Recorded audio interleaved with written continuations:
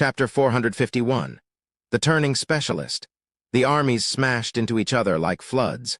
The side who pushed the other, who pressed their momentum, would soon gain control over the entire battlefield. A role most suited to a poisoner, especially when it came to wars. Zhuo Fan looked down on poisoners, saying that they were useless in a battle of experts, but when it came to culling, no one was better at it. And in a battle like this, a poisoner was a force to be reckoned with, a veritable grim reaper doing his job as God intended. Yan Bagong knew of his importance, wishing to use this chance to showcase his power.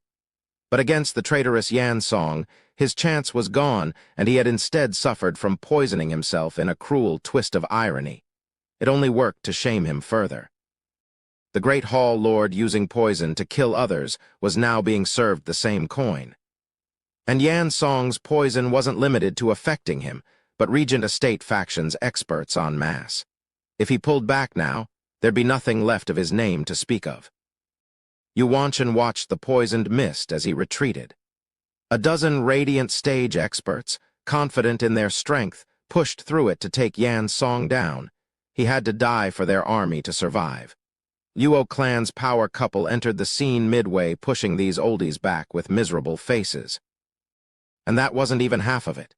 What got them so wretched and wishing they could tear the two piece by piece was that Luo clan in its entirety had inherited Zhuo Fan's expert turning skills.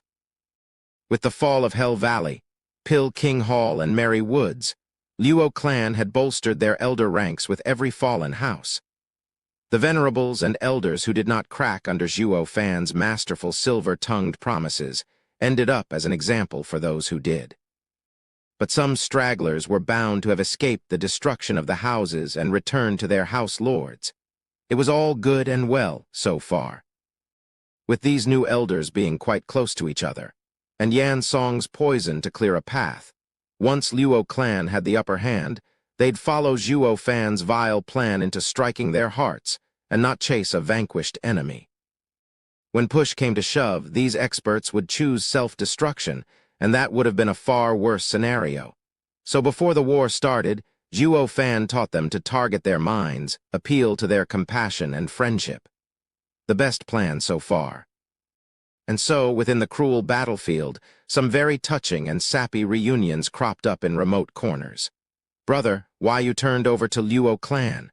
Hell Valley's third venerable looked at the other in shock. "I thought Zhuo Fan had you killed 3. The ex-high venerable of Hell Valley sighed. "It's a long story. All in all, we're with the Luo clan now. Zhuo Fan is a tyrant, but as long as you don't anger him, he has quite the respect for us, and he even welcomed us with cultivation methods the likes of which Tianyu has never seen. We are certain that in 50 years we can enter the ethereal stage." "What?" The third venerable stood dumbstruck. "Brother, didn't you say there's no chance for us to reach it with our talent?" "Ha ha ha, that was earlier with Hell Valley's limited resources. But after getting to know the Luo clan, I realized that those 7 noble houses are nothing but ignorant whelps. Luo clan has a far bigger legacy than even the imperial family. There are rare ingredients piled up in mountains in countless rings. Vicious Pill King Yan Song's only job is to take some alchemy disciples and bake in the pill house. They even use 6th-grade ingredients to raise the success of making just 3rd-grade pills, 100,000 of them. A true waste, such moneybags," High Venerable praised. Third Venerable was stunned. Why is a third-rate clan so awesome? With their stuff, no one in Tianyu can compare. It's like they've harvested the nation for 1,000 years. High Venerable turned serious. "Old Third, we each have our lords. I hate for being the one to hurt you, brother, and can only present you with 3 choices.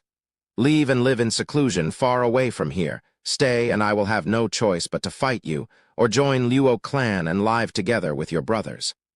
"That," Third Venerable was conflicted. "Since you do not want to join us, I can only hope you'd leave. We 4 have worked together for so many years. I'd hate to see my brother's bloody face."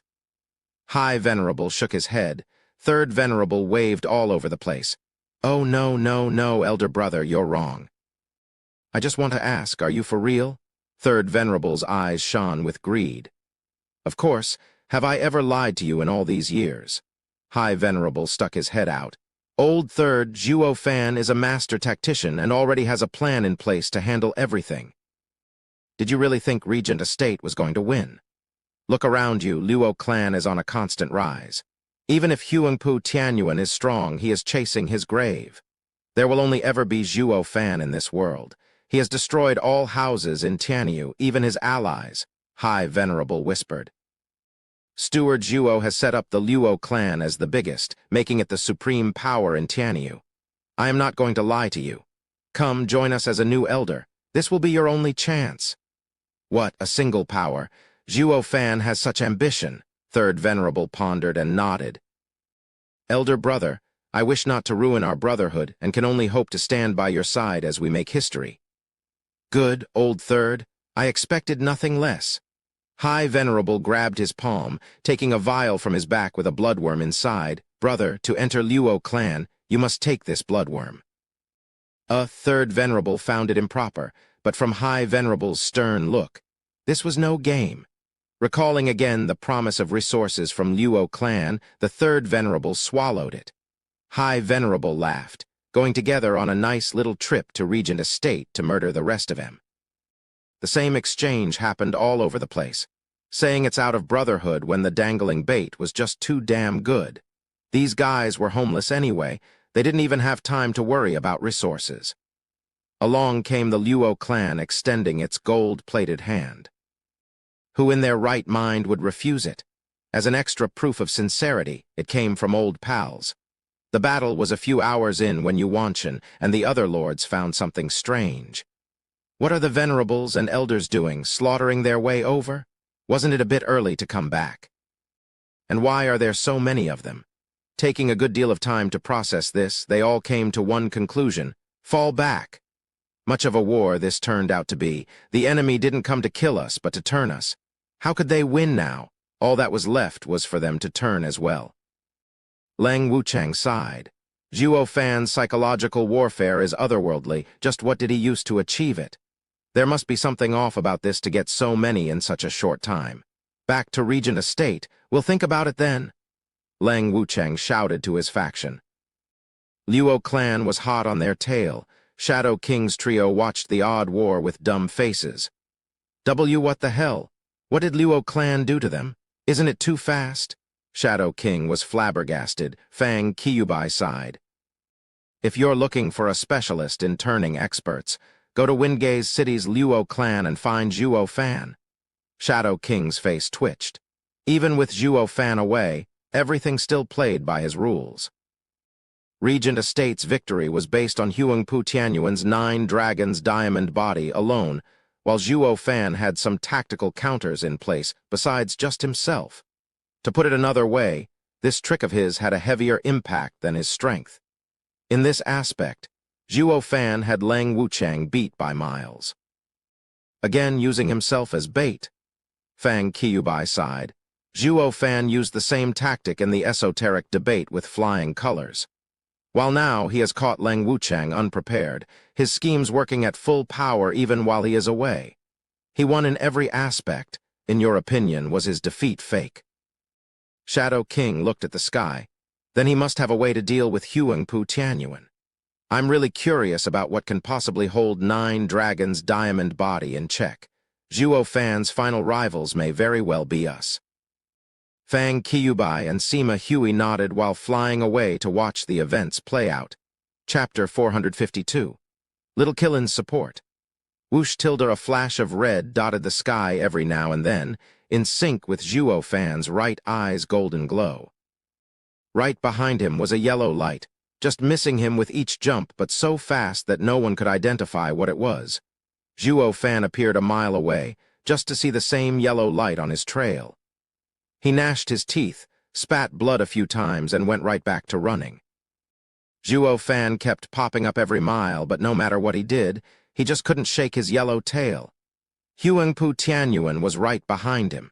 3 whole days, that was how long the two played around. Zhuo Fan's chest hole was still leaking, his face whiter than paper. Yet he never stopped shifting, not even to catch a breath. Even a minute delay would have that freak tearing him a new one. Zhuo Fan shook his head. His only gripe with Nine Dragons' diamond body was its capacity to get Huangpu Tianyuan to the ethereal stage once all 9 dragon souls were together. Now that would spell doom for even him. Thus, he just let the old guy have those 8 dragons, reaching peak radiant stage, while thinking that no matter how strong he got, he would be no match for the sacred beast Killin's leg. With tangible projection, the Killin arm would be like a strike from the heavens, smashing everything, if not killing him outright. Reality confirmed this truth as well. Huangpu Tianyuan laid twisted under the Killin leg, even with the 9 dragons' diamond body. But out of Zhuo Fan's calculations, the Bodhi root was integrated in the 9 dragons' diamond body to use that returning dragon SH stick, and it let him get right back in action. It made his body truly invincible, and even left Zhuo Fan speechless on how to counter it. Huangpu Tianyuan didn't give him room to work his brain either, counterattacking and turning this into Zhuo Fan's second life's second loss. First was Gu Santong, of course. Zhuo Fan had to admit he had come short of 9 dragons' diamond body, and even though he did lose, it did not mean defeat. As the ill-reputed steward of Luo clan directed his allies like a conductor, no one could stand up to those twisted and vile schemes of his. So when this chase was the only option left, he said to hell with honor and left the battlefield in the hands of his most capable peons. He was totally convinced, based on Luo clan's experts and those enticing tricks, that the regent estate would fall. Tricks only effective if Huangpu Tianyuan was out of the picture, even if momentarily. Otherwise, the old bag of diamond bones would have been a beacon of hope, and the turning would have to be cut short. Who wouldn't be afraid of this freak breaking their melon? Certainly not a fresh traitor. Zhuo Fan just had to get Huangpu Tianyuan away for his devious plan to work. But was the great estate Lord Huangpu gonna take the bait? Just like that? Yep. Zhuo Fan was that certain. For starters, after beating Zhuo Fan, his confidence in his strength exploded to new unseen heights. With Zhuo Fan's seminal value for Luo clan's victory, if he was dead, Luo clan would be done for. If Zhuo Fan was around, no matter how ruined Luo clan would become, or how many times it was beaten, it would still be like grass in spring, sprouting from God knew where with more power than ever. It was only a matter of time. Huangpu Tianyuan could not let that happen. Zhuo Fan's badly wounded state was the best chance to take him out for good. Secondly, Zhuo Fan was just too damn bright, hiding Luo clan's glow. Each time Regent Estate faced Zhuo Fan, they had suffered great losses. To the point that all of Regent Estate believed that this war was in fact a fight against Zhuo Fan alone. Lai Jingxian and other experts were negligible. Besides, the moon shined brighter than any star. Zhuo Fan was just too obnoxious, too outstanding, blinding their dog eyes to the reality and Luo clan's other experts. Even Leng Wucheng fell for it. He only had Zhuo Fan in his sights. If this guy lost, all was over. He focused on getting Huangpu Tianyuan to boost his power, the 9 dragons' diamond body, just to face Zhuo Fan. But Zhuo Fan went against their thinking, leaving the fate of the war in the hands of others, giving Leng Wucheng no plan to counter and forcing him to go on the run. Funnily enough, it wasn't even Zhuo Fan's fallback plan, but just Plan B. If he'd wrecked Huangpu Tianyuan back there, he would have been leading the goddamn attack by now instead of running around the place. Zhuo Fan shook his head and sighed, staggering in his flight. Huangpu Tianyuan had given him far greater damage than he had accounted for. I wonder if I can hold on for Plan B to complete. Zhuo Fan looked ahead and took a deep breath. Cough tilde, just a bit more. Zhuo Fan's right eye flashed again, just as the yellow light behind him whistled close, and he felt his head hurt in pain from the sound of the attack. Zhuo Fan blocked with his arms. Bam! He slammed into the rocky ground, and in his place was a savage dragon's tail. Ha ha ha, Zhuo Fan, after a 3-day-long chase, you're finally out of steam. Zhuo Fan pulled himself from the pile of rocks, out of breath. Just 20 more miles and I would have made it. But getting away now. Zhuo Fan squinted, noticing his enemy's fixed gaze for any movements, and sighed. It was hard getting out now with his beaten body. but giving himself over was never part of Zhuo Fan's style. "Huangpu Tianyuan, did you know that I played you? Your men are being killed just about now." Zhuo Fan mocked.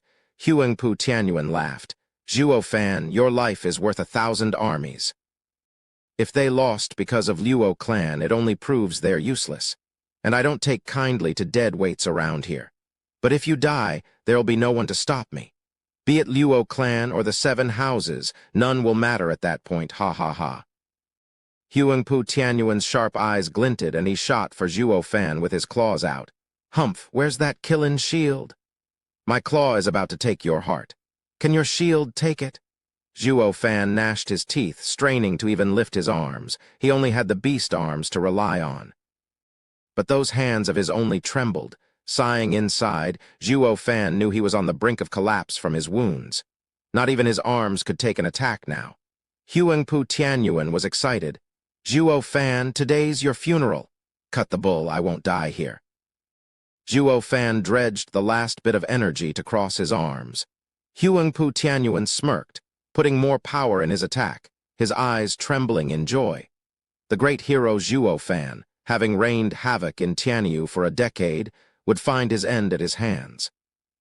For him, who was about to establish his own dynasty, it was the greatest feat of strength. The collision was imminent, unless that red glow coming in from far had something to say about it. It smacked Huangpu Tianyuan away into a hill a mile away, breaking it to pieces. Once his head popped out from the rubble, he saw a pint-sized figure next to Zhuo Fan. His eyes widened and he shouted, "Invincible scamp, Gu Santong!" Zhuo Fan laughed at the timely rescue. "My life stays with me still." "Old Huangpu, you loach. I can't take you down, but this little killin' of mine will bury you, ha ha ha." Chapter 453. Gu Santong's awesome power. Hearing the free laughter from Zhuo Fan, Gu Santong turned to him, enraged at how close he was to the door of death. "Dad, who did this to you?" "Didn't you say we're going to ambush him? I've been waiting for ages. Figured you were done with him and came here to check, but now I see." Zhuo Fan sighed. "A miscalculation. The main plan was to cut him off if he fled. But his strength exceeded my expectations, and I had to resort to a new contingency, as in, to have you deal with him. But be careful. Don't worry, Dad. Since you've asked for help, I will not disappoint." Gu Santong was fired up, turning a stone-cold face towards Huangpu Tianyuan. Huangpu Tianyuan's face twitched, and he shivered. Gu Santong was #1 in all of Tianyu, his name echoing through the last 3 centuries that no one alive could catch up to. His power was otherworldly, so much so that not even with 9 dragons' diamond body was he confident to take the kid on. Gu Santong and Zhuo Fan were somebodies to be careful around. He had planned on taking them down one at a time, starting with the cunning Zhuo Fan. Gu Santong was outrageously strong but naive. Once Zhuo Fan fell, he'd finish Gu Santong the same way as last time, with numbers. How was he supposed to know that just when he was about to put Zhuo Fan's head on a pike, Gu Santong would show up? If they teamed up, he'd be worse for wear. Huangpu Tianyuan shouted, "Gu Santong, weren't you ordered to take down the traitor Zhuo Fan? I was just about to take his life, helping you as well. Why then did you save him instead? Bullshit, he's my dad. What son out there would help someone kill his dad?" "Humph, you freak of nature dares to hurt my dad and I will get you for this." Gu Santong waved his tiny fist. Huangpu Tianyuan jerked. "What? Why you mean Zhuo Fan is your father? That's impossible." "A godfather is still a father. Got a problem with that." Gu Santong snorted. That cleared it all up for Huangpu Tianyuan, but it also worked to put him in a heavy mood. He couldn't for the life of him figure out how Zhuo Fan pulled it off, getting this little menace to become his godson. If they teamed up, nothing could stand up to them in Tianyu. More importantly, since when? With Zhuo Fan's guile, he'd be keeping it hidden and cook up a scheme to make Gu Santong chase him when he fell out of grace with the imperial family. Huangpu Tianyuan felt a chill run all over him. If he knew Zhuo Fan even a bit, he was sure the guy would keep his aces hidden for the best occasions. With how everyone scrambled for power, just when he thought he had the lands in his control, this bastard Zhuo Fan ought to be gone from the picture with Gu Santong on his tail, but in fact made a tactical retreat to build his forces. And this sudden change would make the enemies underestimate Zhuo Fan and fall for his trick. In the know yourself and your enemy, and you shall be ever victorious, Zhuo Fan had one-upped everyone by hiding Gu Santong away. Huangpu Tianyuan gasped at the implications. Thanks to his lucky stars, he had discovered it before it was too late to suffer at this insidious killer move. He still had the power to turn it around. Huangpu Tianyuan cooled, bloodthirst seethed, and with Zhuo Fan down from his wounds, all that was left was Gu Santong. He just had to beat Gu Santong, and he'd have taken 2 thorns out like nothing. Huangpu Tianyuan's tension flowed out of him, and he started rejoicing. The prospects of taking 2 big shots heads off were looking up, finishing off Luo clan and imperial family in one strike. Ha ha ha, Gu Santong, I've heard of your almighty power and wish to try it out for myself. Now that there's chaos all around us, allow me to take that invincible title off of you. Huangpu Tianyuan laughed. Gu Santong mocked. Humph, quite the pair you have there. In the last 3 centuries, there's been no one as stuck up as you to come talking to me. You 2-bit vermin, wait for me to twist your head. Young Sanzi, his 9 dragons diamond body is tough. Keep in mind. Zhuo Fan advised, but Gu Santong was already off, totally taking the other guy for granted. Huangpu Tianyuan laughed. Bam! The claw and fist collided, shaking the ground around them. The shock wave leveled anything within a mile. Huangpu Tianyuan staggered back 10 steps, while Gu Santong only 5, startled. It was his first time being pushed back when dishing punches. Huangpu Tianyuan was shuddering inside, having newfound knowledge of the extent of Invincible Scamp's power. With 9 dragons' diamond body's power backing him, he only got Gu Santong a few steps back. If it were Zhuo Fan, the guy'd be blown away into rubble somewhere by now. Huangpu Tianyuan looked for a way to deal with him. Gu Santong couldn't accept it. He had just used 80% of his power and yet was still pushed back, unlike the time he played around with Zhuo Fan. Gu Santong lifted his cute face and shouted, "Again!" Gu Santong and Huangpu Tianyuan clashed, but this time around, Huangpu Tianyuan didn't take the fist head-on. His claw attack was a feint, jumping back and avoiding the fist, while retaliating with his tail at Gu Santong's back. Gu Santong frowned, flying into a hill and reshaping the landscape. Ha ha ha, against my tail, even if you're the invincible scamp, you'd still end up bruised. Huangpu Tianyuan laughed at the pile of rubble. Zhuo Fan's eyelids twitched, shaking his head. It wasn't that easy injuring young Sanzi, because he was a sacred beast. But with his simple mind and simple attacks, it was equally simple to whip him. Gu Santong jumped out of the rubble, feeling his back. Oh, tilde, that hurt like hell. Blast it, how did he do that? And why is it so hard? Raising his clothes and looking behind him, Gu Santong was unable to see any wound and could only feel around. At least it's not an open wound. What he didn't see, Huangpu Tianyuan did. Staring at his back with a gloomy look, his eyes were popping out. He just used all he had in that lashing, enough to split Zhuo Fan in 2. But Gu Santong didn't even have his skin peeled, only a light imprint. What kind of freak is this kid? Huangpu Tianyuan's confidence in beating him hit rock bottom. Before one was to defeat another, you'd best be able to harm him first. But he couldn't do even that. Huangpu Tianyuan felt like a 3-year-old in front of a buffed uncle. His tiny fist could do nothing against that tower of muscle. Zhuo Fan snickered inside. Gu Santong's strength was innate, used to handle everything with his 2 fists, so while Huangpu Tianyuan had no chance to beat him, he did not have the brains to keep Huangpu Tianyuan here either. He reminded him. Young Sanzi, this guy just called you an idiot for falling for his whip like a kid. He just doesn't know fear. As if, when did I ever say that?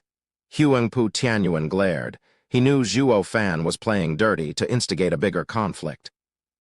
As young Sanzi's godfather, of course he'd believe his dad over another. His face steeled and snorted. I'm an idiot.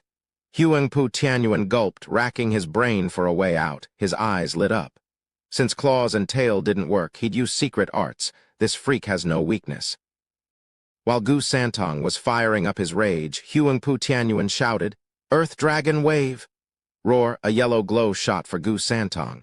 But the kid just stood there, shining all red. Bam! Earth Dragon Wave slammed into him, but the scene made the other bug-eyed. Gu Santong took the attack and didn't budge an inch. In fact, he was walking towards Huangpu Tianyuan against the godly might of the 8 dragon souls. He pushed them all back like nothing. Huangpu Tianyuan was dumbstruck. This is insane. The kid is a true monster, chapter 454, original form. You old bag of bones, who are you calling an idiot? Gu Santong stomped the ground with every step, shuddering his heart each time. As for the yellow beam, it got smaller and smaller. Huangpu Tianyuan's mouth was wide open, words stuck in his throat. Gu Santong roared, trembled, and the red light exploded from him. The Earth Dragon Wave just bounced away like a soccer ball. Boom! With a rattling explosion, the attack returned to Huangpu Tianyuan's mouth, throwing him sky-high in a spectacular fashion. Kissing the ground hard once more, his dragon jaw was gone, leaving behind a black hole giving off a thick black smoke. Gu Santong flicked his arm in disdain at the tittering figure. "Vermin! I can use my head, but there's no one in this world worthy of me doing so, humph!" Tyrannical. Zhuo Fan was dumbstruck too. He liked to showboat and be all cocky, but all his acts were nothing in front of his son's high-class act. Power trumped everything. Who the hell would use their head when their fist was enough? Young Sanzi only looked dull in the head, but he saw through everyone, the real #1 in Tianyu. And that Killin's shield even reflected such an attack. A soaring Killin's mighty ability? Young Sanzi, your old man takes his hat off to you. The weak scheme, while the strong punch holes in their schemes. Wonderful genius? Zhuo Fan sighed, giving Gu Santong a thumbs up. Gu Santong might have just been saying it, but it got him thinking. Zhuo Fan controlled the whole stage, with the imperial family and regent estate moving at his will. He was like a king, while it only showed just how weak he was. Would a mighty tiger lay a trap for a weak little lamb? Obviously not. As the king of beasts, he'd eat anyone that popped in his vision. Why waste time thinking about it? Gu Santong was the same, punching holes in any who stepped up, not wasting time with even martial arts. He was just that strong, pulverizing anyone with a snap. Zhuo Fan spoke honestly. "Young Sanzi, I shall take this lesson to heart. Compared to you, your old man falls short." Gu Santong scratched his head. "Dad, are you praising me?" He, you flatter me. You know, the uncle in All Beast Mountain Range is praising you as well, that I have much to learn from you to not be so stubborn." "No, it is I who should learn from you. I plot against others for interests alone. But those interests are ephemeral, hardly affecting my own person. While you, nothing chains you, and you can walk the path of the strong," Zhuo Fan sighed. "Demonic cultivators are selfish. I used to think it refers to self-interest or maybe being alone, but that may not be the case. I will have to simplify my demonic path, it seems." Zhuo Fan's heart achieved peace, like a new world had opened to him. Roar. The sudden noise wrestled him out of that marvelous state. Zhuo Fan shuddered, bursting with unbridled rage. "For God's sake, I'm having an epiphany here." "Can't you break it up a little here, please?" He saw Huangpu Tianyuan bursting with green light, and his busted jaw was growing under the naked eye. "It's that damn returning dragon's roar," Zhuo Fan shouted. "Young Sanzi, this geezer can recover from anything, his body undying. Breaking a few bones won't work, you have to kill him." Gu Santong was watching Huangpu Tianyuan flicking his tail in laughter. "Gu Santong, you may be strong, but you can't kill me. So how about we each go our own way and see each other in the future?" Huangpu Tianyuan cupped his hands and fled. "Future your head. Today is the day you die." Gu Santong was not one to give up, shooting towards him and punching. Boom! Huangpu Tianyuan got buried underground again into a 100-meter deep hole. His earth dragon head was bleeding, his mind hurting like hell, but he was still alive. With another green glow, his body burst with vitality, patching him up in no time. Gu Santong could hardly believe his eyes. Zhuo Fan frowned in sadness. He's far beneath young Sanzi's power, so much so that 5 strikes should punch his lights out for good. But with that ridiculous returning dragon's roar cheat of his, he'd be back on his feet like a cockroach. Huang Pu Tianyuan was still laughing.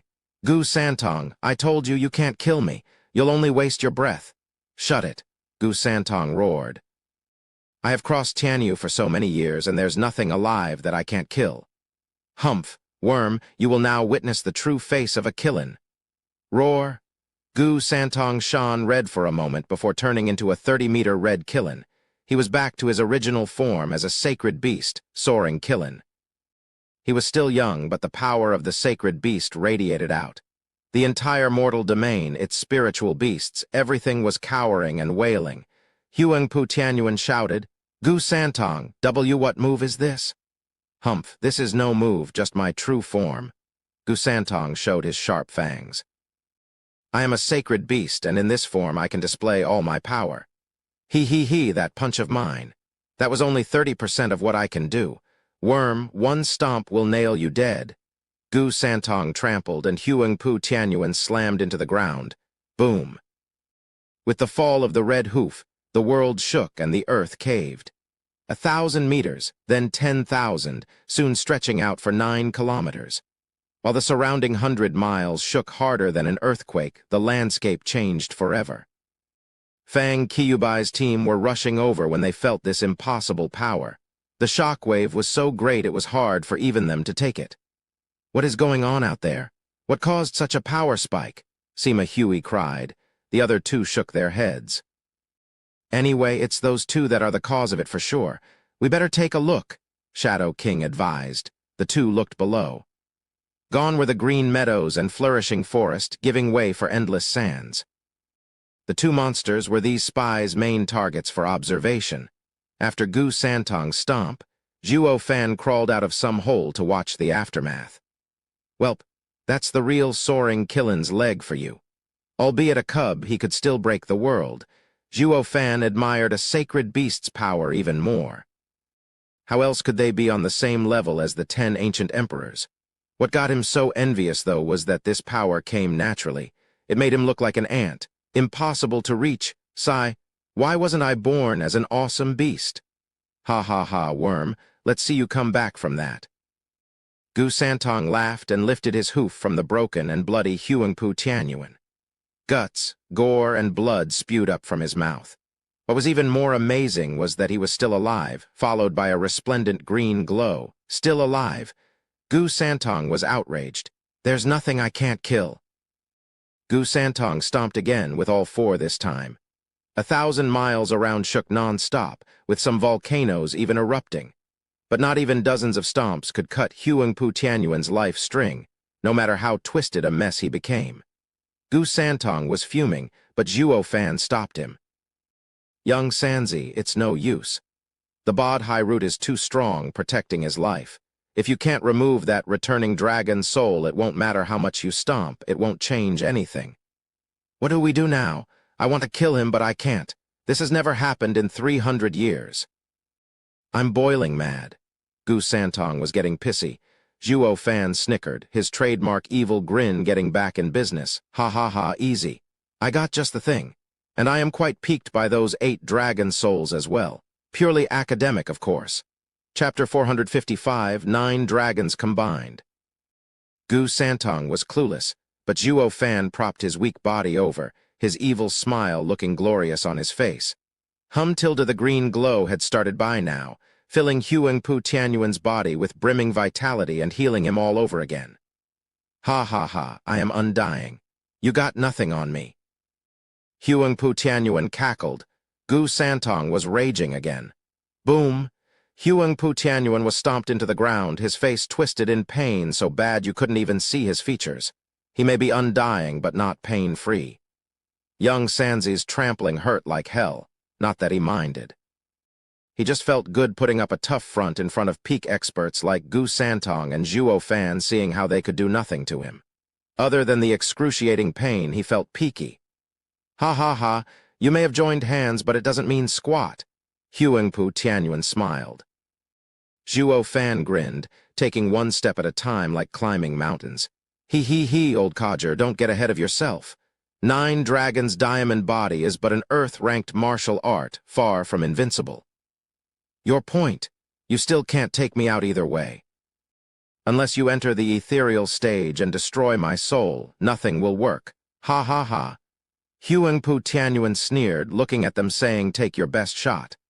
I'll just sit here, waiting. Gu Santong was about to flip out, squeezing harder on the guy with the hoof, but Huangpu Tianyuan just toughed it out. Zhuo Fan still took slow steps over. He placed a bloody hand on the guy's head. Young Sanzi, hold him down good. Zhuo Fan warned. Gu Santong nodded. Huangpu Tianyuan mocked. Zhuo Fan, you're on the verge of collapse with no energy left. What could you possibly do? You couldn't even best me at your peak. Ha ha ha. Ha ha ha. Huangpu Tianyuan laughed, as did Zhuo Fan. Huangpu Tianyuan frowned. I'm mocking your weakness. Why are you laughing? I'm laughing at your ignorance. Zhuo Fan's eyes flashed with a black glow and his body released a black energy. The world is filled with countless arts and techniques. Do you think that Bodhi root has truly made your body undying? Humph, feast your eyes on the real world. Even with your 9 dragons diamond body, you'll still have a horrid death. Demon transformation art? The black energy flowed through his hand into Huangpu Tianyuan. The rock-solid earth dragon body was stained with pitch-black energy as it seeped into him, dissolving him, despite how hard the dragon souls fought the invasion. Especially the returning dragon soul, it turned black as if poisoned. How come? Bodhi root was the essence of life, a panacea for all poisons. Fusing it with the dragon soul would make the returning dragon soul immune as well. Not like he could tell this was no poison, but Zhuo Fan's Yuan Kai built through the demon transformation art. Demon transformation art could assimilate anything and everything, taking all that it had and leaving nothing but dregs. He was putting Huangpu Tianyuan through the same process, robbing him blind, dragon souls included. Zhuo Fan, what the hell are you doing? Huangpu Tianyuan lost his smug attitude. It even contained dread. Zhuo Fan just grinned. Hi, what, he asks? This, Zhuo Fan worked his art and took it all back now. Huangpu Tianyuan felt his power leaving, his Yuan Kai, his breath, even the dragon souls, everything going into Zhuo Fan. Overwhelmed, Huangpu Tianyuan struggled to get away. With a monster above him, he was going nowhere fast though, made to endure this naked humiliation as the power ebbed from him. Roar! The wail of a dragon shook Zhuo Fan as a dragon soul entered his body. With the loss of one dragon soul, Huangpu Tianyuan's claw returned to normal. Panicking, Huangpu Tianyuan was horrified. He guessed what Zhuo Fan was doing, but the reality was just that much crueler, of how easy it all came to Zhuo Fan. He had refined them himself, through blood and sweat, yet they jumped ship like it was nothing. What demonic art is Zhuo Fan using to rob me? That dragon soul he got from Huangpu Qingshan was because his life faded away. But Huangpu Tianyuan was very much alive right now. Huangpu Tianyuan's heart was going a mile a minute, yet he did not have the time to mind the doubts, finding himself at death's door. Stop, I say. Humph, old Huangpu, you're so stuck up, so obnoxious, where has all that attitude of yours gone? Zhuo Fan laughed. Huangpu Tianyuan felt like crying, fighting the process with all he had, to no avail. As the dragon souls left him, his body weakened, coming back to his human form. Roar tilde. Roars came from Zhuo Fan this time, wrestling inside him for a way out. Huangpu Tianyuan grasped at his chance at victory. Ha ha ha, they aren't refined by you. You may have taken them, but they won't listen to anyone but me. Return them, and I promise not to fight you again. We will split the world between us. Huangpu Tianyuan was at a disadvantage and started speaking terms. Zhuo Fan smiled. The world was mine to begin with.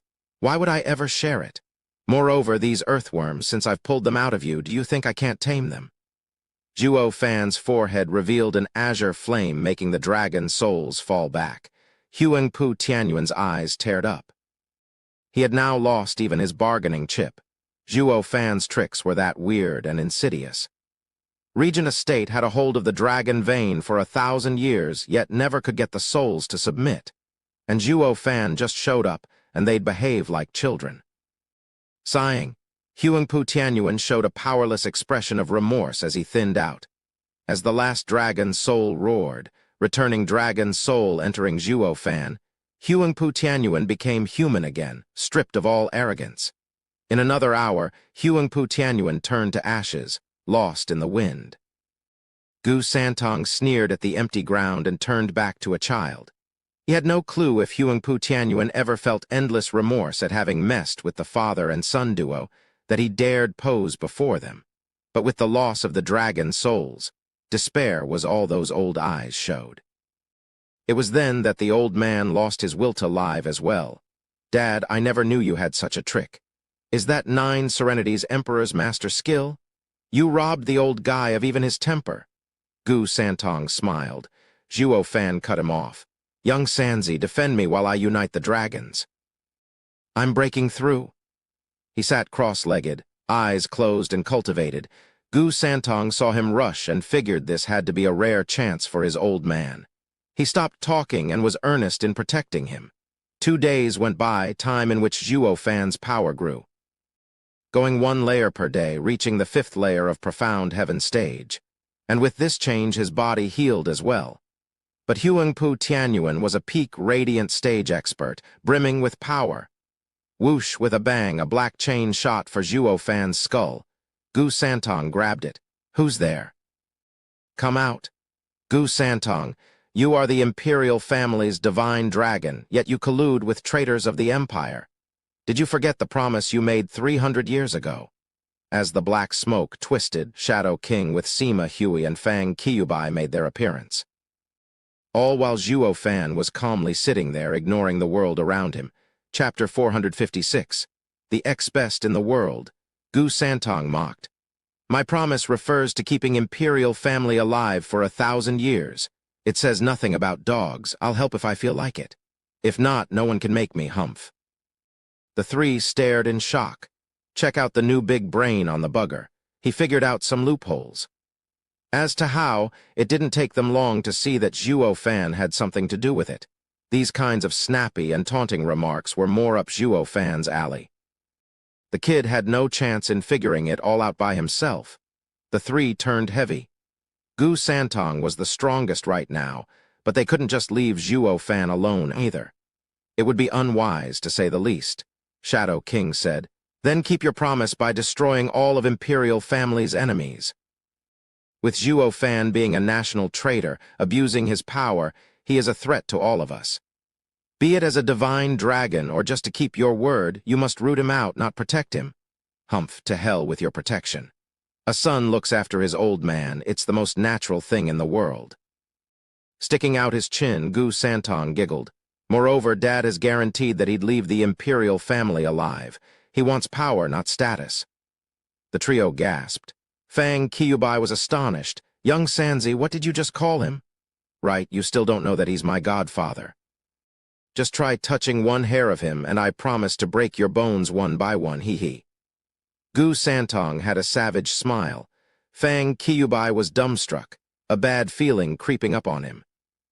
If Gu Santong only went to Zhuo Fan's side because of some fancy speech, they could still get him back on the straight and narrow path. Gu Santong had always been their strongest asset, but with this new relationship, like a family, they had no chance. What the hell did Zhuo Fan used to get the kid so eager to call him Dad? Imperial family had been feeding the kid for centuries, yet nothing had worked to get him closer to them. Yet Zhuo Fan just came along and did it like nothing. The trio was speechless. When did it all start?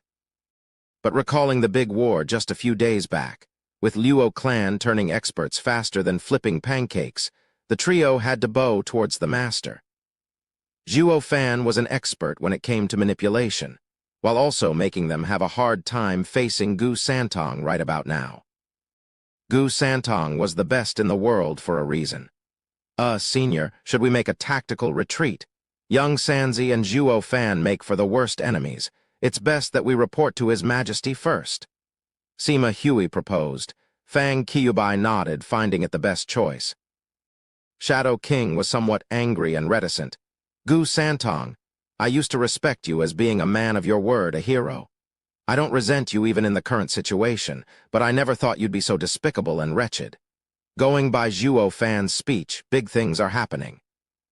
Even if the imperial family isn't overthrown, they'll end up as puppets. How is that any different from robbing their lands? Gu Santong, if there's still some decency left in you, you'd keep your promise and protect the imperial family's lands. Do your duty and not resort to petty tricks like reading between the lines. It is not how a man of honor conducts himself, Shadow King shouted. Gu Santong found it odd. And who are you supposed to be? I don't know you. Your creepy look, it has nothing to do with me. Ha ha ha, Gu Santong, you don't need to know. I only hope that you'll fulfill your promise. Shadow King's tone was tragic but firm.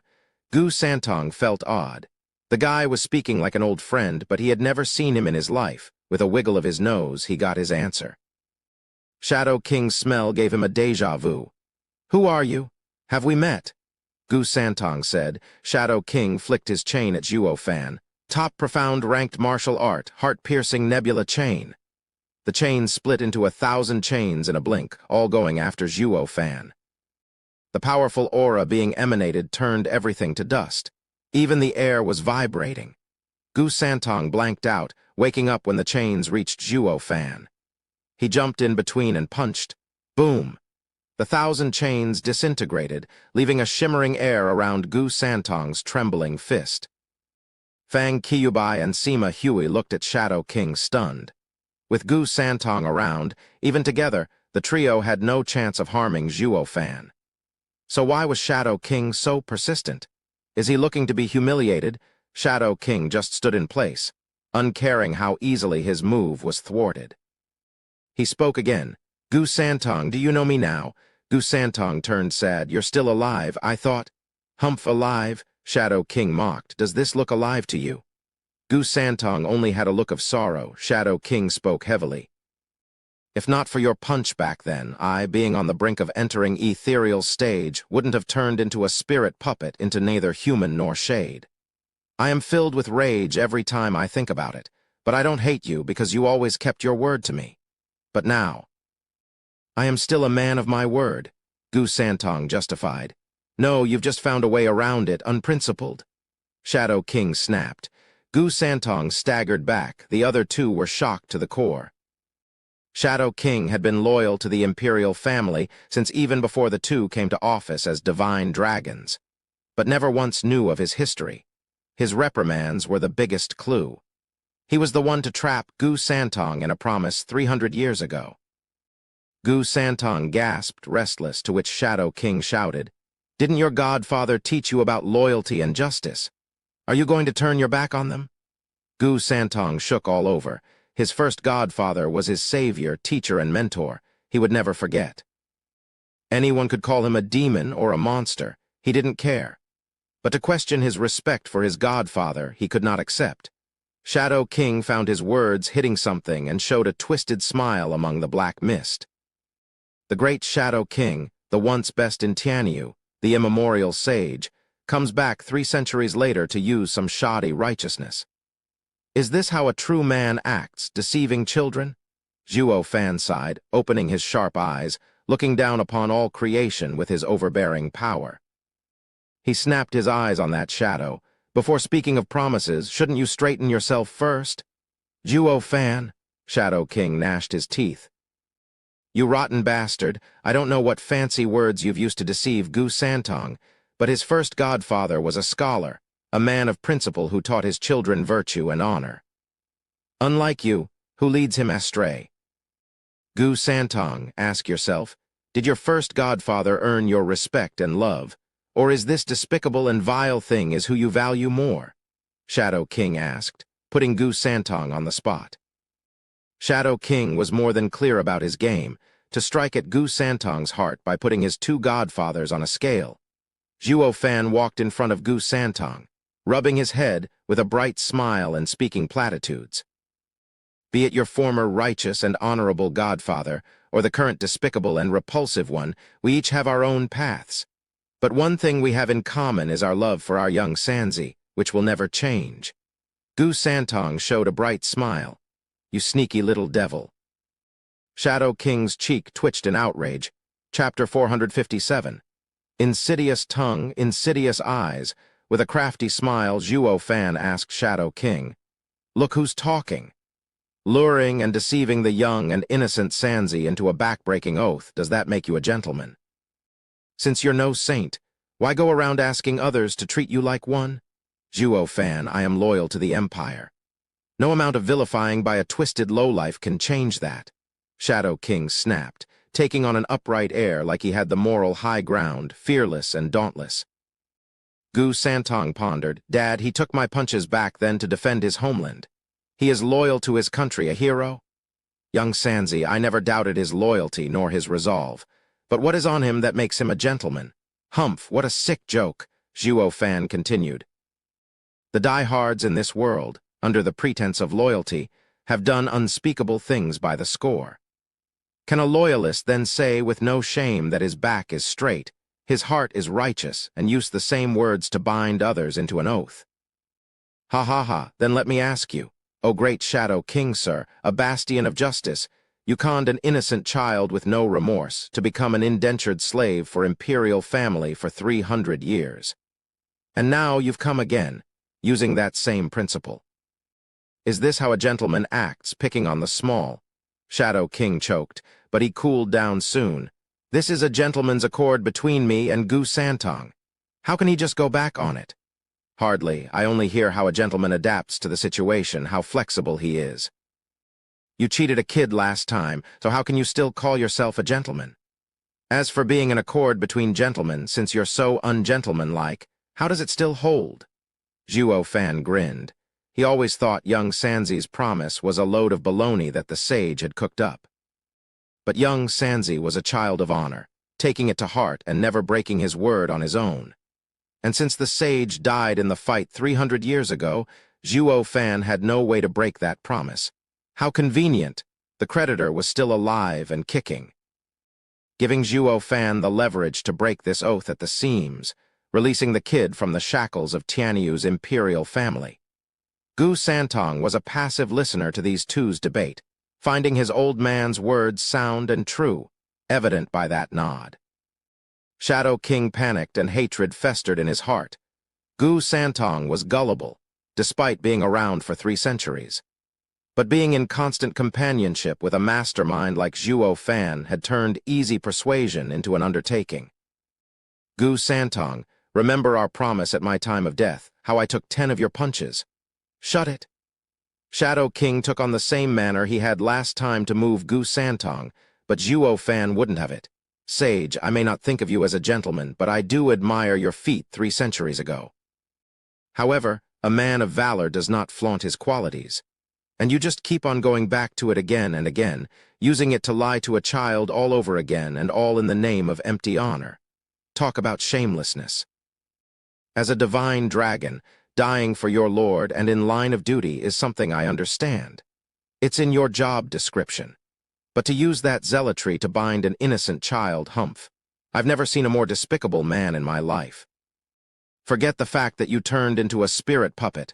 Mind you, a prick with a thick face like yours has the audacity to go on living while building up the Shadow Corps, those deranged and twisted minds. Why you? Shadow King panted, his shadowy face taking a red tint. He was so high-strung that all he could do was point at Zhuo Fan. Fang Qiubai and Sima Hui looked at Zhuo Fan in shock and gulped. They were acquainted with Zhuo Fan's strength time and time again, while only now did they learn of his sharp tongue. He had got this ex-expert tongue tied in a diatribe, and since he fell short in insults and got trashed in battle, Shadow King showed a face the two had never seen before. Senior, ease your anger and mind your health. Sima Hui advised, seeing him on the verge of collapse from rage. Shadow King pointed at Zhuo Fan, but all he managed to do was gnash his teeth. Zhuo Fan snickered. Last but not the least, how did you know about the matter of young Sanzi's godfather? Can it be that the imperial family arranged it? Shadow King's heart seized, his shuddering body soaked. Ha ha ha, I'm right, isn't it? Imperial family had planned it. Zhuo Fan cackled. Gu Santong looked incredulous. Dad, what are you saying? Young Sanzi, I do not know what happened 3 centuries ago, but this senior sage here, through his attempt at using pretty words to cheat you again, has spilled the beans. Isn't it odd how he knew about your godfather's upright character? As I recall, the imperial family interfered after your fight with the 7 houses. Your godfather should have been killed at that point. Zhuo Fan's eyes took on a wild glint. Shadow King only looked at him in a deep frown. Gu Santong mulled it over. Godfather, what does it all mean? Just tell me. Simple, really. Everything that happened to you was because they used you. It was the imperial family's plot to weaken the 7 houses and reduce their position. Zhuo Fan had a twisted smile. When I met the emperor, he said that he had kept an eye on me ever since the hubbub back in Drifting Flowers City. That's normal, as every ruler would do when there's an event in their backyard, to the point that they'd even figure out the source of it. But don't you find it even remotely odd how the emperor back then only acted when you had half the nation in chaos? Ha ha ha. It's because it was premeditated, the way I see it. Ever since you pilfered the house's ingredient stash, your every move was under imperial family's supervision.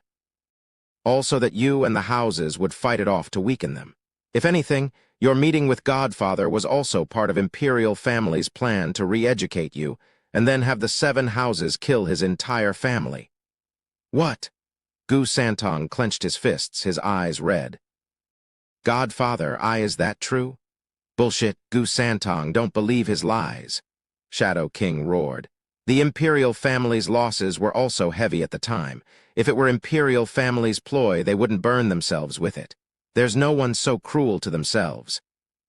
Ha ha ha, yeah, no one is that cruel to themselves. But you forget one thing, what man proposes, heaven disposes. There's not a single man out there who can control everything.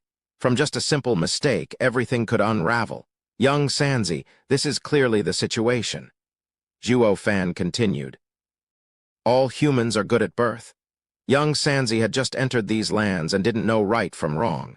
That is why he stole those ingredients, inciting calamity, but his strength kept him alive, even when badly wounded. This caught your attention. But you were wrong about one thing. Young Sanzi's wound was because he was still new at fighting, making an erroneous estimate of his strength and deciding to use him. That's where his godfather came in.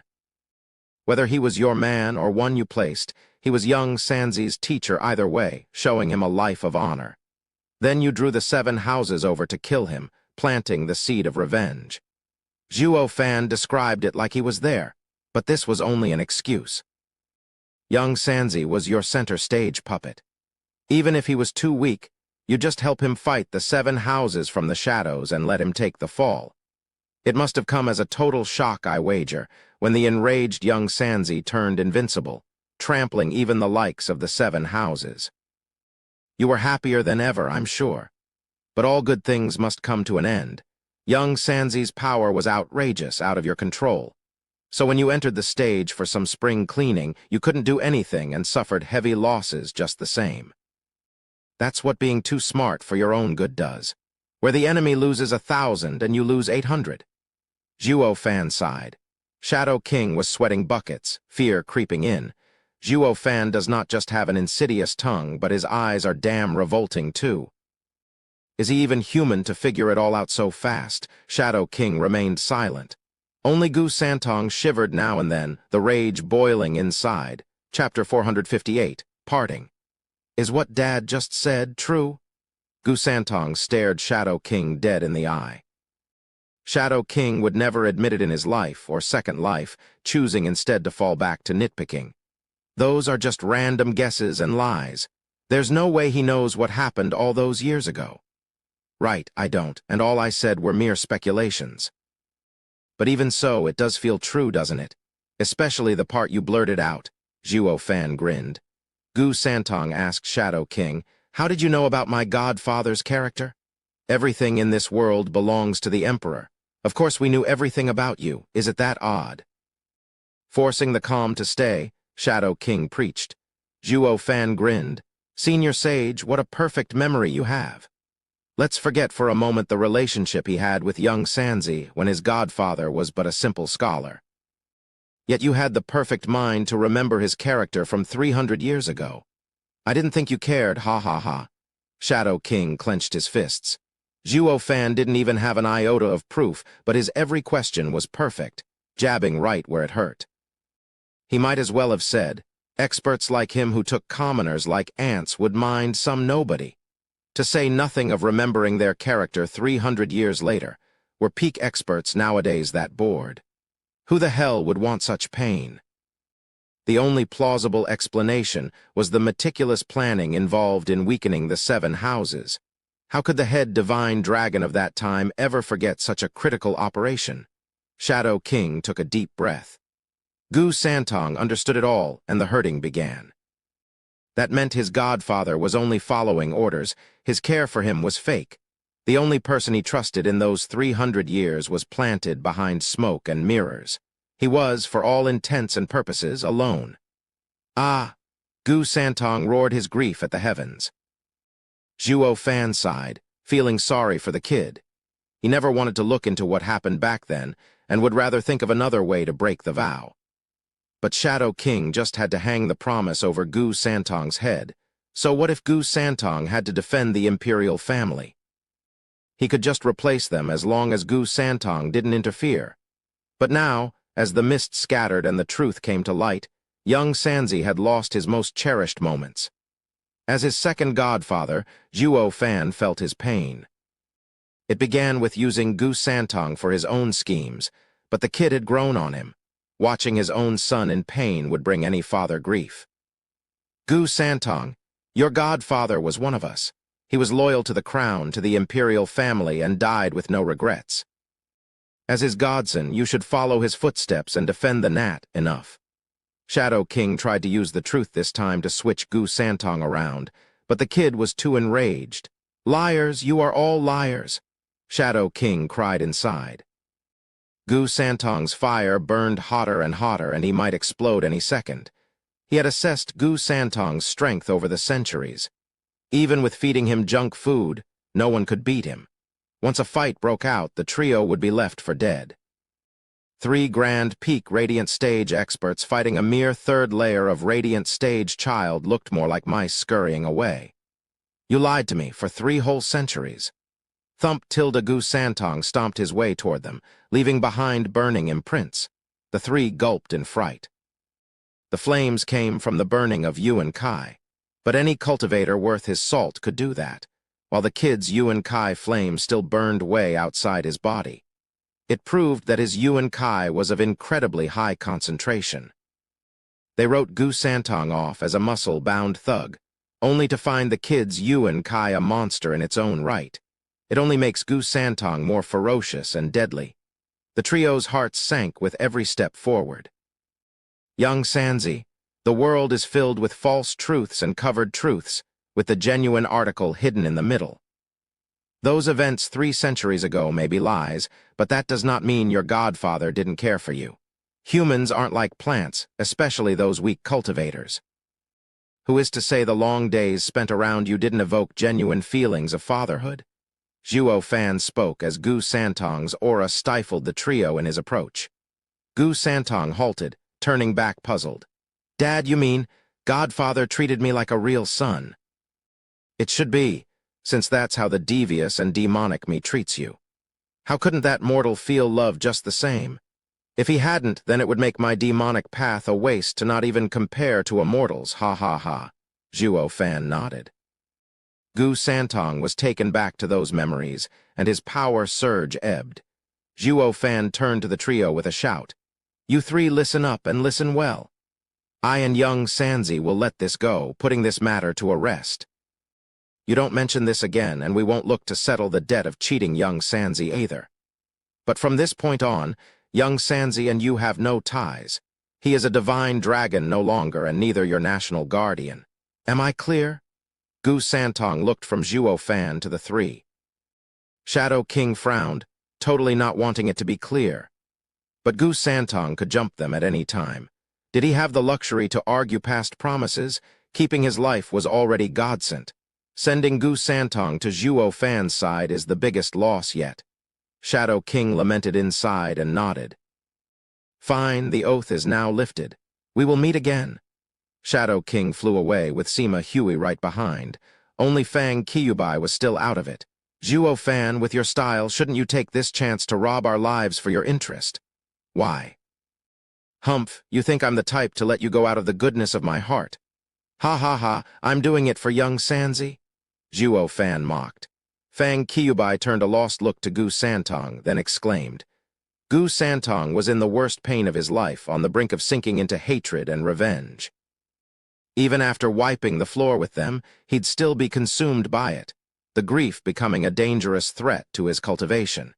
It would halt his progress for all his life, bringing nothing but more pain and suffering. But through Zhuo Fan's speech, he released the kid from his oath, bringing closure to that ill affair and opening the way to the future. Fang Kyubi smiled. Great Steward Zhuo, isn't it easier to control those hell-bent on revenge? Yet a great mind like you missed such a prime opportunity.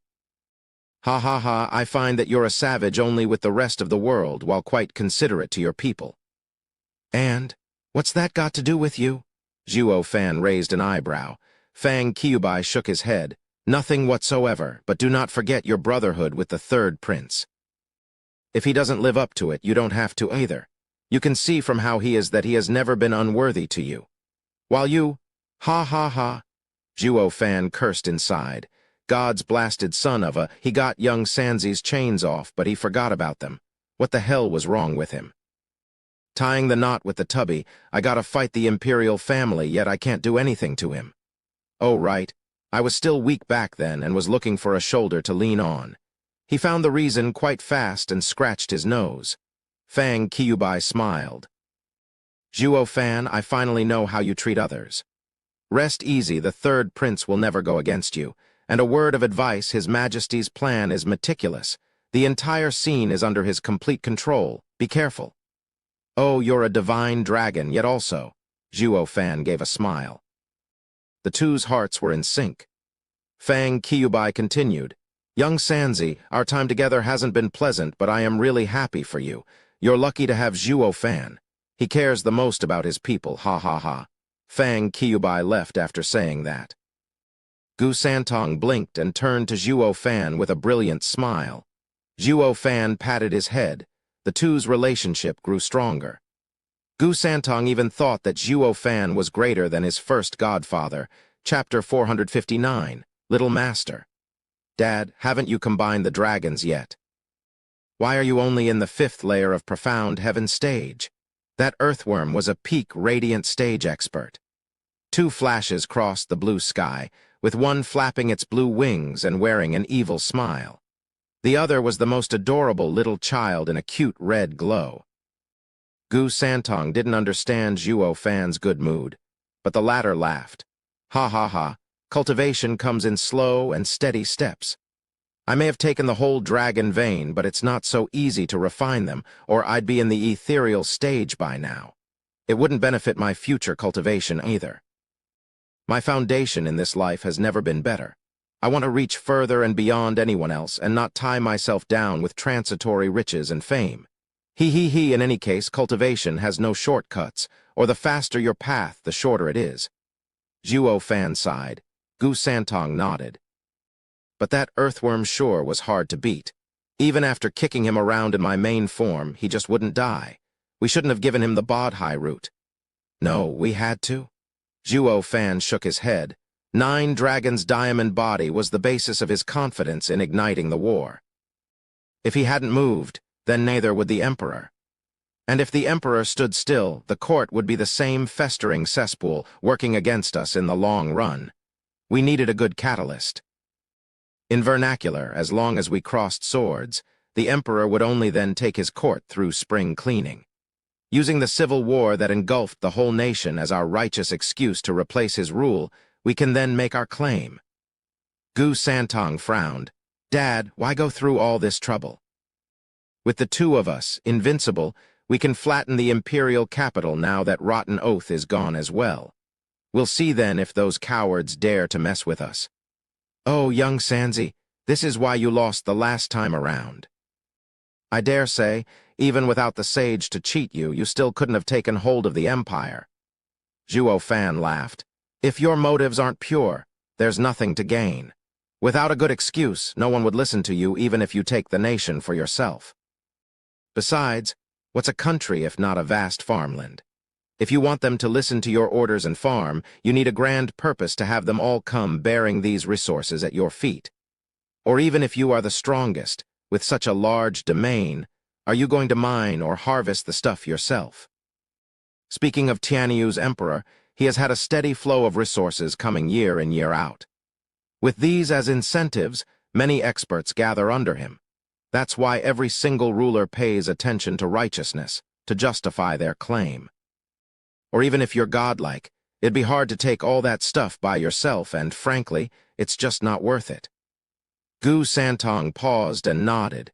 He recalled the time he went looking for ingredients, the bitterness of not finding anything good even in a month. But the 7 houses were loaded, offering him a 3-square meal once he swiped them clean, of course. Didn't they get so much stuff from their vassals? Gu Santong now got an idea of what being upright meant, stealing everything in broad daylight, and with a smile too.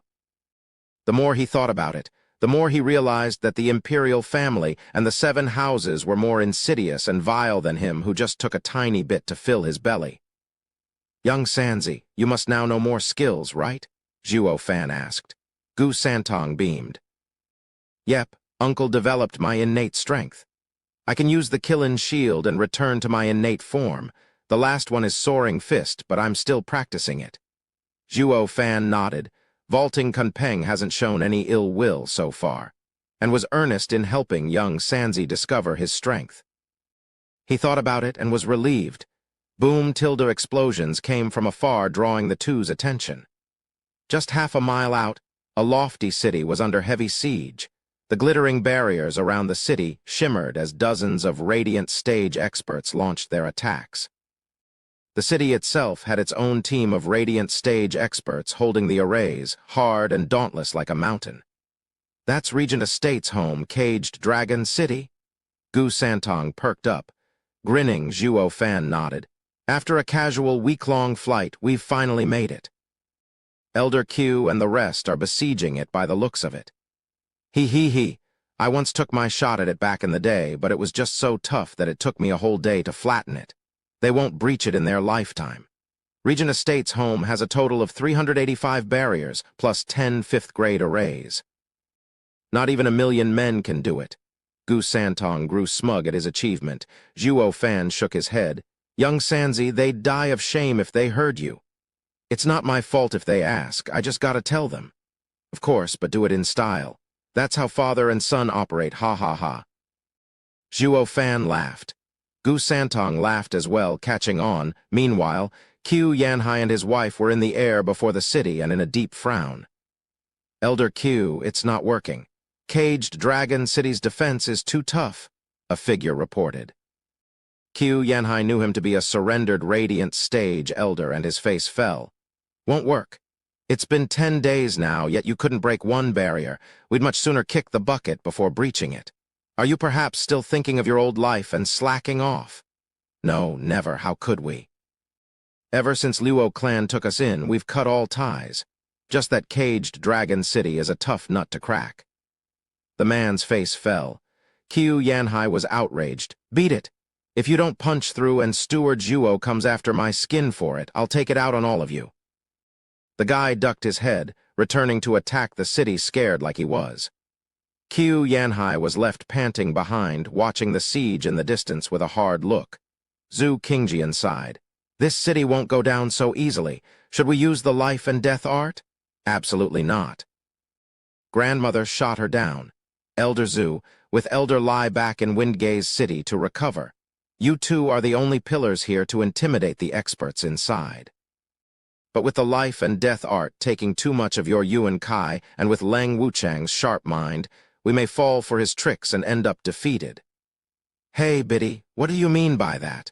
You take us brothers for nothing, the demonic cultivator hero quartet?" Violent Demon butted in.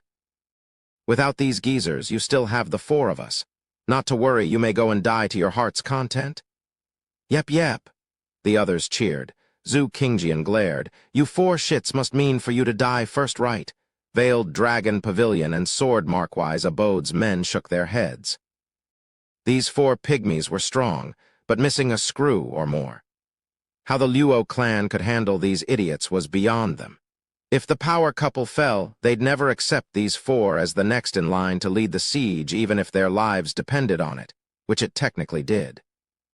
But with that impenetrable city in front of them, all anyone could do was sigh. Amidst the conflict, a laughter came. "I had thought you'd have whacked those shrimps by now, but I see you've been waiting for me to take over." Everyone lit up and looked in the distance. Zhuo Fan. Their cheering was cut short as they saw the dreaded figure hidden behind. "I invincible scamp, Gu Santong." "Zhuo Fan, Gu Santong is still after you." Long Kui pointed behind Zhuo Fan in fear, but Zhuo Fan just stood there with an ineffable smile. All of Luo clan's elders bowed. "Steward Zhuo." Then they turned to Gu Santong, making a 90 degrees down angle. "Little Master?" "What?" The title had everyone stare in space from shock and awe. Chapter 460. Breach. Little Master. They looked at one another, each more puzzled than the next. What's the strongest divine dragon doing, not chasing Zhuo Fan and instead getting acquainted with the Luo clan? By the looks of that flawless bow, they're pretty close, even calling him Little Master. Zhuo Fan grinned, pulling Gu Santong in front. "Ha ha ha, you didn't know. Let me make the proper introductions. Gu Santong, my godson." "What?" Everyone stared at him with dull and blank looks. That little explanation was enough to justify the Little Master title. With his position, calling the kid a kind of young master was totally within his purview. What got the crowd baffled, though, was, how did the demon Gu Santong end up as his godson? No one could tame the freak for 3 centuries, but Zhuo Fan just showed up, and it was a done deal. Everyone made strange faces at Zhuo Fan. "Steward Zhuo, when did you and Gu Santong have the fortune to get so close?" Grandmother probed. Zhuo Fan smiled. "Around 8 years ago, me and young Sanzi traded blows, leading to us becoming the father and son duo we are today. Ha ha ha." "Oh, I see." Grandmother nodded. She used to wonder why they fought a mean fight back in the Imperial Palace. It was now obvious from their close relationship, and since they knew each other before it, that battle was just a farce.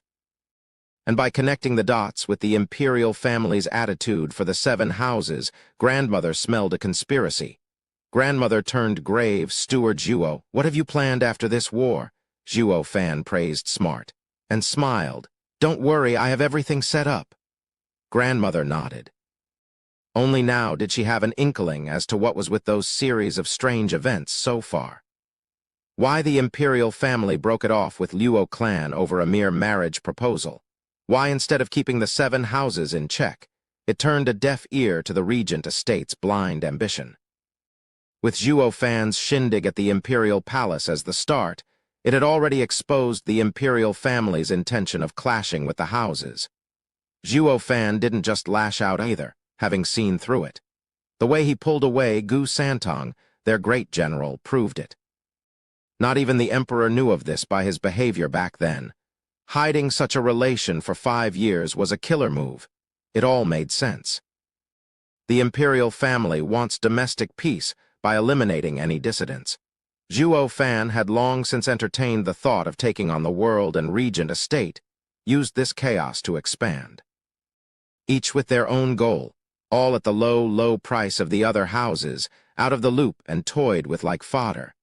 Now that they were in Zhuo Fan's boat, they were stuck with him and his orders. That was the purpose behind her question regarding Zhuo Fan's plans after defeating Regent Estate. His answer laid her worries to rest. Veiled Dragon Pavilion and Sword Markwise Abodes people were still clueless. "Steward Zhuo, what's become of Huangpu Tianyuan?" With such a huge commotion in the nation, they were all concerned about the 9 dragons diamond body freak. Long Yifi couldn't fight the question. Everyone looked on hopefully. Zhuo Fan snickered. "Do you need to ask?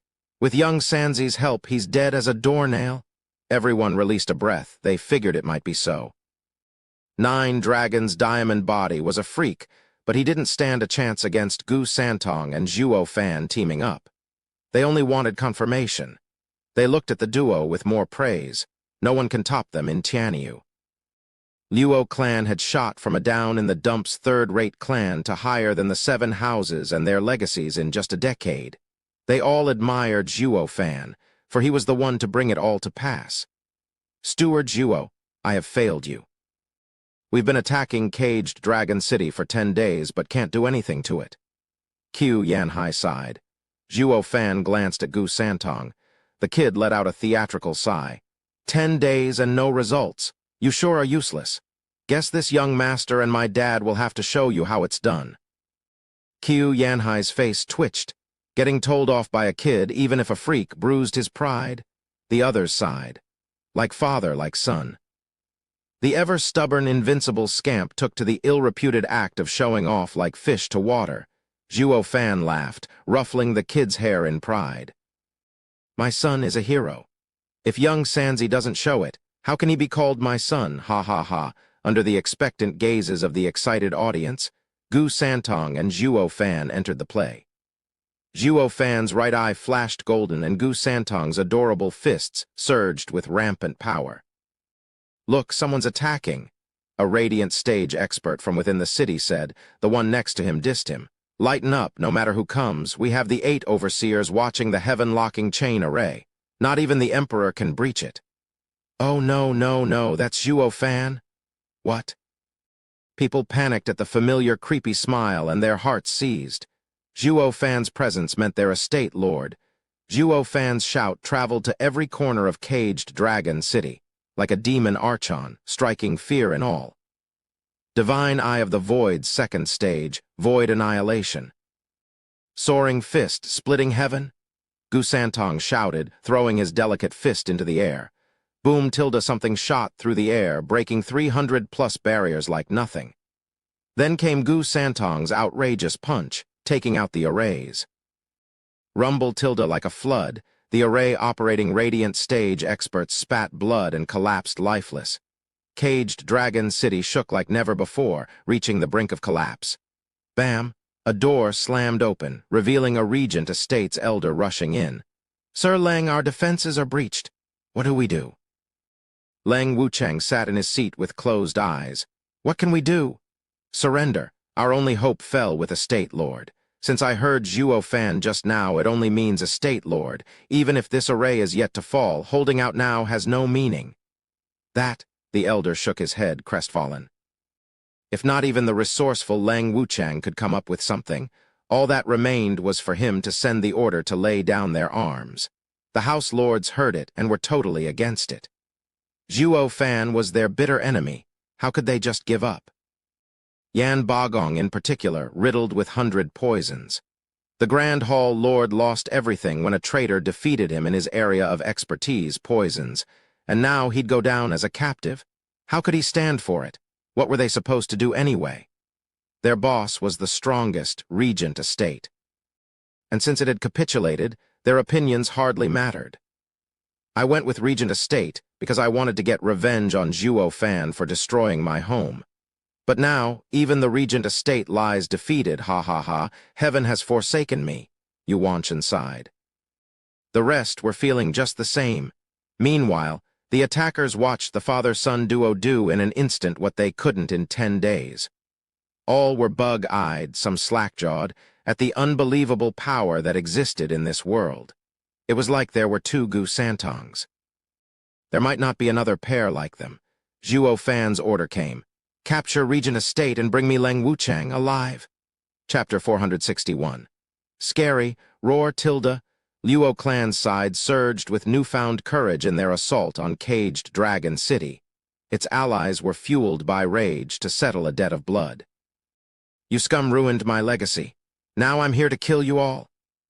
Eh ha ha ha, a bummer they didn't get to taste blood though. From the broken walls of the city, people came out with lowered heads, Leng Wucheng in the lead. He was holding a frail branch and something white flapping at the tip.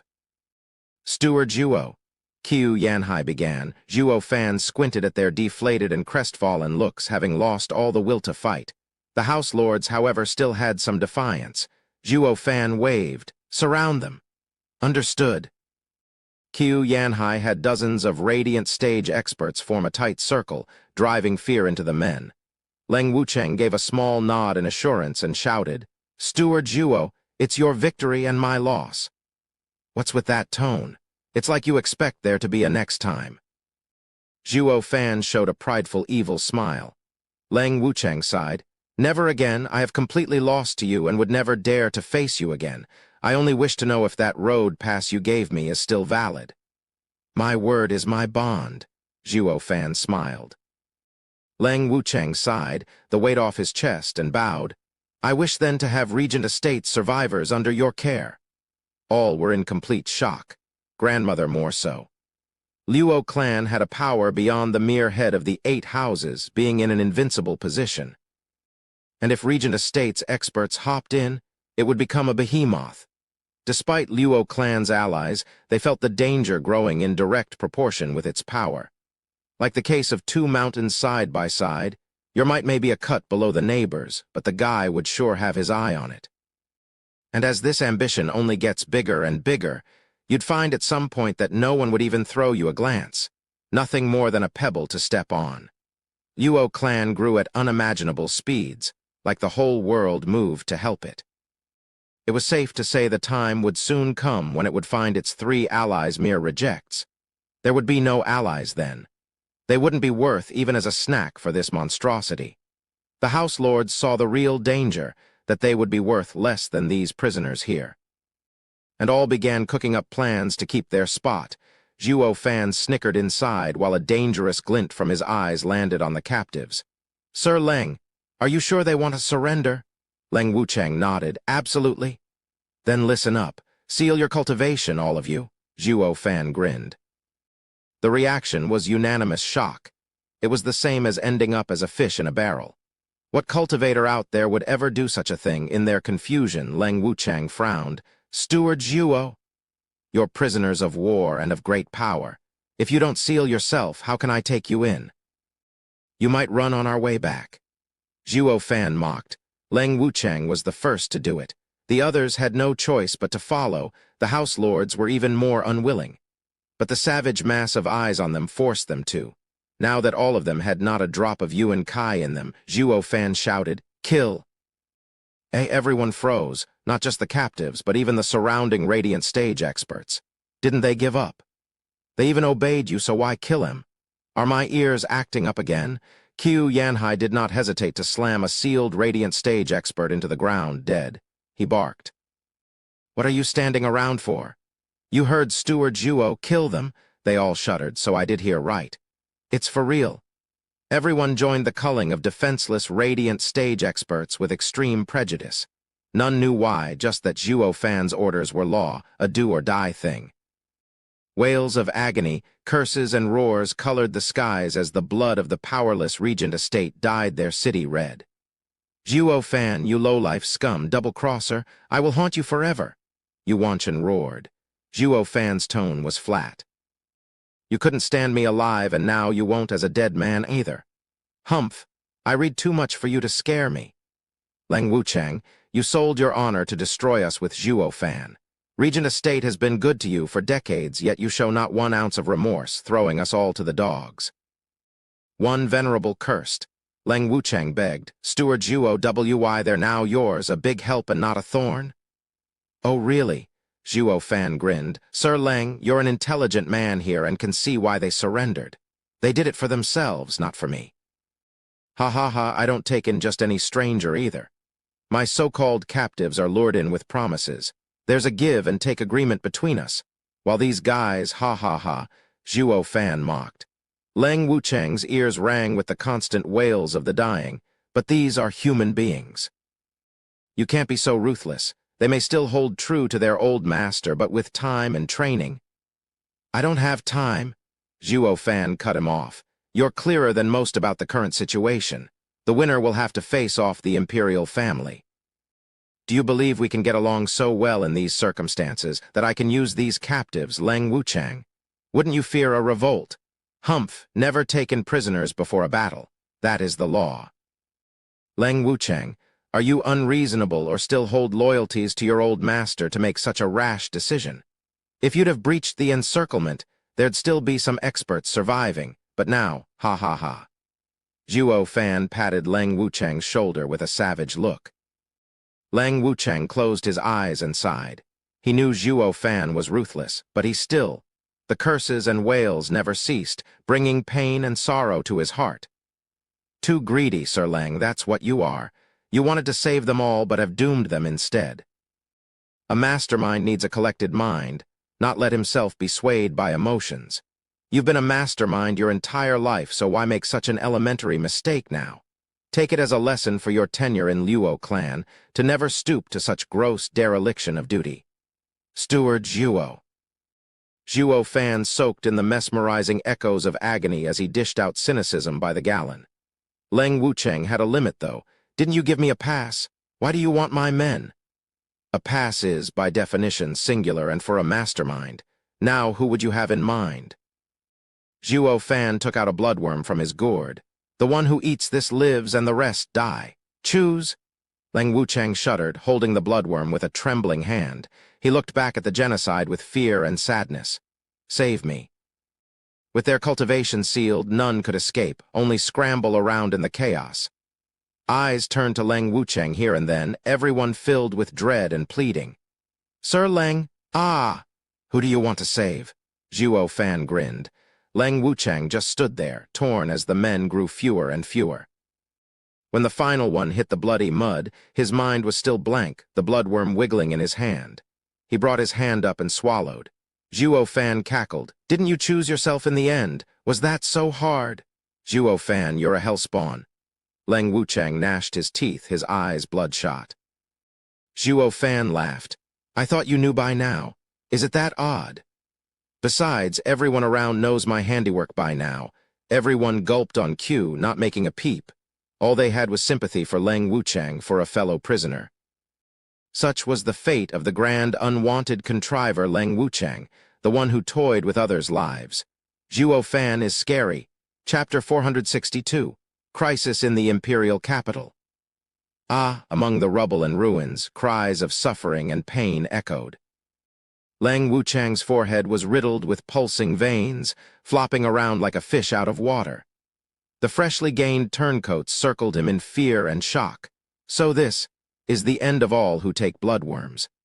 They vowed to be extra careful from now on, lest they end up like that. All the new recruits were shivering and soaked in sweat. Zhuo Fan went about his business, sending the Luo clan to killing, pillaging, and desecrating. The usual. He sure earned big this time. Regent Estate was the boss of houses for a damn good reason. It had many times more corpses than the other 6 combined. His plan of reaching the 100,000 war puppets quota looked mighty promising. It was all worth it going to war with the Regent Estate. Steward Zhuo, my surrender is sincere. Is this really necessary? Leng Wucheng shouted, getting all eyes on Zhuo Fan. Common sense tells us Leng Wucheng ought to be welcomed with respect. So why, sipping on his tea laid back in his comfy chair, his reply was a beaming smile. Oh, Sir Leng, you only have yourself to blame. I did give you a Luo clan pass, but what did you do, threaten me with hostages? Ha ha ha, I am quite the petty man and your act cut your pass in half. So after shaping you up for, let's say, 3 full days, we will speak terms. Just for that. Leng Wucheng felt like crying. Steward Zhuo, you told me taking your people was enough. I was still Regent Estate's steward and had to consider its interests. That was only natural. How can you? Zhuo Fan smiled. True, I did say that. But did I also ask you to plot against me, against your future lord? So you see, punishment is in order for your inflexible ways. And just so I won't forget, keep your excuses to yourself. Cashing in the pass will still come down to my decision. Ha ha ha. Leng Wucheng felt as if he had boarded a pirate ship and felt like crying dry tears. I can overlook you killing Regent Estate's captives, but you would torment even me, a homeless old man. The rest sighed, but the power couple. They were chipper inside. These newbies are a bunch of softies, even Leng Wucheng. We had no grudge with Steward Zhuo, yet still went through a world of pain back then. Now this guy starts preaching reason to Steward Zhuo. His torment ought to be increased by 2 days. Big brother Zhuo, Sir Leng is on our side now. Why not just let it go? He still looked after us while we were captive in Regent Estate. Luo Yunhai came forward to plead Lang Wucheng's case out of pity. Lang Wucheng's eyes lit up, grasping at straws. Zhuo Fan cut him off, though. No, he had committed a capital offense. Punishment must be dished out. But since clan head has asked, I can reduce it to 2 days. Heart sinking, Lang Wucheng looked at Luo Yunhai with big eyes for more. Luo Yunhai's second pleading only got a dissing wave from Zhuo Fan, but he got a wink to go someplace quiet. Yunhai, did you really believe I was doing this out of some petty vendetta? The two walked as Zhuo Fan transmitted. Yunhai was puzzled. Why else? Don't I know you, big brother Zhuo? You've never been a compassionate guy. Ha ha ha, true, I guess I am petty, though it depends on the person. This old coot is on our side now, and I won't have the time to mess with him. Then why? Luo Yunhai asked. Zhuo Fan smiled, watching the ever-tumbling and wailing Lang Wucheng. This guy's mind is arrogant and scheming. Once in the Luo clan, he will hold a high position. But before that happens, I need to smooth those rough edges and hammer in his station, or I fear you will one day be overthrown. One day? Big brother Zhuo, won't I have you? Luo Yunhai felt uneasy. Zhuo Fan sighed. I will be honest with you, I am leaving. 3 years ago, I made a deal with the demon-scheming sect to join them. At that time, you will be truly alone. The elders are strong and stubborn, but after being alongside for so long, I can rest easy with them. But the fresh meat, they need it to be beaten into them. Big brother Zhuo. Luo Yunhai choked, unable to accept. Zhuo Fan smiled his carefree smile. I cannot break my deal with the demon-scheming sect, or Luo clan will end up suffering. But rest assured, before I go, everything will be in place. Being a head of a clan is not much different from being a lord of a nation. It's all about being fake and testing the waters. I had to accept your plea just now, or your name would be cut down.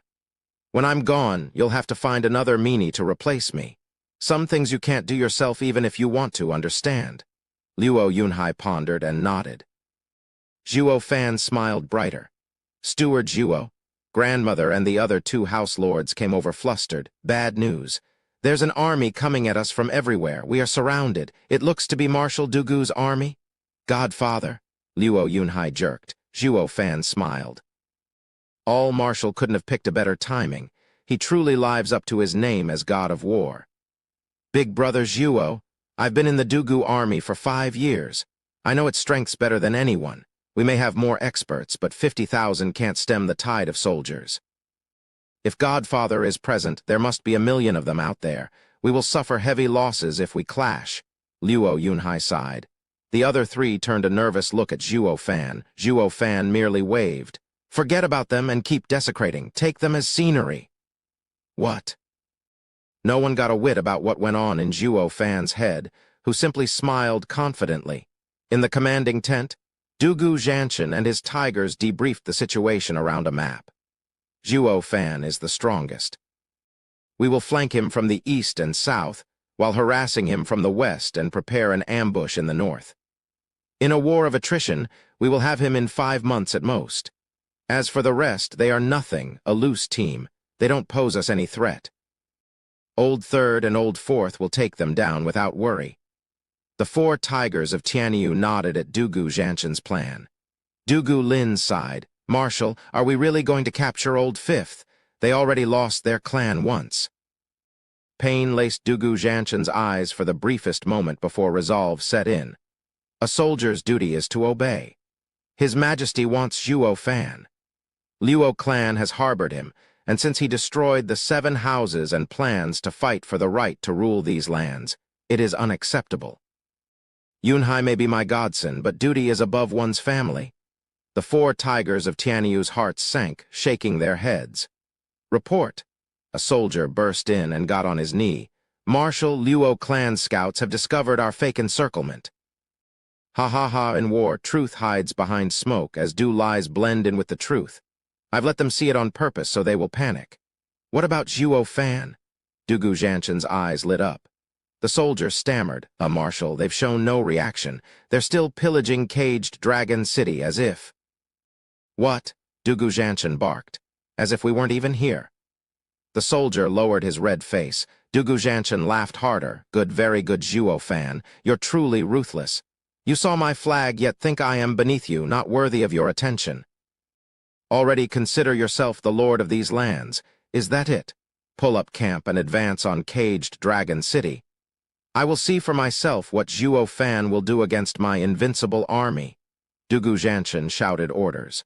The 4 tigers of Tianyu sighed again. Another soldier burst into the tent, presenting a jade slip. Marshal, Imperial Capitals summon. His Majesty's edict. Startled, Dugu Zhanshan yanked the jade and read it. What is it, Marshal? The 4 tigers of Tianyu asked. Dugu Zhanshan's face darkened, then he took a deep breath. Bad news. Imperial capital is in trouble. His Majesty needs our help. Chapter 463. Killings in Imperial Palace. What? The 4 looked at each other in shock. How can this be? Didn't His Majesty send another edict just a while ago to destroy the traitors? Why this sudden cry for help? Dugu Lin found it unnatural. Changing his mind after just a few days, and we are so far away. It only proves that the imperial capital is in such peril not even His Majesty can ignore it. Dugu Zhanshan grew angry. The Jade says old Zhuge is on the move, with 200,000 troops outside the city. We have no time to lose. We're withdrawing. Dugu Zhanshan shouted orders. Dugu Lin had more to say, but the marshal's mind was made. And since they were brothers with Luo Yunhai, avoiding a bloodbath was for the best. In under an hour, the Dugu army was on the move, gone like the wind. Luo clan scouts came back with the report. Steward Zhuo, your ineffable machinations got Dugu army to retreat. Grandmother gave him a thumbs up. Long Yifi and Zai Zio Feng were elated too. Zhuo Fan could even bore down on the mind of the undefeated army god. He was awesome. Luo Yunhai frowned. Wait, this is not per Godfather's character. He acts with speed and force. Once the army is on the move, it won't withdraw for any reason. Just what could have happened? Long Yifi took it in stride. Maybe the marshal had a change of heart, going to His Majesty to plead your case. No, orders to a soldier are a sacred duty to perform. Godfather cares for Luo clan, but he would first capture us and present us to the palace before asking for leniency. He will never fall back like this. Luo Yunhai shook his head. Gu Santong mocked. Humph, who cares? It's all the same to me. Be it 1 million or 3 million, it's just numbers this fist of mine will have to smash. Ugh, the others had to force a nod. Everyone knew about Invincible Scamp's ridiculously strong arm that not even Dugu army could topple. Luo Yunhai shook his head. Senior Gu Santong, I know you're amazing, but Dugu army is no weakling. To deal with your brute force, Dugu army has many formations with that in mind. They will leave a division to keep you busy while finishing us off. Gu Santong snorted and rolled his eyes. Zhuo Fan finally spoke. This no longer concerns us. We'd best move Regent Estate's goods back to Windgaze City post-haste, while we don't have Dugu Zhanshan's army to worry about. Luo Yunhai asked, Big brother Zhuo, why do you say that? Dugu Zhanshan is a master of war, yet also a lion caged by Tianyu. Zhuo Fan stood up and walked away. Eliminate the tool once it's done its job. This has been in practice since time immemorial. The emperor is on the move. Everyone frowned. Hadn't he been doing that until now in the imperial palace? The emperor sat at his desk holding a jade slip. Zhuo Fan and Gu Santong became kin, and the latter even sided with him completely. Since when has this been going on? Oh, Zhuo Fan, you sure are playing close to the vest. Not even I saw it coming. Report. A guard rushed to his knees. Your Majesty, please evacuate. The rebel army is pushing hard and the city guards are on the brink of collapse. Your Majesty's safety is paramount. Please think of the world's safety and leave the imperial capital. Absurd. I am the ruler of this nation. How can I just leave the imperial capital? The emperor glared. Have you found out where Zhuge Changfeng is right now? Not yet, Your Majesty. The guard lowered his head in shame. The emperor said, Prime Minister Zhuge sure is thorough. With all my divine dragons away from my side, he still fears I'll send someone after him and keeps hidden ever since the start of the rebellion. Ha ha ha, what can a coward possibly achieve? Ha ha ha, that crusty old man will only show himself when the rebellion is over. Imperial Father. Crown Prince and Fatty rushed into the study. Imperial Father, the city guards are down, and even the 6th grade array has failed. Some bastard destroyed the core. The army outside is flooding the capital. Please, Father, evacuate, Crown Prince beseeched. The Fatty nodded, looking outside in panic. Shouts came from outside. The Imperial Guards were clashing with the rebels. The Imperial Guards suffered a crushing defeat at the Second Prince's rebellion just a while back and now were beset by another force before they could recoup. The Fatty looked more distressed by the second. Humph, that crusty old man had quite a few hidden pawns placed inside the city, waiting for the right moment to strike. The Emperor strutted outside. I am the rightful Emperor, blessed by heaven itself. Let's see how Tianyu's best mind, my loyal Prime Minister, kicks me off my chair. Imperial Father, Crown Prince and Fatty shouted, but knew no words would get to the staunch Emperor. All they could do was follow him in silence. The fighting closed in as they exited. With wails and shouts of pain, men in black flooded the area. There was no sight of any Imperial Guard around, most likely drowning in their own blood somewhere. The rebels had the Imperial Palace surrounded in seconds, with discipline and efficiency seen only in veteran armies. Crown Prince and Fatty stood guard on the Emperor's sides as they glared at the enemy. The Emperor nodded in praise. Ha ha ha, just how many decades did the old-timer take to raise such an effective army? It's not far behind even the Dugu army. Prime Minister Zhuge has shown great consideration for today. Ha ha ha, Your Majesty shows no fear even in the face of 1,000,000 soldiers. Truly a man of valor. A man walked out from the ranks of the rebels. Zhuge Changfeng was followed by his yin-yang elders and the entire court, smiling like the victor. Crusty Zhuge, you wretched thing dare rebel? Crown Prince snapped. The Emperor merely waved. Child, easy. Zhuge has been Prime Minister for decades, rendering great service to Tianyu. He did it for the people and for the future. He is a valuable official of Tianyu. A lord should not slander one such as he so easily either. Crown Prince choked on anger, forcing himself into a bow. Zhuge Changfeng snorted. Your Majesty, we've been working together for close to a century now. Yet you're still so fake. Now that I have the power, this is your final moment. Can't you be honest for once? Ha ha ha, why ask such a question, Prime Minister Zhuge? I've always been pleased with your conduct over the years in dealing with matters of the court. I can say with complete confidence that if not for Prime Minister Zhuge, there'd not be the glorious Tianyu Empire of today. The Emperor laughed. If not for the swords in the background, everyone would think this was just a heart-to-heart talk between a lord and his minister. Zhuge Changfeng mocked. O great and wise ruler, I have committed the heinous sin of rebelling, a righteous lord's shame. Shouldn't I be put to death? How could the treacherous me ever betray the compassionate and brilliant master? Ugh.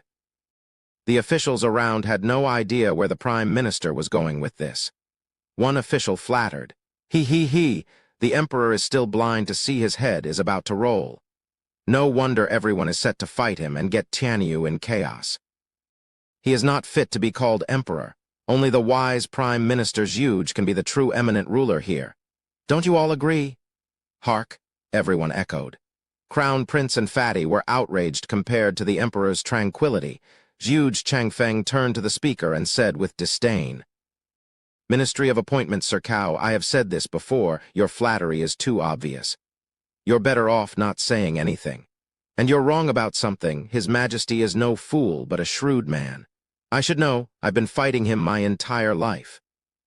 If he were to be a fool, won't that make me a moron? The whole court was stumped. What's with the Prime Minister? Why does this look like two old friends catching up, fellas? Could you perhaps be kind enough to mind us, part of the rebel army? This isn't a tea party, you know. At least snap at each other and tirade already. It's hard for us to get into our roles with you all being so cool with each other. Even rebels have their honor. Please don't ignore us. Zhuge Changfeng and the Emperor never cared about some extras feelings since all they could ever possibly do was stick to the side. They couldn't even employ the height of their careers right, i.e. rear smooching. Chapter 464, Reversal. Prime Minister, sir, is His Majesty wise? Cao was mortified, put on the spot by Zhu Changfeng. Words came hard to him. Is that how a rebellion works nowadays, praising the emperor instead of cursing him? Zhu Changfeng was particularly happy about his response, though. Yes, His Majesty is wise, or more precisely, shrewd. The sole reason I had a hard time even eating all these years is all due to His Majesty. When will my endless list of crimes fall on my head? When will he corner me? Come tomorrow, I can finally find peace. Oh, then I would have to apologize, Prime Minister. I must have caused you quite the headache, ha ha ha, the Emperor laughed. Zhu Changfeng smiled in mockery. Your Majesty, are you stalling for help? Ha ha ha, well, let's not. You had yet to show all your hands in the second prince's rebellion, but did you actually think I wouldn't notice the 50,000 imperial guards you've trained in secret? It just so happens that I had our Quanrong Empire friends look after them. That army should be gone by now. Quanrong. Ha ha ha, I should have known you were colluding with them for letting them come to my birthday. Once you were gone, the rebellion started, and they've also gone missing from the garrison. Although, are you sure their 5,000 can deal with my 50,000 strong? The Emperor quirked an eyebrow. Zhu Changfeng grinned. 5,000? That's just the delegation. I am the Prime Minister tasked with interaction among the empires. It was a year ago when I had Chuoba Taishan's elite men slip in as merchants. To say nothing of the Minister of Rights being on my side. You and that rough Dugu Zhanshan were none the wiser. There are in fact 100,000 Quanrong in the empire. That was a good subterfuge, the Emperor nodded. I seem to find my poor life at an untimely end.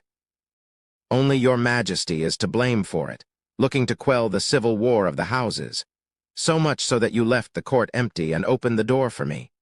Though I do feel for your Majesty's rush, with your body close to the hereafter. That being said, your Majesty can't have a stalemate left for your heir. Paving a way for him is paramount if your Majesty doesn't want him to be overthrown. Prime Minister Zhu knows me so well, coughed Tilda, the Emperor nodded. Zhu Changfeng sighed, but the empty city tactic is a dangerous gamble. I almost believed it. Out of everyone in the world, only your Majesty can have me play your tune.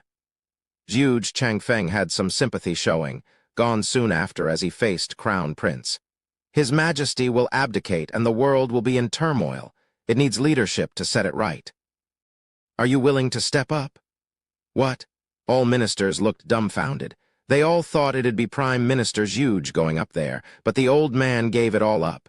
What's the point of all this, then? Crown Prince's eye twitched, his heart booming in his chest.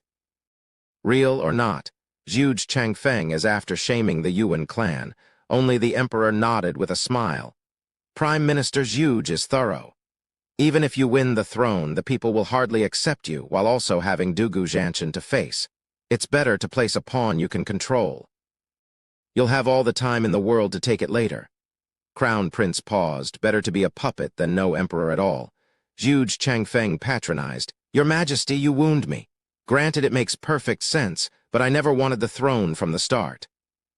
All this rebellion is a chance to talk with your Majesty. As for Dugu Zhanshan, ha ha ha, I simply need to take your Majesty's jade seal and send word to Chuoba Taishan at the border to invade. With Dugu Zhanshan stalled, how long will you last, I wonder? The Emperor nodded. Excellent move, flawless even. But Prime Minister, you have to consider that the perfect plan is easiest to err. The Emperor shouted, Begin! Capture the rebels! Princess Yongning was showing her valor storming here, with figures popping behind her and releasing eerie cries. 10 radiant stage experts and 100 shadow guards were rushing Zhu Changfeng. Capturing Zhu Changfeng would cut the rebellion short. Zhu Changfeng only had a cold smile for their attempt. Your Majesty, you've already used this move in dealing with the second prince. He signaled his yin-yang elders. Tilda black and white ripples past, fusing and unleashing deadly power at the attackers. Boom! The shadow guards and the radiant stage experts were flung back and spat blood. They slammed the ground with ashen faces, weak and despondent. 10 radiant stage experts and 100 shadow guards fell in a single move. Yongning shuddered from fear. They're radiant stage experts. Not divine dragons, but they can still hold their own, yet a look got them routed. Who are these two? Yongning knew they were bad news, just not the full extent. One radiant stage guard got his feet under him and watched the elders appalled. Ethereal stage expert? To a radiant stage expert's soul attacks were hardly effective, not when this was their strong point. This made such attacks obsolete in radiant stage experts' fights. No matter how much tougher divine dragons were than these experts, their souls were not so much. But these two, the eyes of radiant stage experts filled with death while the rest were overwhelmed. Tianyu has never seen an ethereal stage expert, yet two just appeared next to Prime Minister Zhuge. That's why he's so confident, the ministers were praising again. How Prime Minister Zhuge was awesome, of immense talent to invite such men. Zhuge Changfeng shook his head. Ha ha ha, you're wrong.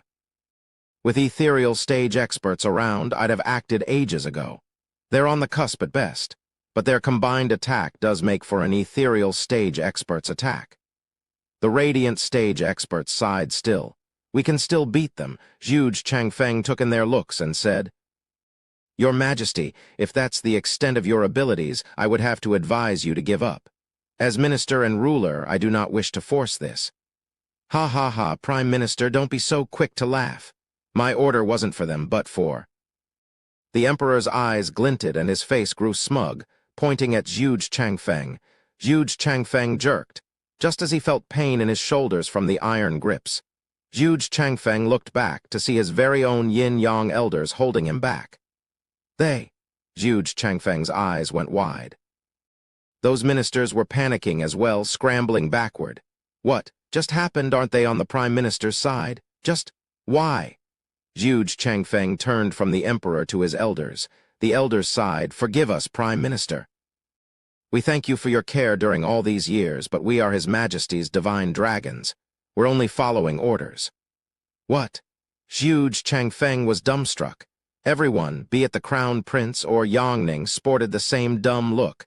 There's actually 5 divine dragons, 2 of which no one had ever seen.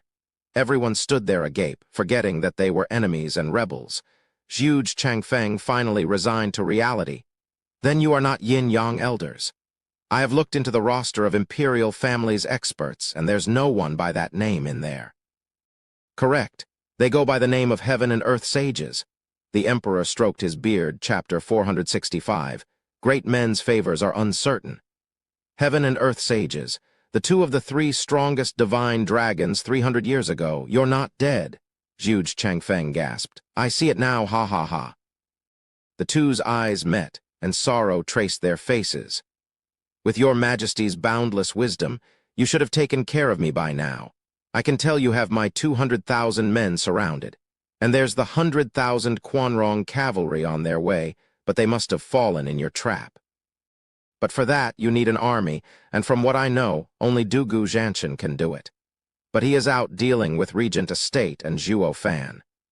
Zhuge Changfeng moved his gaze from the sages to the Emperor. Your Majesty, do you have some other great force that I don't know about? The Emperor shook his head.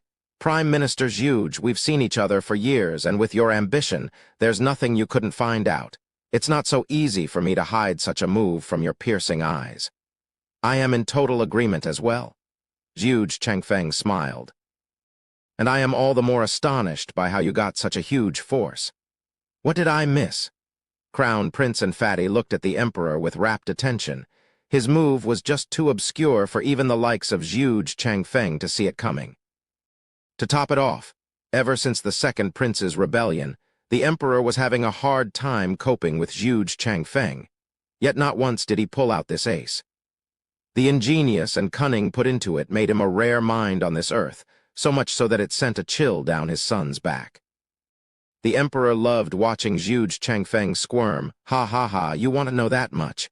But I do believe ignorance is bliss in this case, sparing you the vexation. What could trouble a dying man? I only wish to part with a clear conscience. Zhuge Changfeng spoke. The Emperor paused. You are indeed my great minister, helping me all these decades, a pillar of the nation. I admire your calm. The Emperor clapped. Men, grab them. Ha ha ha, as your Majesty commands. A familiar shout came from the clouds. Zhuge Changfeng shuddered and his face fell. The Quanrong warriors rode in on their roaring spiritual beasts, surrounding the rebels. The ministers felt faint in front of their might. Wasn't Quanrong on our side? What's it doing pointing their pets at us? The Tauba siblings and imperial tutor came out of the circle. Everything went without a hitch per Sir's decree. Young Master Tauba. One goatee old man cried at them. Zhuge Changfeng gasped, having a self-deprecating smile. Minister of Rights, it's no use. They sold us out a long time ago. We are surrounded by their 100,000 and His Majesty's 50,000 guards. It's 300,000 to be exact, the Emperor interjected. Prime Minister Zhuge, you got 100,000 Quanrong cavalry sneaked in. Can't I do the same? Zhuge Changfeng sighed. Young Master Tauba, would you help me understand something? What did His Majesty give you? Prime Minister, sir, to be honest, His Majesty promised us the land north of Suli River. Chuoba Liufeng explained. Zhuge Changfeng pondered with a frown. It is a rich area in ore, a rare site and a tenth of Tianyu. While I promised you half, is my word worth nothing? Ha ha ha, Prime Minister Zhuge, sometimes cooperation isn't based on interests, rather ability. Chuoba Liufeng added, His Majesty knew all about our discussions. You were just dancing to his tune, so how could you succeed? And even if you did, that would still leave dealing with unifying the land before you could give us our rightful claim. Would the Empire's 3 guardian sects even listen to you? It means wasted men and effort over nothing. While with His Majesty, who knows all, sees all, the sects had no way to deny his word. Zhuge Changfeng nodded. You've thought long and hard, I see. My slight, unfortunately. Humph, a true pity, although Dugu Zhanshan, despite being crude, is loyal to a fault. He'd never agree to it, unless over his dead body. Chuoba Liufeng snickered, glancing at the Emperor. His eyes released bloodlust. Everything has its opposite. It would seem Marshal Dugu has gone too long in years and needs proper final rest. Zhuge Changfeng shuddered, pained with grief. Your Majesty, he is stubborn, but he's been loyal to you all these years. How can you? There's no one more loyal than Marshal Dugu, my right and left arms put together. My heart is in pain for going with this strategy, but he wields 70% of the Empire's authority, his army unequaled. A man with virtue sins the moment he stands out, ha ha ha. Chuckling, Zhuge Changfeng lamented. All our efforts to make Tianyu prosper all these decades are repaid with a sordid end. I accept my fate, but for that old man, like they say, great men's favors are uncertain. Zhuge Changfeng struck a lonely figure gazing at the sky. The Emperor waved. Take him to the 9 frigid prison. Make sure he's under constant watch. Understood. 2 guards led Zhuge Changfeng away, and the Emperor turned his sharp eye to his mutinous seditionists. They shivered to the bone and faltered back. Someone mustered up meager courage to say, Why, Your Majesty, it's all Zhuge Changfeng's fault. He twisted words, forcing us on this path. I beg Your Majesty to recall all of our contributions in the court and spare our miserable lives. We implore you, Your Majesty, we will be eternally grateful. Another shivered out a plea. The Emperor mocked. In all of Tianyu, only the Prime Minister and Marshal have truly strived for this nation. While you, pack of filthy mongrels, only look after your own ass, and now ask for mercy. Execute them? Understood. Bowing, the guards stepped forth to drag those great, now weeping and wailing figures of court. As for the rebel army, they were panicking with their leaders gone, just like a headless chicken. The Emperor spoke. You all are their tools, imposing a lesser blame. I, a believer in the good of man, shall give you a chance. Swear your fealty, and I shall make you imperial guards, serving me for all your lives. Everyone fell to their knees at the Emperor's boundless mercy. The grand rebellion had collapsed on the spot. The Emperor nodded, and Chuoba Liufeng smiled. Congratulations, Your Majesty, in quelling the rebellion.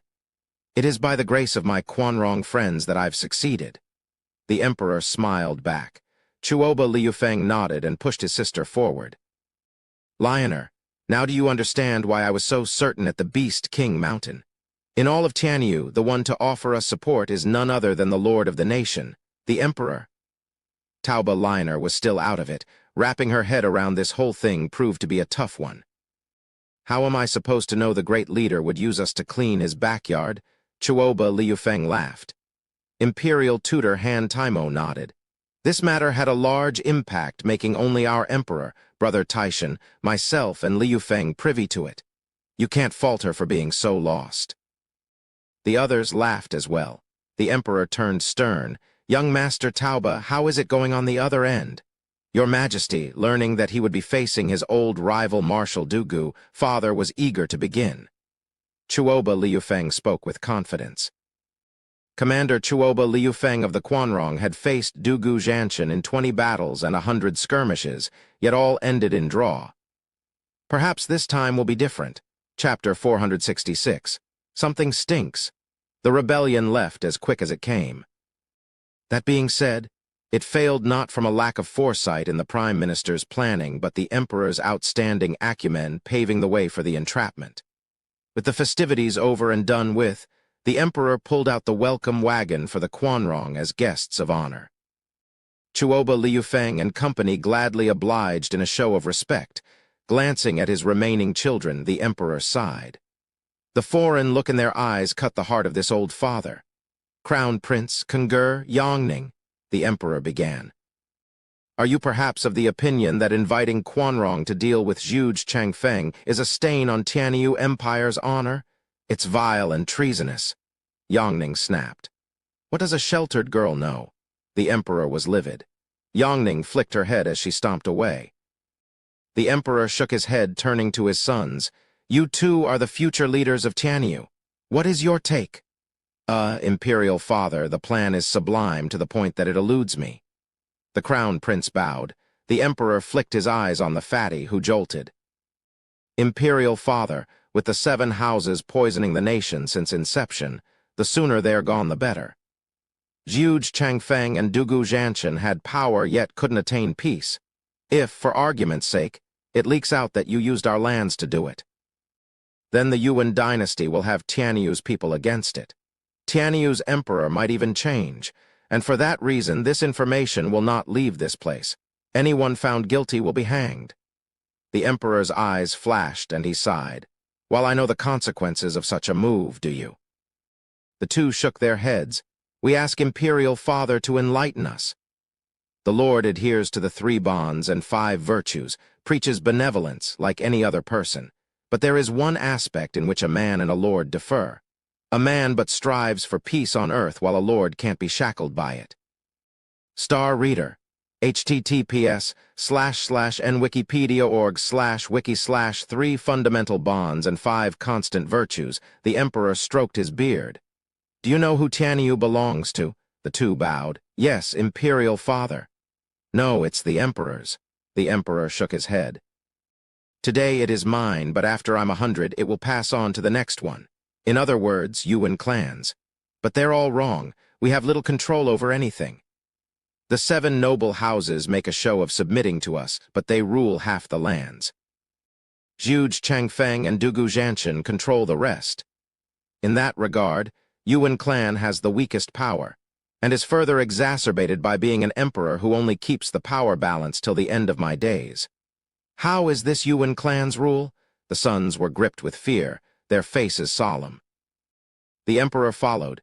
Yuan clan's every generation of emperors strove to return Tianyu to its rulers. And in my time, the chance has finally come, a chance I could never forsake, at the offset of using Quanrong to achieve it for 1/10 of our nation. And it has washed away the 7 houses and those 2 ministers' power, begetting my one true rule. In this regard, I am the winner, Crown Prince Kungur. What's yours can only be yours in your own 2 hands. Anything short is pointless. This empire may go by Tianyu, you may be its emperor, but they're all empty words. We are grateful for your teachings. The sons bowed. The emperor nodded. 2 weeks later, in a serene valley, the birds and everything called out the song of nature. The silence was soon interrupted by a rumbling so great that it made all the birds frantic. Once it settled, a black column of men marched through the valley like a big snake. With each step, the earth trembled. With each step, the land moved. A power instilled by a march of 1 million people. In the lead was an old man, strong and valiant, holding a cold blade at his side. "Marshal, there are cliffs on both sides and are covered in trees, the worst position for us. There may be ambushes up ahead. We should send scouts." Dugu Lin advised. Dugu Zhanshan pondered. No one would dare ambush us in Tianyu, not even huge Changfeng with his endless wisdom and his few troops. The imperial capital is in turmoil and we don't know how long His Majesty can hold on. We have to charge, ambush or not. Increase speed by a third. We must reach the imperial capital within the month. Understood. Dugu Lin relayed the orders and the army was soon at the center of the valley. Huge booms rattled the sky and odd flickers of light revealed lightning connecting heaven and earth in its unbridled show of force. Searing flames fell onto the valley like dragons and pinned the army down, taking with them thousands of soldiers howling from the heat. Dugu Zhanshan cried, "It's a trap! We're being ambushed!" Marshal orders. Whoosh! The 4 tigers of Tianyu were before the marshal in a bow. The soldiers remained calm even at the death of thousands of their comrades in arms. This is the valor of Dugu army, unflinching in death, unbreakable in battle. A cold pair of eyes stared at them from among the trees. "Dugu Zhanshan, I may win this battle, but it brings me no honor. Nevertheless, I still wish to be the one to cut you down. Prepare for battle. This trick won't scare that old-timer?" "Understood." The forest exploded with agreement. Looking at the flickering lightning, the scorching fire, Dugu Zhanshan roared. "Ha ha ha, that old Zhuge has even made a move against me now on my return. What I lack in subterfuge, I make up for on the field of battle. 4 tigers of Tianyu, snake formation. Punch through!" Dugu Zhanshan snorted. "Understood." The tigers took a division each. A soldier was weak alone, but working together, the Yuan Kai blended into forming a cohesive unit, shielding the squad. No lightning or flame touched them. The tigers roared and the army split up into snakelings in all directions, easily bypassing the heat and thunderbolts. At safety, they regrouped with not so much as one loss. Dugu Zhanshan wielded his blade, looking around. "Don't think you can take me with such a trick. Come out if you dare." Roar tilde beast howls shook the skies and quaked the earth. "That's." Rumble tilde with a shudder stronger than the army's previous marching, a horde of spiritual beasts came into sight. They were not ordinary spiritual beasts either, but carrying armored warriors. Dugu Zhanshan could tell that display from anywhere. Quanrong's beast army. "What are they doing here and so many on top of it?" Dugu Lin asked. He wasn't the only one curious. Dugu Zhanshan gnashed his teeth. That wretched Zhuge Changfeng sold his country. Letting this army run unchecked, it will slaughter the people and rain havoc on Tianyu. That rotten bastard has cast aside even the people for the world. Does he not care about heaven's wrath? Marshal, something stinks. Not even the Prime Minister would be so brazen as to let Quanrong into Tianyu in such an open fashion and undetected as well. There hasn't even been a word from the border. Dugu Feng frowned. Dugu Zhanshan's suspicions grew, but he had no time to unravel them. The beast army was upon them, and not even their numbers would prove to help them here with no support from arrays. Chapter 467. The 5 Wolf Wardens. Tigers, echelon formation. As the beast army closed in, Dugu Zhanshan shouted orders. The 4 tigers of Tianyu bowed and split the 1,000,000 soldiers into 4 divisions and charged. The division formed cohesive units sharpened into daggers as they got ready to break the encirclement before the enemy had yet to reach them. The cold eyes in the woods laughed. "Dugu Zhanshan, you're as good as ever in using your men. Steel Arm Wolf and Ironback Wolf, go block them. Blood Shadow Wolf and Howling Wind Wolf, flank them. Slaughter Wolf, meet them head-on." "Understood," the trees echoed back. They heard shuffling for a while, leaving only the same cold eyes behind. Roar tilde massive beasts were upon the 4 divisions with a stampede, sending gore and blood everywhere while trampling the rest. Close to 1,000 of such huge beasts rained havoc on the men. The divisions fused their Yuan Kai into an impenetrable shield, pushing back the spiritual beasts. This was Dugu Army's renowned strength, displayed to its true potential. Each soldier stood weak alone, but here, They were a cog in this murder machine. Not even a team of radiant stage experts would mess with them. It made them so powerful that even Dugu Zhanshan, the only Regent Estate expert in the Dugu army, intimidated the likes of Regent Estate. Luo Yunhai postulated that even Gu Santong would find it hard to fight this army. It wasn't as simple as 1 + 1. The added force was more than the sum of its parts. This gave Dugu Zhanshan ultimate power in Tianyu, thanks to his 3 million men. Second brother, the Quanrong, doesn't look to have a real commander. We can break free, Dugu Feng shouted. Dugu Lin nodded but frowned. Is that really the case? So many of Quanrong's beasts have invaded Tianyu, yet without a leader. Forgetting the fact that a Quanrong soldier never listened to a Tianyu general's orders, there was no way for a Tianyu general to command them simply because they were Quanrong. Not even the Dugu army, having fought with them for years and years, could claim that they knew about Quanrong's beast army tactics. But to come here without any leaders, that was outrageous. It was no different than a stampede. Loud bangs announced tens of thousands of 100-meter-tall spiritual beasts in the 4th level, falling down like a meteor shower. They grouped up the moment they landed, with their riders making seals. The spiritual beasts turned into a unified force, wrapping them in a fierce Yuan Kai veil acting as a wall. For crying out loud, speak of the wolf, Dugu Feng raved. It's Quanrong's formation, Vajra Earth. Stop looking so surprised. We've seen it dozens of times. Brother, stand aside. Let me punch a hole in that wall of theirs. Dugu Huo roared. Dugu Feng nodded. Third is the best when it comes to head-on attacks. He's best at tackling this headache. Dugu Huo signaled for the men to part.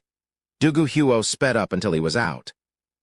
His division's Yuan Kai shield grew thicker, even igniting and becoming visible, testament to its raw power. Take them down in one go? Dugu Huo shouted, his soldiers echoing his valor. It was then that a golden figure appeared between the two clashing forces. His Yuan Kai melding with the spiritual beast's Yuan Kai wall. Dugu Huo shouted, Ironback Wolf. In the flesh, Dugu Huo, you'll never get past me. The man laughed. Boom, red and golden waves clashed in a deadlock, while the two foremost men were Dugu Huo and the sinister Ironback Wolf. Their arms tangled, with no one budging an inch. Their own armies fueled their battle with Yuan Kai. What looked like a mere brawl between two men had far greater implications. As the formations themselves came into play, it involved the Yuan Kai of hundreds of thousands of soldiers. One side had to slip but a fraction, and the other's Yuan Kai would mow them down like grass.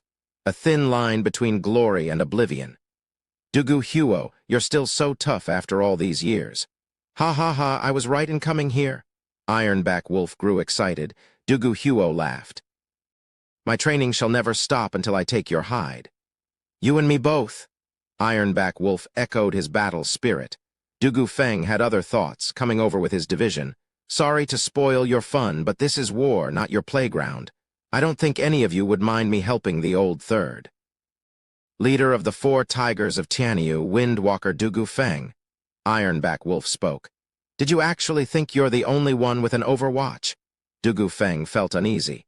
In a flash of gray, Dugu Feng's advance came to a halt. His own 200,000-strong division had to move aside from the gray Yuan Kai sweep. He saw far in the distance a robed man with his own army of 100,000 spiritual beasts. Dugu Feng's voice was heavy, steel arm wolf. Behind the both clashes, Dugu Lin looked on with unease.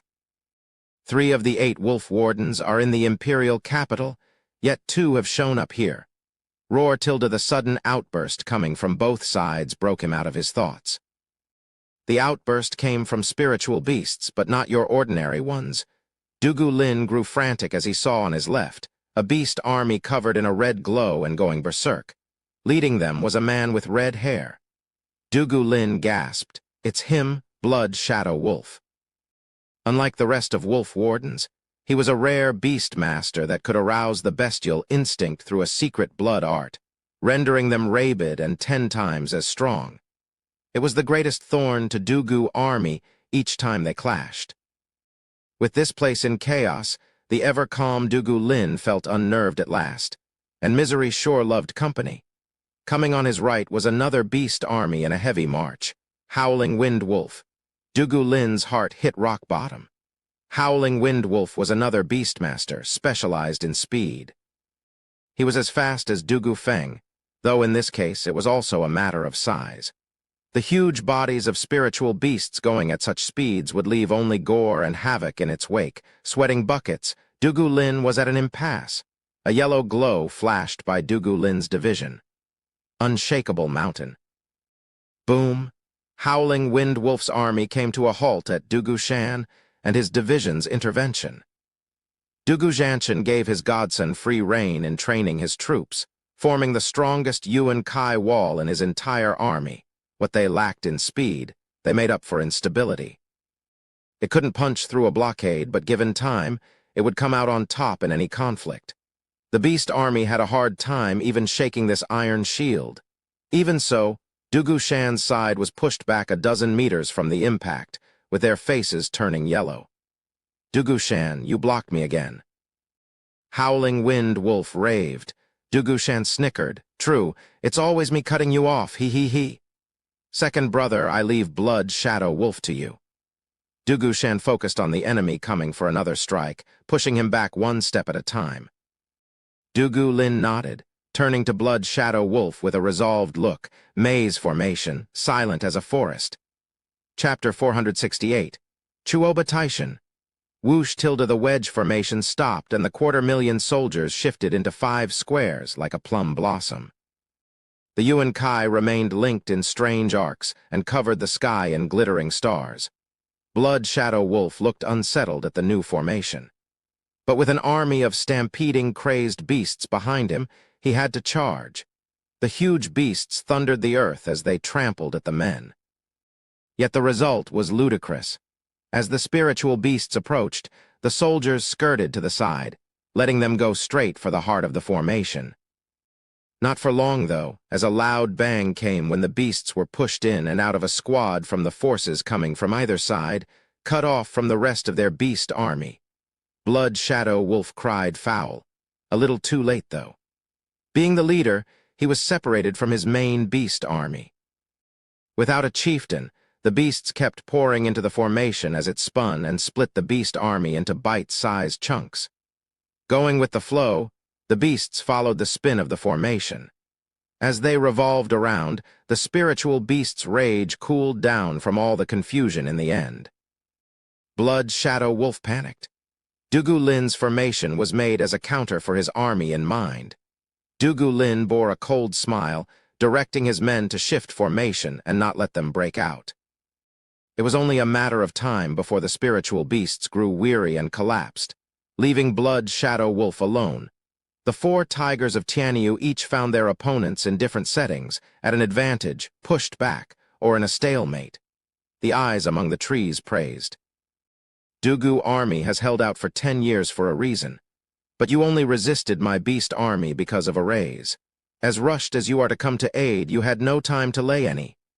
Ha ha ha. With a hiss, a white flash covered the battlefield. Dugu Huo's army was flung into the air from a brutal impact, collapsing the formation. The savage enemy's aura mowed down thousands of the fallen soldiers. Dugu Feng rushed to his aid. He switched formations and defended, shields in front, iron wall formation. Bang tilde with the shields ahead, the Yuan Kai made a thick barrier. The white flash bounced back, but Dugu Feng's men spat blood from the impact. A man holding a silver spear appeared.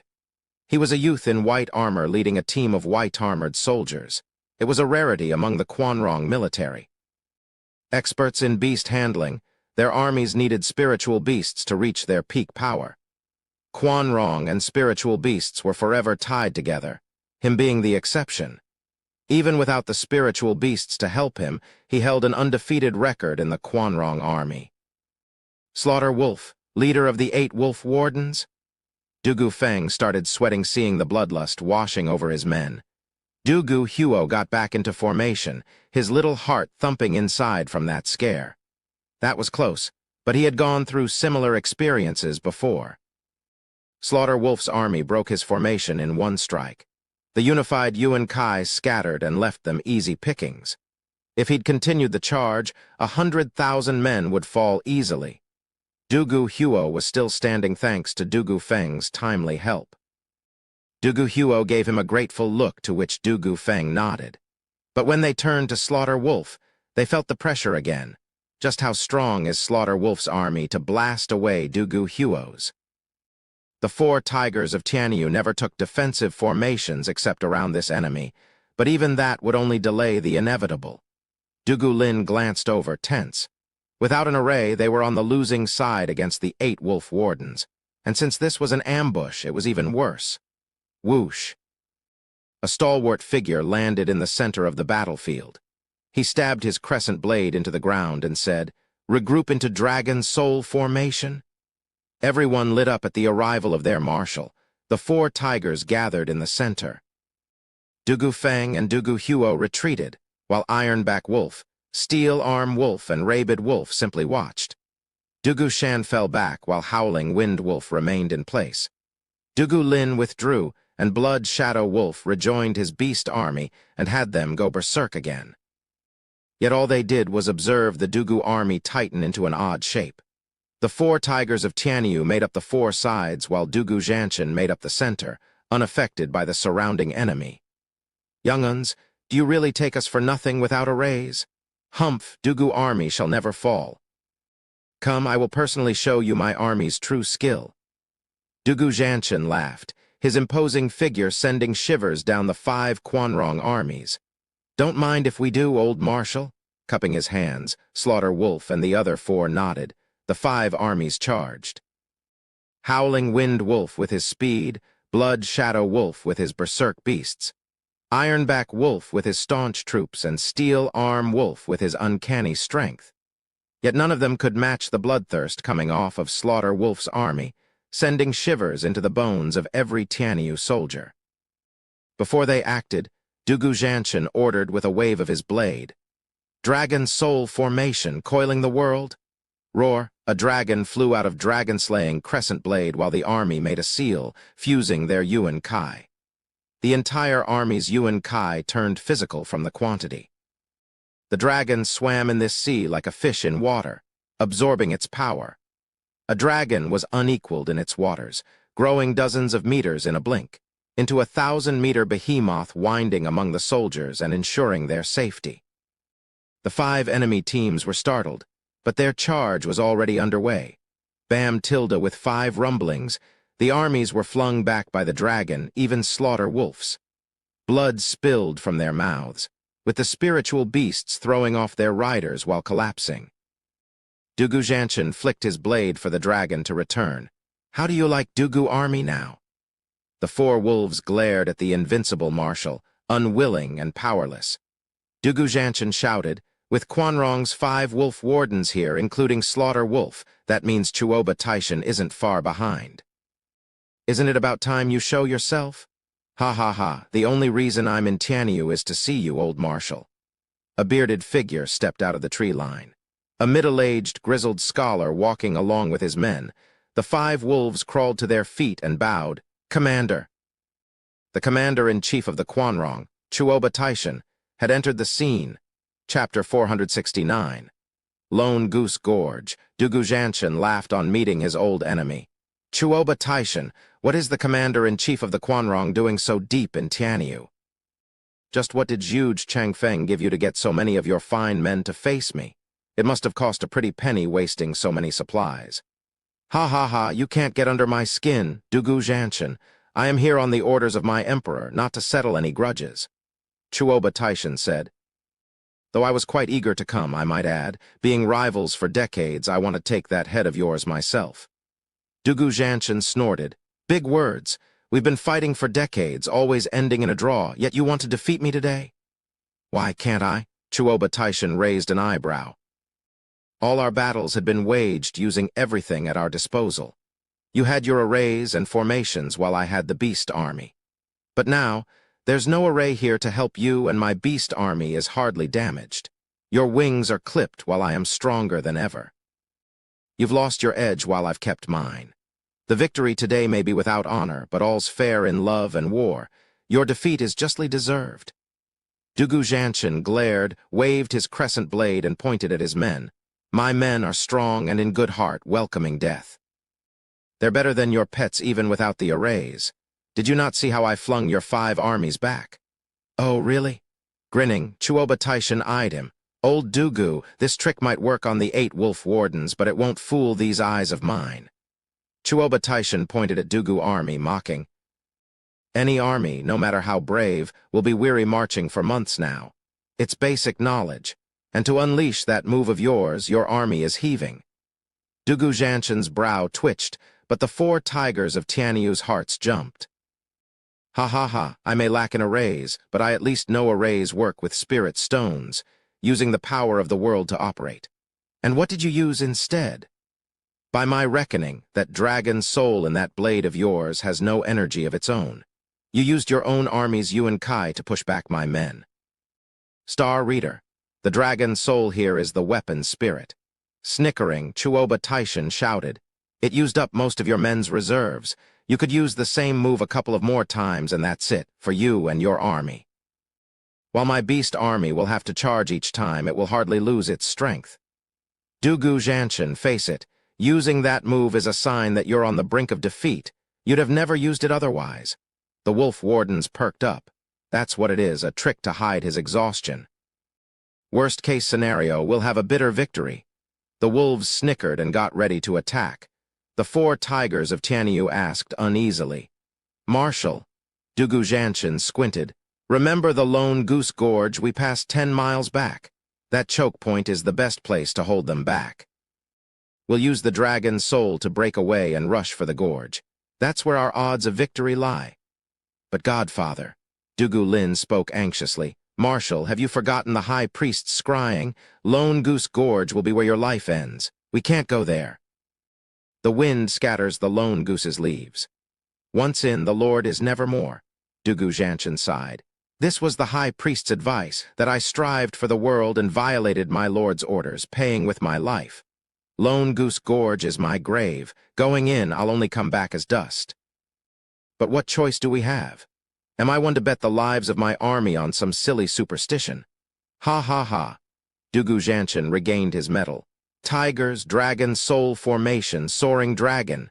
The tigers' eyes grew wet. We obey, Marshal. They took up their duty and led their divisions. Chuoba Taishan frowned. Wolf wardens, flying tiger formation, with Slaughter Wolf in the lead and the others flanking him. Understood. The wolves began their assault. The wind picked up in a violent storm as the wolves turned into a dagger under the might of hundreds of thousands of savage beasts, heading straight for Dugu army. The beasts howled, scaring the forest animals within 100 miles. Dugu Zhanshan held his crescent blade as he led in meeting the enemy. The tigers behind him followed close as the Dugu army took the shape of a dragon. The wolves sneered. It's just a longer snake, a straight line, focused on neither attack nor defense. Marshal Dugu, are you looking down on us? Ignorant whelps, this is no snake formation, but a soaring dragon. Dugu Zhanshan thrusted his blade at the sky, and with a dragon's roar, the dragon's soul came out. Instead of sucking in the army's yuan, it fused with theirs. The snake formation changed into a veritable dragon taking to the skies, carrying millions of soldiers with it. Chuoba Taishan cried out, That's no defensive tactic, but a charging one. But with the army on its last leg in defense, going on the offensive will make their Yuan Kai. Chuoba Taishan surmised.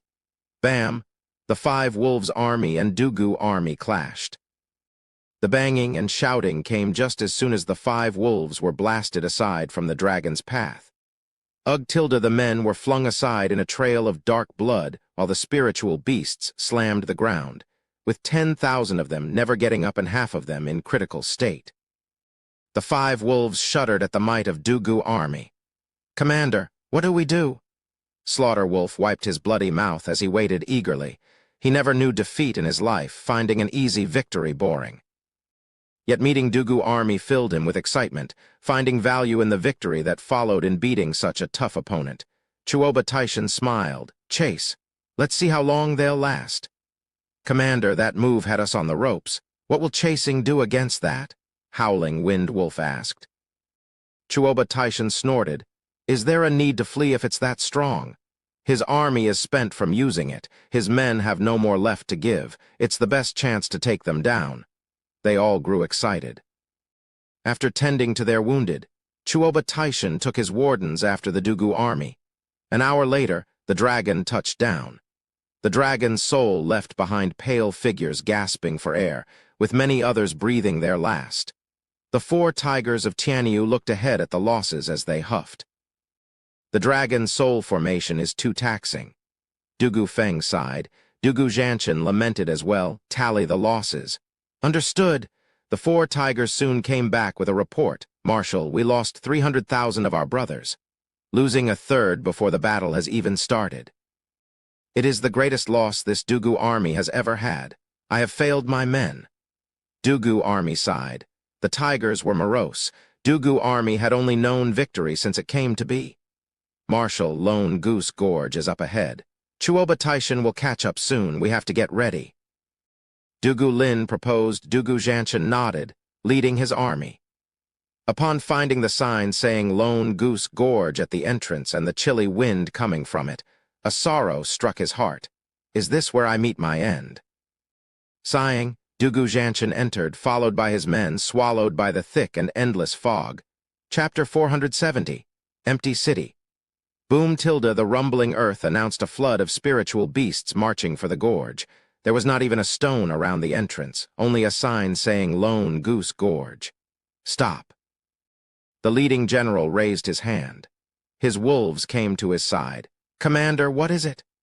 Chuoba Taishan scrutinized the thick mist and the gorge. Old Dugu must be close on account of his exhausted men. This is the only place within 100 miles to hide his army. Howling Wind Wolf, pick seasoned men and scout the gorge. Chuoba Taishan ordered. Howling Wind Wolf bowed. At your command. He gathered a few thousand hardened soldiers into a division, each riding a violent spiritual beast as they marched in. He barely took a few steps past the entrance of the gorge, and he heard thunder above him and raging flames exploding into flaming snakes from the ground beneath him. His team was trapped.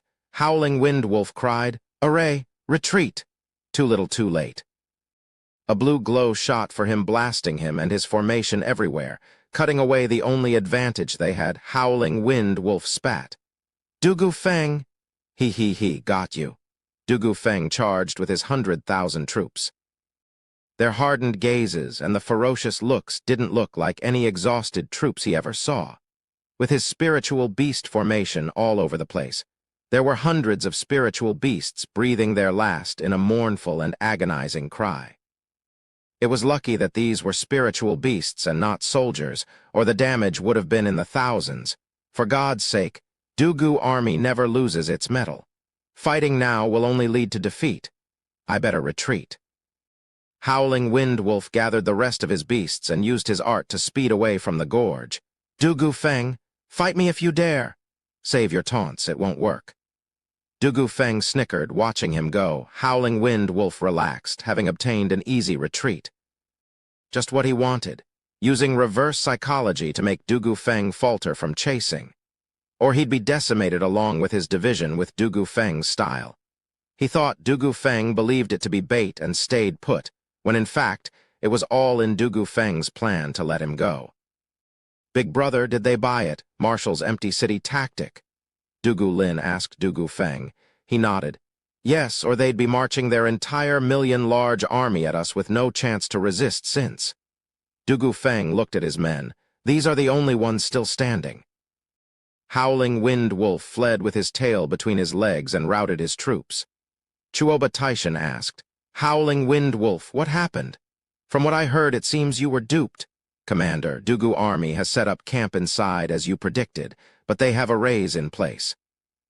Adding the narrow gorge, our beast army can't use their numbers to our advantage, and if we go in too few, we'll lose.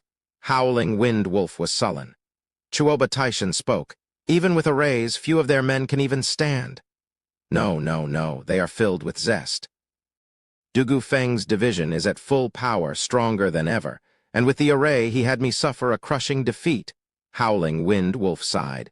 Chuoba Taishan was skeptical. Slaughter Wolf, test them out, but at any sign of them holding strong yet, you are to come back at once. Understood. Slaughter Wolf bowed and led a few thousand of his eager and bloodthirsty men towards the gorge.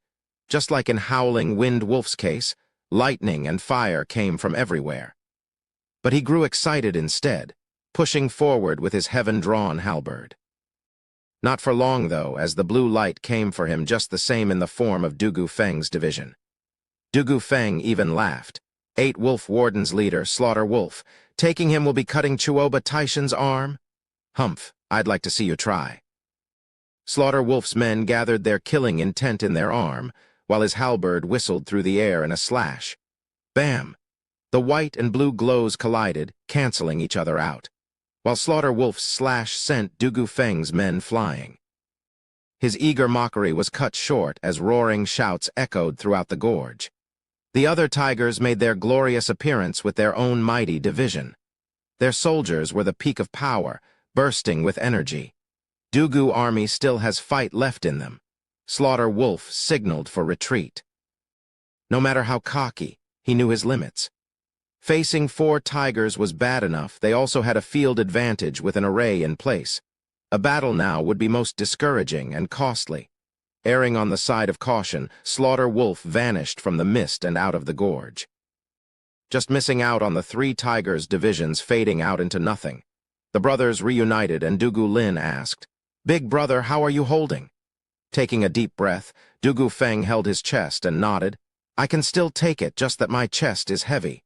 Slaughter Wolf is no joke. We're fortunate for Godfather's foresight that Chuoba Taishan will send scouts first. We hastily drew a firestorm array, a lightning array, and even an illusion array, or we wouldn't have scared them, ha ha ha." Dugu Lin chuckled. "Big brother, only your men are real. Ours are the bluff." We would have died if Slaughter Wolf didn't buy it. The 4 laughed it out. The clueless Slaughter Wolf bought it hook, line, and sinker as he reported. "Commander, they've set up an ambush. Dugu army hasn't lost many men either. From what I saw, 400,000 men at the minimum are still holding strong. With that many standing in formation will make attacking fruitless."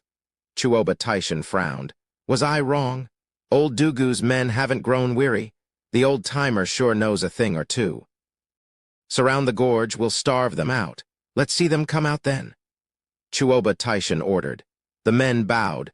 The 4 tigers noticed their movements and saw no attack coming anytime soon. They went deeper into the gorge to their camp but left the men behind as guards. Around the command tent, the soldiers were laying down as far as the eye could see. After the dragon's flight, they were more than just spent, needing days to recover, leaving but a few tens of thousands helping the tigers scare the Quanrong. Or they'd be marching into the gorge and cull down Dugu army like mowing grass, although the danger had yet to pass. "Marshal, Quanrong army has us surrounded to cut our supplies short." "Orders, Marshal?" In the tent, Dugu Feng bowed.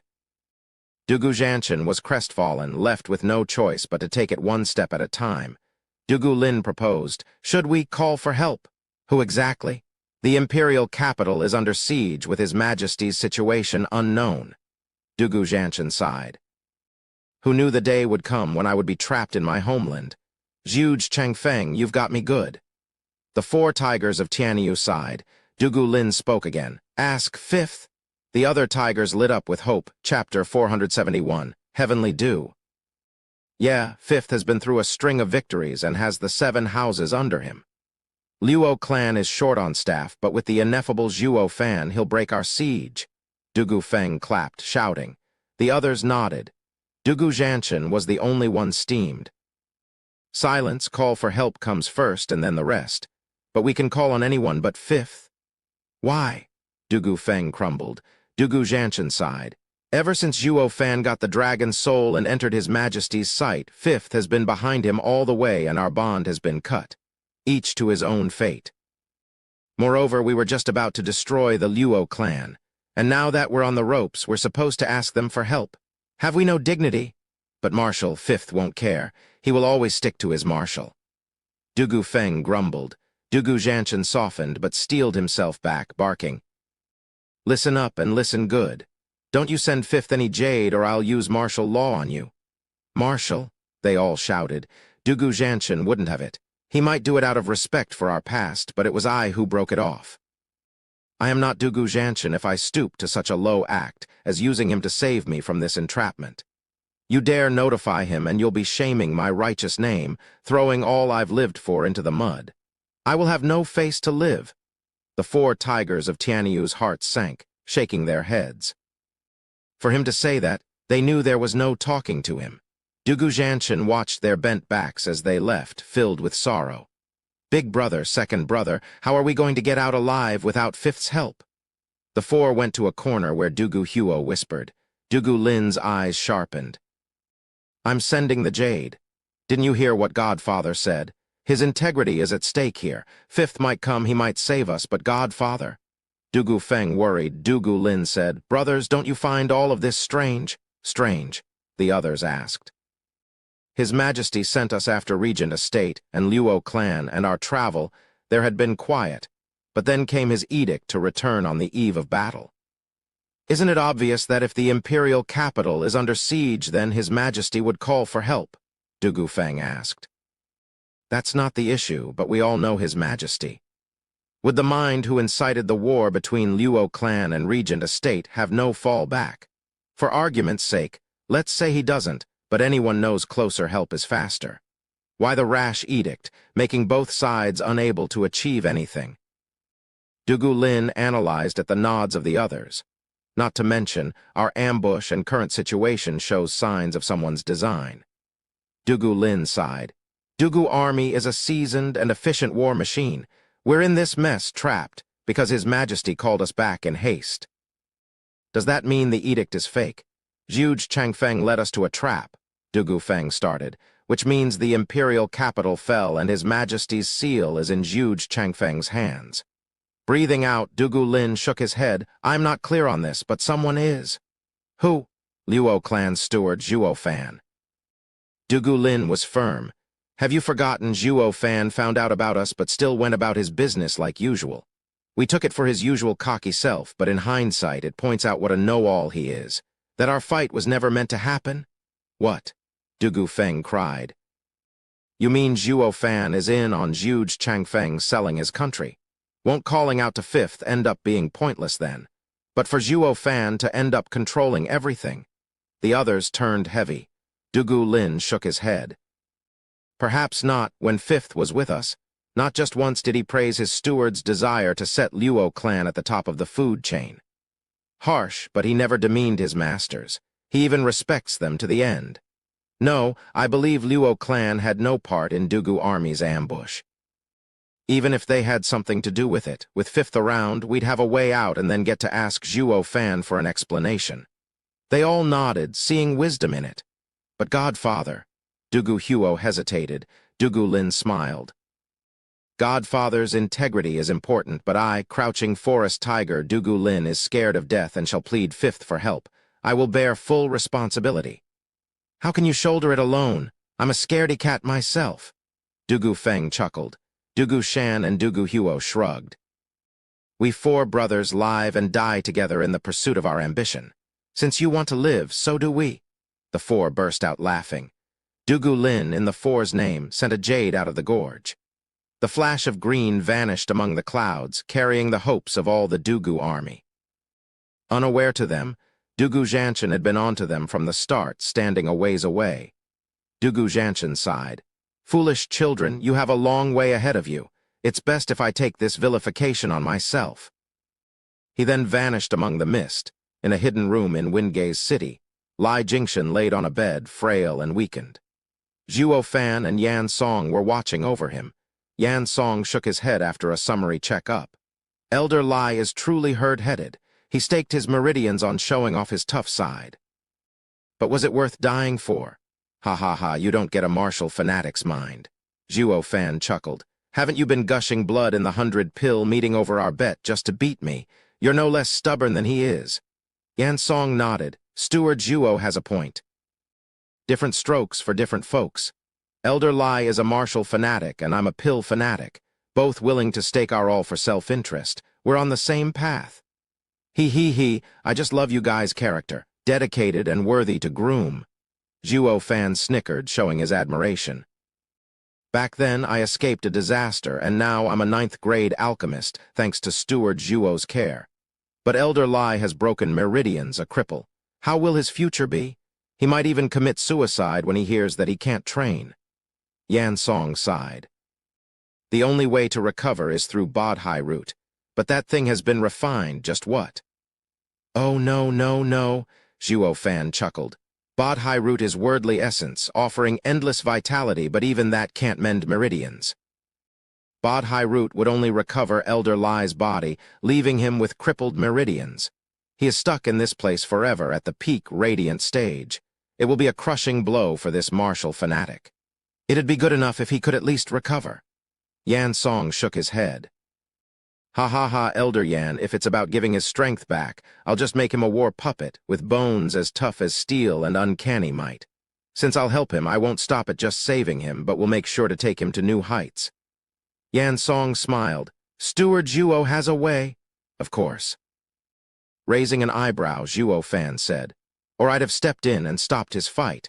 As I had the means to save him, I let him go all out. Zhuo Fan's hand held a vial. Here is the 12th grade ingredient 100 leaves heaven flowers nectar and the 10th grade ingredient heavenly dew. An ingredient to make a 10th grade pill, heaven-reaching pill. It mends bones, it mends veins. Even meridians will be as good as new from total destruction, and all will be much stronger in the process. The best pill for any cultivator? 10th grade. Yan Song gulped, a fire like never before burning in his eyes. Chapter 472. Where your heart is. It was plain to see what he wanted. Zhuo Fan smiled, handing over the vial. Elder Yan, are you curious to try your hand? Challenge yourself by making a 10th grade pill. Steward Zhuo, you're letting me do it. Licking his lips, Yan Song was worried. What if I fail? It will be a waste of such a rare gem. There's plenty more where that came from. Zhuo Fan laughed with a casual wave. He gave him a paper. Here's the formula. Achieve success, and you will not only save Elder Lai, but bring Luo clan to a whole new level.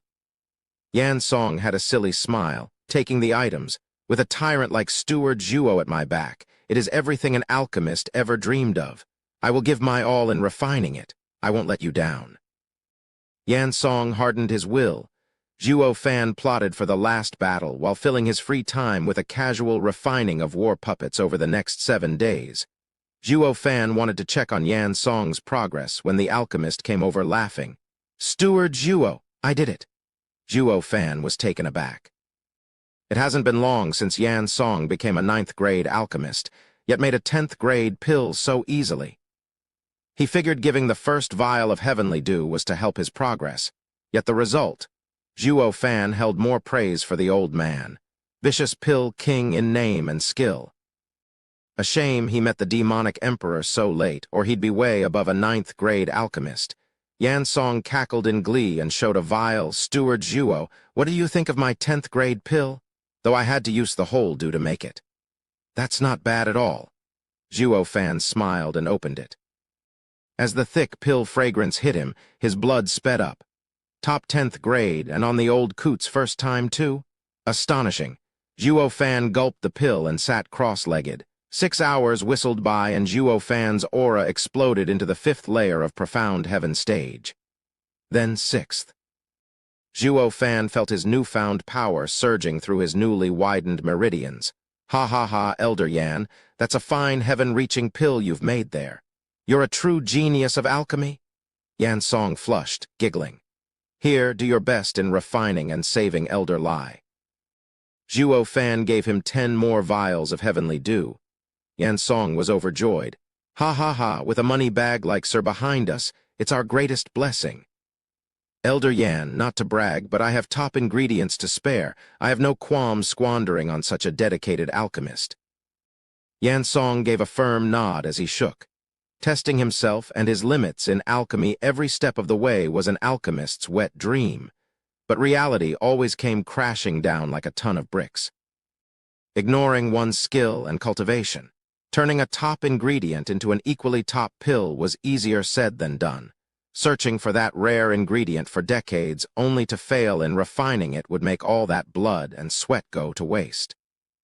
While Zhuo Fan, throwing away ingredients these alchemists had never even heard of, was acting in the full capacity of the best or worst spendthrift that ever lived, or would live.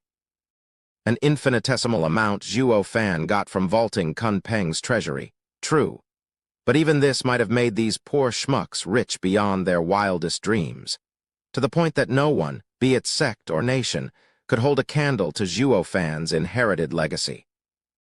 Yan Song, drinking from the tap, was moved to tears, affirmed once more of how right he was in throwing his lot to Zhuo Fan's way. He's a friggin' reliable wastrel of a master.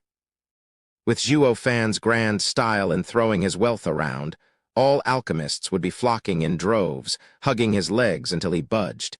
He was the idol of everyone. Rich boy, let's be friends. Big brother Zhuo, godfather, is in danger. Zhuo Fan turned to see Luo Yunhai running over.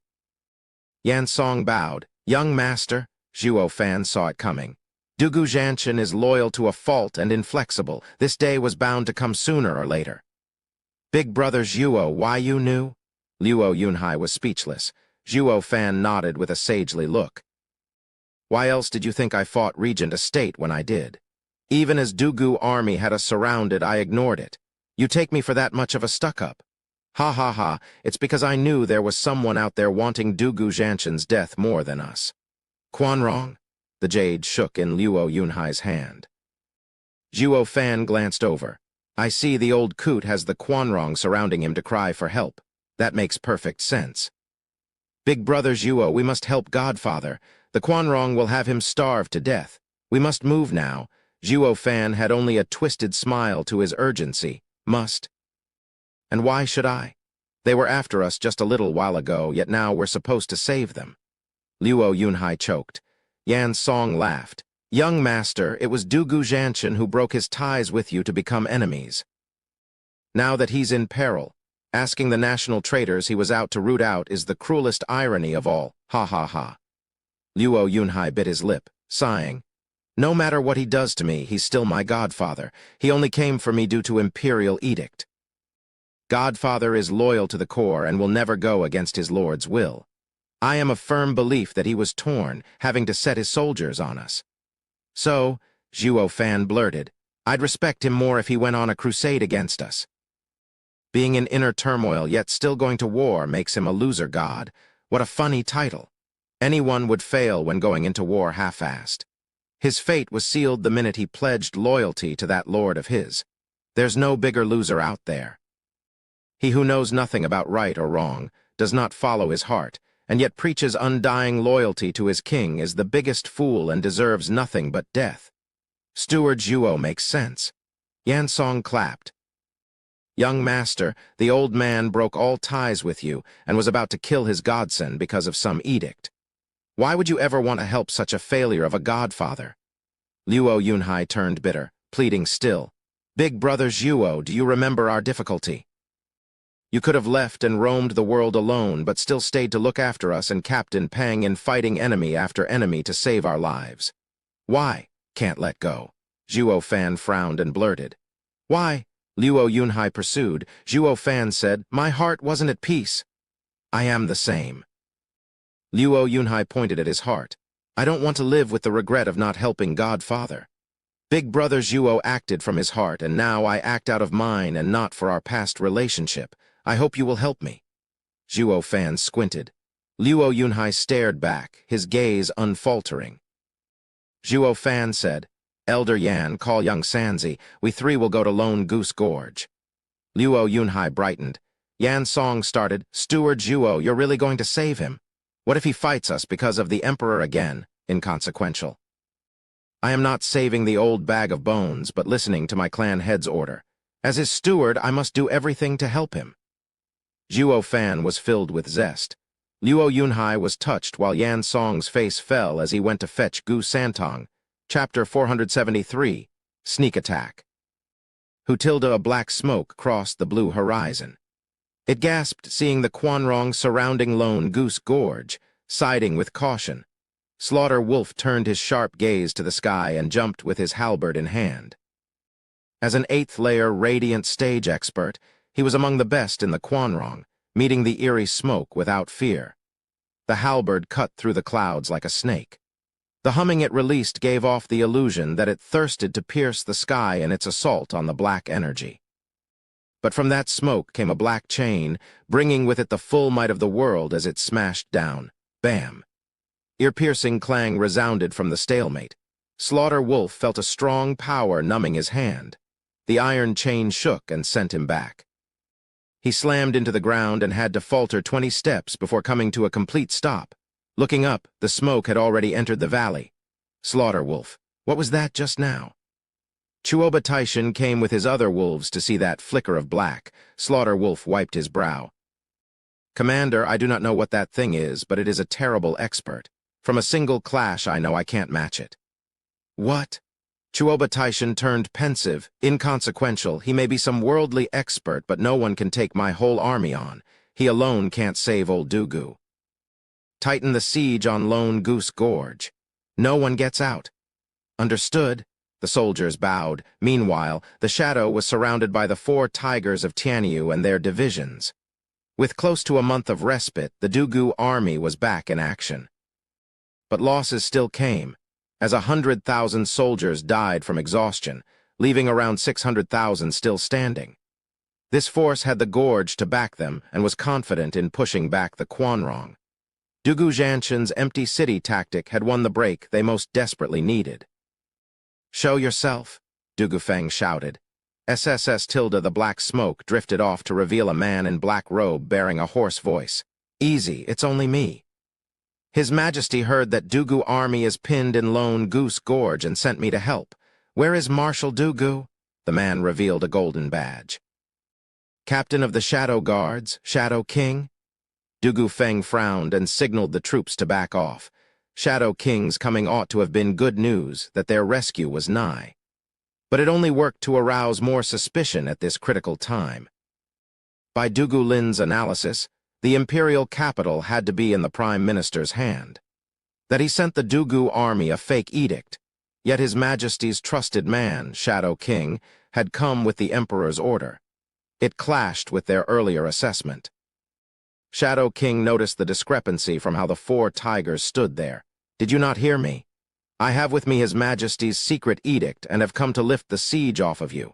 Now where's Dugu Zhanshan? Godfather is in the command tent. Follow us. Dugu Lin relented on his suspicions so as not to offend an important official of the Emperor. He bowed as he walked with his brothers. Shadow King followed close with a cold glint in his eyes. At the tent, Dugu Lin reported Shadow King's arrival, and Dugu Zhanshan welcomed him, overjoyed. Sir Shadow King, welcome, welcome. Even as fellow pillars, we've never gotten a chance to meet. Today I am honored, ha ha ha. Dugu Zhanshan cupped his hands. Shadow King smiled. Old Marshal is kind. I've heard so much about your valor for so long. I can say that I've also fulfilled my wish of meeting you at last. The two exchanged pleasantries and lively small talk. Dugu Zhanshan soon reached to the problem at hand with a frown. Sir Shadow King, under His Majesty's order, I am required to rush to his aid. Can I ask how the situation is in the imperial capital? Ha ha ha, Marshal Dugu is a die-hard, a role model for everyone. Trapped as you are, the first thing you ask is His Majesty's safety. Shadow King nodded. Old Marshal can rest easy knowing the rebellion is over. I captured that rat, Zhuge Changfeng, with my shadow guards. The assault on the imperial capital has been lifted. That is why His Majesty sent me to Marshal's aid. Dugu Zhanshan smiled, relieved. Wonderful, long live the Emperor, long live Tianyu. Sir Shadow King, Quanrong's million-strong army has crossed the border and has my army pinned down. What is His Majesty's solution? Dugu Zhanshan added. He cares more about his army than the imperial capital. Shadow King grinned. His Majesty has everything in place. As this is a secret operation, I can only inform the Marshal. No one else is supposed to find out in order to avoid leaks. The 4 tigers jerked. What kind of edict is this that even we can't hear it? Dugu Zhanshan dismissed them. We obey His Majesty's order. Wait outside. I'll signal you when to come in. Yes, Marshal. The 4 bowed and left. Shadow King's grin turned into a smirk. Old Marshal, lend me your ears. I shall present you with the edict now. Dugu Zhanshan leaned over. Shadow King's face turned malevolent and slammed Dugu Zhanshan's chest with his ghastly claw. Bam! Among the loud sounds, there were even snapping sounds from bones breaking. Dugu Zhanshan spurted blood and could barely stand straight. He glared. Why, you're with that rat Zhuge Changfeng as well. Ha ha ha, Dugu Zhanshan. You're good at war, so why be so confused with politics? Shadow King snickered. For the record, it's not Zhuge Changfeng who is after your life.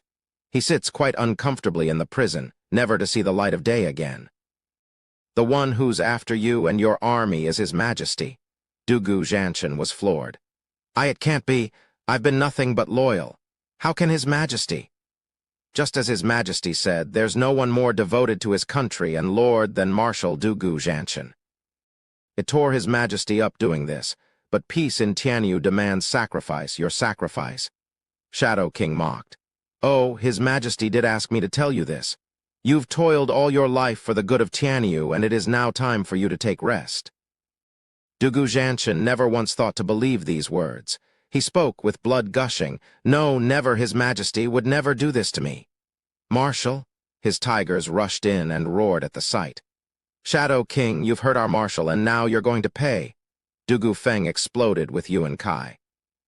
Shadow King patronized. 4 pre-radiant stage cubs. Without the army behind you, you're nothing. But since you're so eager to die, I can only oblige while sparing His Majesty a future headache. Shadow King shot his black chain towards them. The tigers entered a formation, blending their Yuan Kai and multiplying their power. A darn shame there was no army behind them to complete it. Bam! The 4 trailed blood on their way to the ground, spent. Shadow King snickered. Not bad at all. Your formation managed to repel that. All the more reason your lives must end. Whoosh, tilde, another chain went for Dugu Feng's chest. The other 3 struggled but couldn't even move. Dugu Zhanshan struggled to his feet, only to collapse again. Watching his dear godson about to leave this world filled this great marshal with unspeakable hatred and rancor mixed with regret. Tilde, how convenient that 3 men popped up in front of Dugu Feng in the nick of time to block the insidious black chain. Chapter 474. Expendable. PFF. That was the sound made by a tiny hand casually grasping the black chain. Shadow King's heart almost burst out of his chest with fright. Zhuo Fan, Gu Santong, what are you doing here? Not to forget Luo Yunhai, the weakest. But compared to Shadow King, everyone was weaker, with the exception being Zhuo Fan and Gu Santong. Marshal, brothers? Luo Yunhai gnashed his teeth at the cruel sight, his nails digging into his palms. Gu Santong took a look and got the gist of it. He said, Dad, we're late. No, perfect timing, actually. Zhuo Fan smiled inside while nodding in sympathy for the rest. Shadow King, you and Dugu Zhanshan are the most loyal people I know. Why stoop so low?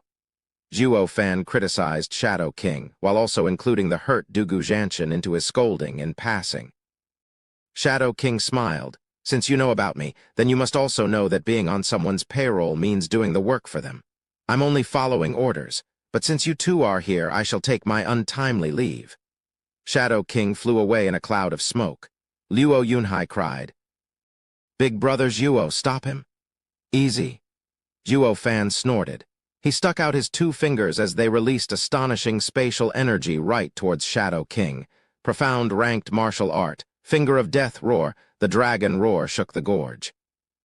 Having yet to tame his newfound 9 dragon souls, Zhuo Fan still had the azure flame to cower them into short-term submission and do his bidding. Like boosting the finger of death, for instance. A soul martial art to unseen levels. Shadow King felt the threat to his life before he was even hit. He flipped around and wrapped himself in the black robe for cover. Bam! Finger of Death's soul power struck the robe and slammed it into the ground. Zhuo Fan checked it over only to find it empty. Shadow King was gone. For God's sake, he still ran away. Zhuo Fan sighed. So he knows Red Herring too, and here I was thinking he'd used the robe to defend when in fact it was a cover to flee from our sight. Can a spirit puppet turn invisible? Gu Santong asked. Zhuo Fan nodded. Of course. How else do you think the shadow guards kept tabs on every power in the imperial capital? Though they can cheat our eyes, the same doesn't apply to their scent, albeit thinner, thanks to the art. But an expert will point them out any time. Since Shadow King got us distracted, he used this chance to get away. Gu Santong snickered. He, next time I'll just use my nose to flush him out. Let's see him run then. Marshal, a cry of sorrow came from the tent, getting the two's attention. They found Luo Yunhai hugging Dugu Zhanshan and crying his eyes out. The four tigers crawled their wounded bodies over as crestfallen as Luo Yunhai. Luo Yunhai turned with hope. Big brother Zhuo, please check Marshal's state. I gave him a pill, but it didn't do anything. Let me. Zhuo Fan poured Yuan Kai into his body and shook his head. 7th grade demonic treasure, soul rotting needle. There's no hope at all. 7th G grade? Luo Yunhai was startled. Zhuo Fan said, soul rotting needle is a demonic treasure targeting souls. It fuses with the target's soul and eats it away to the point that nothing can separate it. Shadow King must have used it in that attack. Not even demonic cultivators would use such a ruthless move, except for bitter enemies and arch nemesis. This demonic treasure is hard to come by, but it only shows how desperate the Emperor is in getting rid of Marshal. Everyone shuddered, overwhelmed with grief watching Dugu Zhanshan's ashen face. Dugu Zhanshan only felt loss and not sorrow. I have fought all my life with no regard to my own fate, only to find my end with such a sordid passing, ha ha ha. Dugu Zhanshan turned to Zhuo Fan. Even though unwilling to give my life, I shall obey my lord's order. I only wish that you would clear some things for me. Zhuo Fan nodded. Please ask, old Marshal. I am versed in the art of war, but never had been complacent, always loyal to my lord and nation. What could I have done to garner his majesty's suspicion to give me this fate? Dugu Zhanshan's eyes were filled with bitterness. Blood flowed from his mouth. As he turned a deaf ear to politics, he frowned in ignorance at the matters leading to this moment. Zhuo Fan replied with a question. Marshal, could you tell me what your biggest achievement is? Defending the border from Quanrong's invasion. Dugu Zhanshan stressed every word in pride. Zhuo Fan continued. Then, old Marshal, had the Quanrong taken even one step forward before you came to command? Shuddering, Dugu Zhanshan turned pensive. Dugu Feng spoke with valor. Before Marshal came, Quanrong pillaged unchecked, slaughtering our people. But once Marshal was charged with the border, they never stepped foot in Tianyu again. So, Zhuo Fan cut him off. These lands are the Emperor's lands. Quanrong's pillaging had nothing to do with him. In fact, the Empire's 3 guardian sects act as deterrents in keeping the Quanrong from taking Tianyu's lands. As long as no acre was lost, everything was his, and since the Quanrong were miles away, it was no service to His Majesty. Zhuo Fan, how can you say that? It is a great service to the people, to the nation. Old man, quiet. Let him speak. Dugu Feng argued and made Dugu Zhanshan look heavy. Zhuo Fan smiled. Old Marshal's greatest merit in his life, even bigger than Zhuge Changfeng, was to make the 7 noble houses cower in fear. Dugu Zhanshan shuddered, coming to his own conclusions. As an army man, glory and honor came from fighting outsiders. There were insignificant people to deal with rats pilfering the country. For this to be his greatest achievement would mean his biggest disgrace. Zhuo Fan resumed. I made some inquiries into the past centuries, by talking to the House Lords only to find out that, from the moment young Sanzi appeared, the imperial family's power waned, giving way to the rise of the 4 pillars. The previous pillars couldn't deal with the situation, and with Yun Xuanzhi's guidance, His Majesty had Yu and Zhuge Changfeng take office and command, leading to the 4 pillars of today. What I'm saying is, the 4 pillars came to be only to keep the houses in check. His Majesty gave you command of the army and had you fight the Quanrong, but not with the intent of protecting the borders. Instead, the purpose was to harden the men for the right time to face the 7 houses. To teach the 7 houses a lesson, he needed you 2 to stand in opposition and balance the scale. That implied coexistence as well. Once one of you was out, the other would outlive his usefulness. In other words, you're of no value any longer, expendable, replaceable. For His Majesty to draw in his net and wield all the power of these lands after dealing with huge Changfeng, he has to take one last person out of the picture, you. Everyone stood dumbstruck at the revelation. Dugu Zhanshan's heart was bleeding from pain. My very existence was a sham, a chess piece to balance the powers. What then is the Quanrong army doing here? His Majesty can't be so foolish as to let them in. Dugu Zhanshan exclaimed. Zhuo Fan sighed. Old Marshal Dugu, you're so naive, blind to the cruel and horrifying capacity of human greed, especially a monarch's. I dare say the Emperor is willing to let these lands go to waste rather than not having them under Yuan clan's rule. Let them in. Ha ha ha, these wolves are helping him devour his enemies in his way to rule the world. At most, he'll just have to throw these wolves a bone. His explanation was in perfect tune with the Emperor's grand design. Only Dugu Zhanshan now lay in Luo Yunhai's arms, with closed and heavy eyes. What have I been risking my life the last decades for Chapter 475? Marshal. Marshal? Everyone cried in worry at Dugu Zhanshan's pained look. Dugu Zhanshan had trekked these lands for decades, only to find himself another's toy all along. It would make any man enraged, to say nothing of their Grand Marshal. Waving feebly, Dugu Zhanshan's eyes had lost their usual vigor. As his soul was chipped away, his greatest pride crumbled before his very eyes. Dugu Zhanshan spoke in a hoarse and weakened voice. Zhuo Fan, I had said it before the esoteric debate that you resemble me, just as loyal. You are striving for the Luo clan and I for the dynasty. If I am loyal to a fault, what then are you fighting for? Zhuo Fan pointed to his heart. This is what moves me, what drives me. Staring at his heart, Dugu Zhanshan's face enlightened. I see love. I was talking about inner demons here. Zhuo Fan nodded even as his heart skipped a beat. A peculiar feeling wormed itself into his being. Dugu Zhanshan stirred a deep corner of his heart and shook his mind to the core in the process. Bring me the dragon-slaying crescent blade. Dugu Zhanshan raised his weary hand. The tigers finally recovered with Luo Yunhai's pills and could move again. Dugu Feng obeyed by presenting his cherished weapon on one knee. Dugu Zhanshan grasped it with a trembling hand, but his eyes shone as he laughed. I asked Tianyu's best tool refiner to make it the first time I went to the borders. I once absorbed the dragon soul of Quanrong's lands, and on that day, it became my greatest pride. It had been my cherished companion for many years, and now I bid it farewell. Tracing its blade, Dugu Zhanshan was filled with love.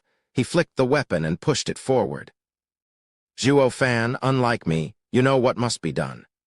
Take it and protect the Luo clan. The four tigers gasped, as did Luo Yunhai, though they could muster no complaints as they gazed into Dugu Zhanshan's steel look. Zhuo Fan looked at the weapon and shook his head. A man of honor does not take another's prized possession. Although I am anything but, I know how much Marshal cares for it, and so I must refuse. What can a dead man do with treasures? Zhuo Fan, take it or I'll have a bitter death. Dugu Zhanshan lifted the weapon and spoke with a resounding tone. Zhuo Fan resigned and nodded. Asked by Marshal with so much fervor, refusing will be downright immoral. But the old coot's respect isn't the issue here. It's how to use the tigers later. Refusing meant earning the four tigers' ire. Zhuo Fan shouldered the blade and struck the image of a mighty general. Dugu Zhanshan smiled as all power left him, slumping in Luo Yunhai's arms. Marshal? Everyone cried tears of sorrow. Dugu Zhanshan looked at all his sons with ardent love. No, not Marshal, I wish to hear Godfather. Godfather? The five shouted. Dugu Zhanshan's mouth slumped as he let out one last hoarse grunt. Godfather? The five's tears flowed without stopping as they called out, never to wake up the scattered soul of the old man. His face was not the face of agony, but that of peace and tranquility. The commanding tent resounded with the sobbing of Dugu Zhanshan's five godsons, filling the whole Lone Goose Gorge. The soldiers sensed the deep sorrow it carried. Gu Santong felt it too, his eyes getting red, his nose stuffy. He clutched at Zhuo Fan as he sobbed in his arms. Zhuo Fan watched it all with a silent lament. Dugu Zhanshan, a god of war, gave his life for his country and died at its whims. What a poor man, worthy of all respect. A true misfortune that the world changed as it did, and made him to be discarded. The mourning went on for 4 hours, and the 5 carried Dugu Zhanshan's body before the gathered army. The military order said not to leave one's post, but the chaos here left them uneasy. They came to find the old marshal pale and carried out. Their eyes grew heavy and moist, but no tears fell. A man didn't cry over nothing, while a soldier wouldn't, even if bleeding. It was one of the marshal's teachings. Dugu Feng watched these soldiers bear the pain and spoke hoarsely. Soldiers of the Dugu army, something devastating happened today. The emperor betrayed us and our dear marshal fell at Shadow Captain's sneak attack at the emperor's orders. Marshal? The army fell to one knee, roaring their anguish, but nothing could stem the bursting rage. But how the Dugu army has always been candid. This matter can only be left to the new marshal. Dugu Feng shouted. New Zhuo Fan was perplexed. Dugu Zhanshan just died and there's already a new marshal. Dugu Zhanshan must have settled this since long ago. That's why the 4 tigers of Tianyu came to be. That's for the best, for the godsons to take revenge for their father. Zhuo Fan figured it out in his infinite wisdom. The Dugu army looked around before finally settling on Zhuo Fan, more like the blade he carried. Dugu Feng and his brothers looked behind and shouted, Our second matter is to greet our new marshal, Zhuo Fan. Greetings, Marshal Zhuo. The godsons were the first to bow, followed by the soldiers. Zhuo Fan froze with a goony look. Did I miss something here? How did I become the new marshal? Though the sight of everyone bowing, even Luo Yunhai, woke him up to reality. Why, though? Luo Yunhai smiled. Marshal Godfather had a rule. Whoever he gives the dragon-slaying crescent blade shall be the new marshal of Dugu army. Everyone here knows this. He entrusted it to you on his deathbed, and that makes you our marshal. The million-strong Dugu army shall henceforth obey Marshal's orders. We await Marshal's commands. The army's roar shook the heavens. Zhuo Fan was dazed, then his heart bloomed with joy. He was looking for an excuse to get Dugu army on his side, but here it was, under his complete control. There was no freer lunch out there. Zhuo Fan lifted his weapon and roared. His Majesty is misinformed and killed his loyal official as a consequence. I, Zhuo Fan, take the seat of Marshal of the Dugu army to drive out the savage Quanrong and exact heaven's will. We shall march north and cleanse our Lord's court, bringing light to Tianyu. Charge out of Lone Goose Gorge. March for Windgaze City to prepare. We will split in 4 directions and get revenge for the old marshal. Revenge, revenge, revenge. The soldiers brandished their weapons with an unquenching thirst for revenge. Shadow King had just escaped the gorge when he spat blood. God damn that Zhuo Fan, he only keeps getting stronger. As a spirit puppet, I have no advantage over him. In fact, I'm weaker. How in the hell does he come up with so many soul martial arts? God friggin' damn it. Shadow King fled with a wounded body, cursing all the while. Stop. Thousands of Quanrong had come to meet him, with Slaughter Wolf in the lead, chapter 476. An even worse opponent. Oh, it's you. Slaughter Wolf had a wide grin. You were that black smoke just now, I know from fighting you. Men, form up and take him in. Thousands of soldiers gathered around in formation, their fused Yuan Kai and bloodlust reaching the clouds. By commander's orders, nobody is to go in or out. Your head is mine. Slaughter Wolf whistled his halberd through the air. Shadow King was stunned. He was injured and was now facing a formation. The ending was obvious to anyone. He opted to drop all facade and took out the golden badge. Wait, I am His Majesty's envoy, here to help Commander. Take me to him. His Majesty. Which one? Slaughter Wolf barked. Shadow King hardened. Tianyu's. Slaughter Wolf sized him up and nodded. He rested the halberd, still oozing killing intent, on his shoulder. Come, we're going to see the commander. But don't you try anything. Slaughter Wolf shifted the halberd, and its cold and sharp blade froze Shadow King's blood. If not for Zhuo Fan's strike, do you think I'd stand for your puny flair?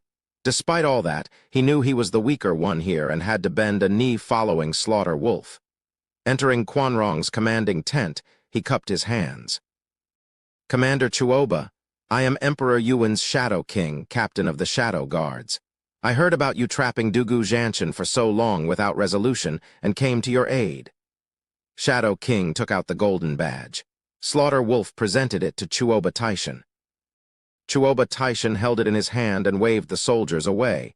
"It is genuine, but this is the last battle between Dugu and I. I didn't ask for help either. Lord's kindness is appreciated, but you should return." "Not at all." Shadow King shook his head in disdain. "Commander Chuoba, this isn't about rivalry, but a trade between nations. Sir has many other tasks besides dealing with the Dugu army. But it no longer matters as I have provided my help already. You just need to send your men into the gorge and victory is yours." "What?"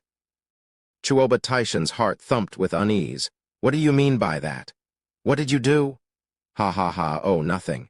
Shadow King stuck out his chin. "I just saw Dugu Zhanshan. Using His Majesty's envoy as a cover, the old man never saw it coming. I stuck him with the soul-rotting needle, and by now he should be dead. This is your best chance. Without their leader, the Dugu army is ripe for the taking. Commander only has to march in." "Shut your yap," Chuoba Taishan exploded, grabbing his collar. "I have gone to war countless times with Dugu Zhanshan. This time I might have the advantage and was somewhat honorless, but at least it was a fair fight. But you and your men have fouled our last duel, now ruined by rotten people like you. Old Dugu isn't the only one enraged, I am as well.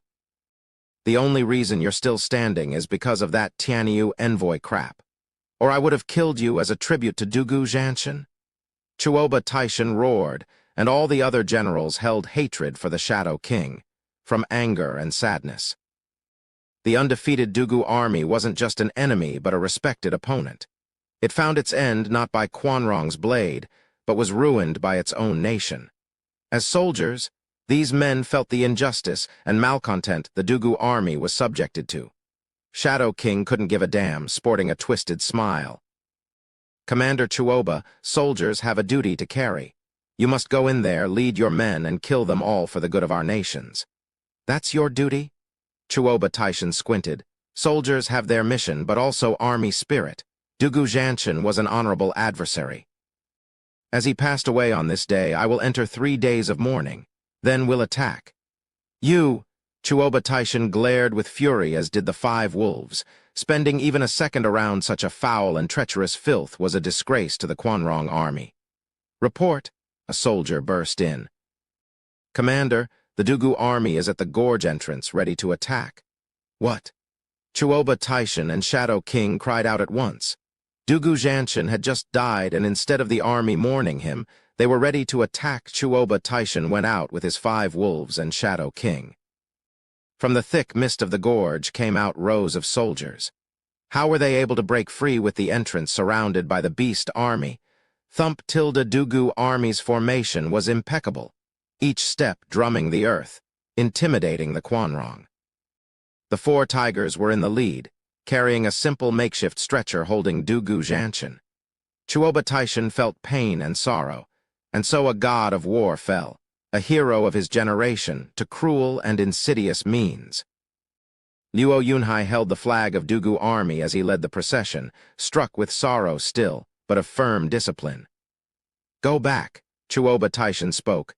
"Brother Zhanshan fell from misfortune and needs his rights. I will give you 3 days to mourn, then we will settle this." Chuoba Taishan's heart grew heavier, but he had to carry out his orders to wipe this hardened army from these lands. Shadow King still had that sour look, snorting. "Ha ha ha, Commander Tauba, I take it? We appreciate your generosity, but the funeral of Marshal Dugu is too important. We wish to take his body back and give him a proper burial. It is what a god of war should receive by right." "Who said that?" Chuoba Taishan shouted. Zhuo Fan walked out from the ranks as the glares of all Quanrong soldiers rested on him, more like on that blade. "What's old Dugu's dragon-slaying crescent blade doing in your hand?" Chuoba Taishan cried. Zhuo Fan had his trademark evil smile. "By Marshal Dugu's command, I am the new marshal of this army." "There's no way that's true," Shadow King butted in. Zhuo Fan glanced over. "Yes, I am now Marshal Zhuo." As for you, Shadow King, you won't have such an easy time sneaking up on me. Soaked in sweat, Shadow King tensed up and sighed.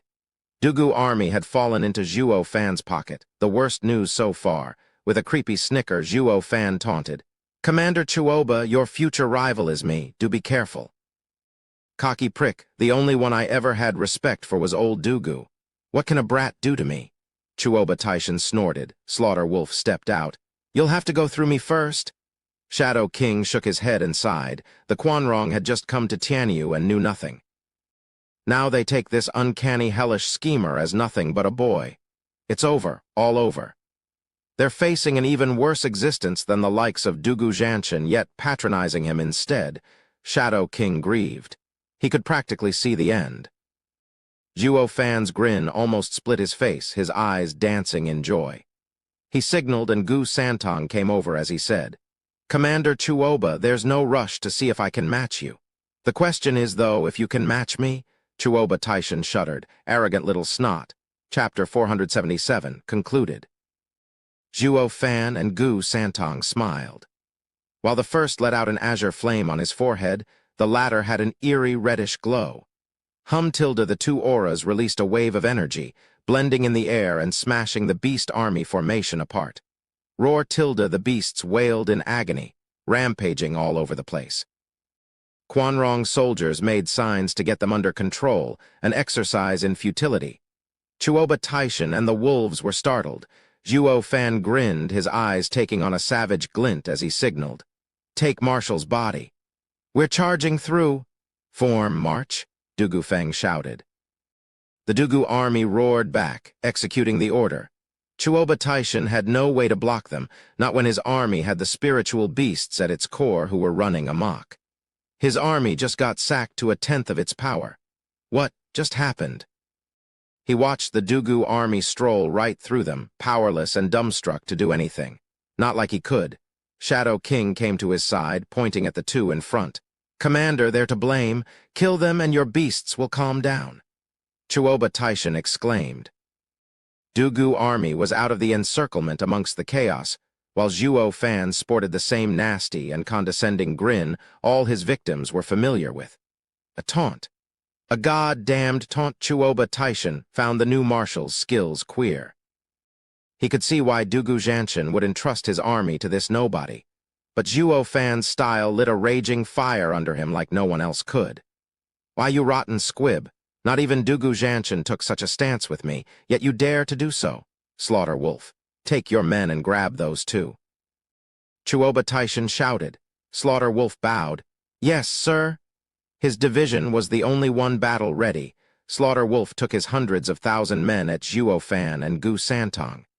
The soldiers in white looked like asuras, fusing their Yuan Kai and bloodlust. Slaughter Wolf led the charge, flicking his mighty halberd and shuddering the air around. Zhuo Fan looked surprised. It was his first time meeting a formation. Slaughter Wolf alone meant nothing to him or Gu Santong, just a pinch and he'd be gone. Yet with the men behind him combining their Yuan Kai, they released an even greater pressure than Huangpu Tianyuan's 9 dragons' diamond body could. Facing such a flood alone, he'd be torn to pieces, while Gu Santong laughed, having the benefit of a tough sacred beast body. Great timing. "Let me have a shot." "Hold on, young Sanzi, you might not be able to handle this either." Zhuo Fan held his shoulder. Besides, battlefield by definition means a group battle, a battle of brains, not brawn. The more glaring a formation's strength is, the more devastating its weakness, its mobility. Ha ha ha. Zhuo Fan's right eye flashed golden. Divine Eye of the Void shift. Whoosh. Zhuo Fan and Gu Santong were gone. Slaughter Wolf's power surge hit nothing. Boom. The only victim here was a hill in the distance, now sporting a huge gap in it. Slaughter Wolf rested his halberd and looked around puzzled. Chuoba Taishan and the other wardens were just as speechless. Whoosh! A sharp sound came, and Chuoba Taishan felt a chill on his neck and froze in place. The same thing happened to the wolves, looking back stiffly. Zhuo Fan and Gu Santong had popped up in their sights, holding the commander's neck at Dugu Zhanshan's blade point. "Commander," the wolves panicked. "When did he get behind them? Why didn't they sense it?" And more importantly, How did he do that? Shadow King was the only one here aware of Zhuo Fan's intimacy-violating fancy trick. First you look down on your enemy and are now blindsided by having your head held hostage. How are you going to fight? Don't move a muscle. Zhuo Fan threatened and the wolves stood still. Zhuo Fan grinned to everyone there before turning to his hostage. Commander Tauba, I have you right where I want you.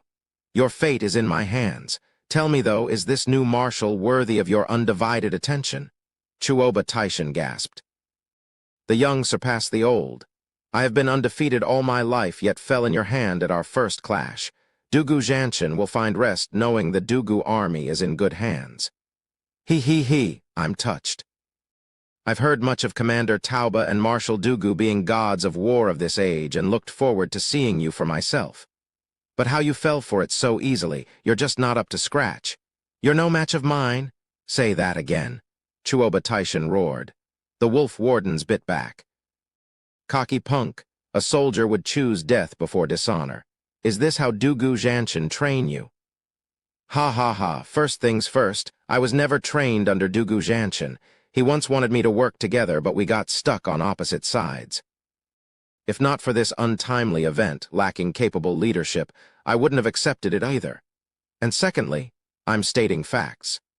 Zhuo Fan continued with a wide smile. Shadow King here knows me best. If Commander Tauba had been some great enemy of mine, his head would have long been flying. Ha, in appreciation for your respect for our dear Marshal Dugu, I shall do the same. See ya. Zhuo Fan and Gu Santong were gone again, appearing a mile out. Chuoba Taishan was crestfallen, even if free. He'd been looked down upon, considered not a threat. The only reason he was still living, too, and it left him empty inside. Die, kid! Slaughter Wolf charged at him with his men. No one had ever toyed with him in his long years of service. His ego was more than a little bruised. Zhuo Fan had no time to entertain him. Finding Dugu army in the distance, he signaled Gu Santong. Soaring fist splitting heaven?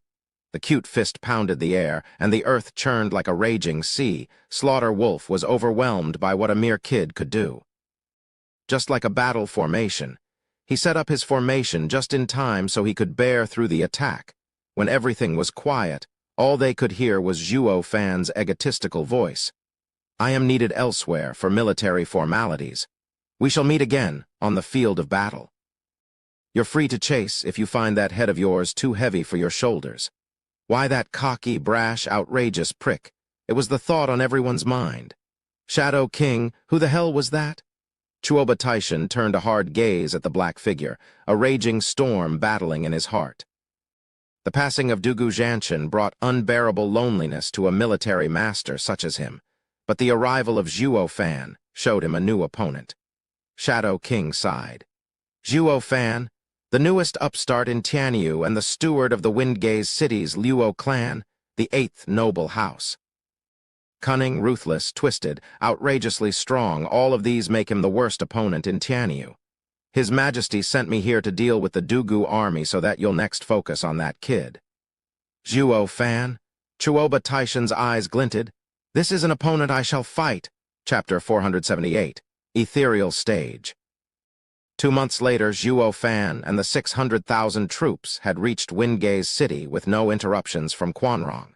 Safe to say, the threat of the mighty duo had driven fear into them. Dugu Feng had issued jades for the other legions of the Dugu army, but none answered. From being under the imperial family's watch, no doubt, the 4 tigers of Tianyu sighed. No matter how much they thought about it, never once did they consider their own ruler to be the one wanting their deaths. Or they'd taken the whole 3 million men with them and would have avoided such heavy losses. The guest houses in Windgaze City watched Zhuo Fan lead Dugu army over with slacked jaws. That's Tianyu's mightiest military. What's it doing with that kid? He's really something to pull it off. There's nothing in this world he can't do. The House Lord sighed. With Dugu army tucked in his base, Zhuo Fan convened with the tigers and other lords. As the imperial family and Quanrong were rubbing elbows, and Zhuo Fan had long seen it coming, it was time for the next step in his master plan. This is how it stands. Marshal Dugu was assassinated, the imperial family colluded with the Quanrong army, and now it's planning to root us all out. In the hall, everyone sat at a round table. Zhuo Fan watched them all with a grave look. We have two options before us.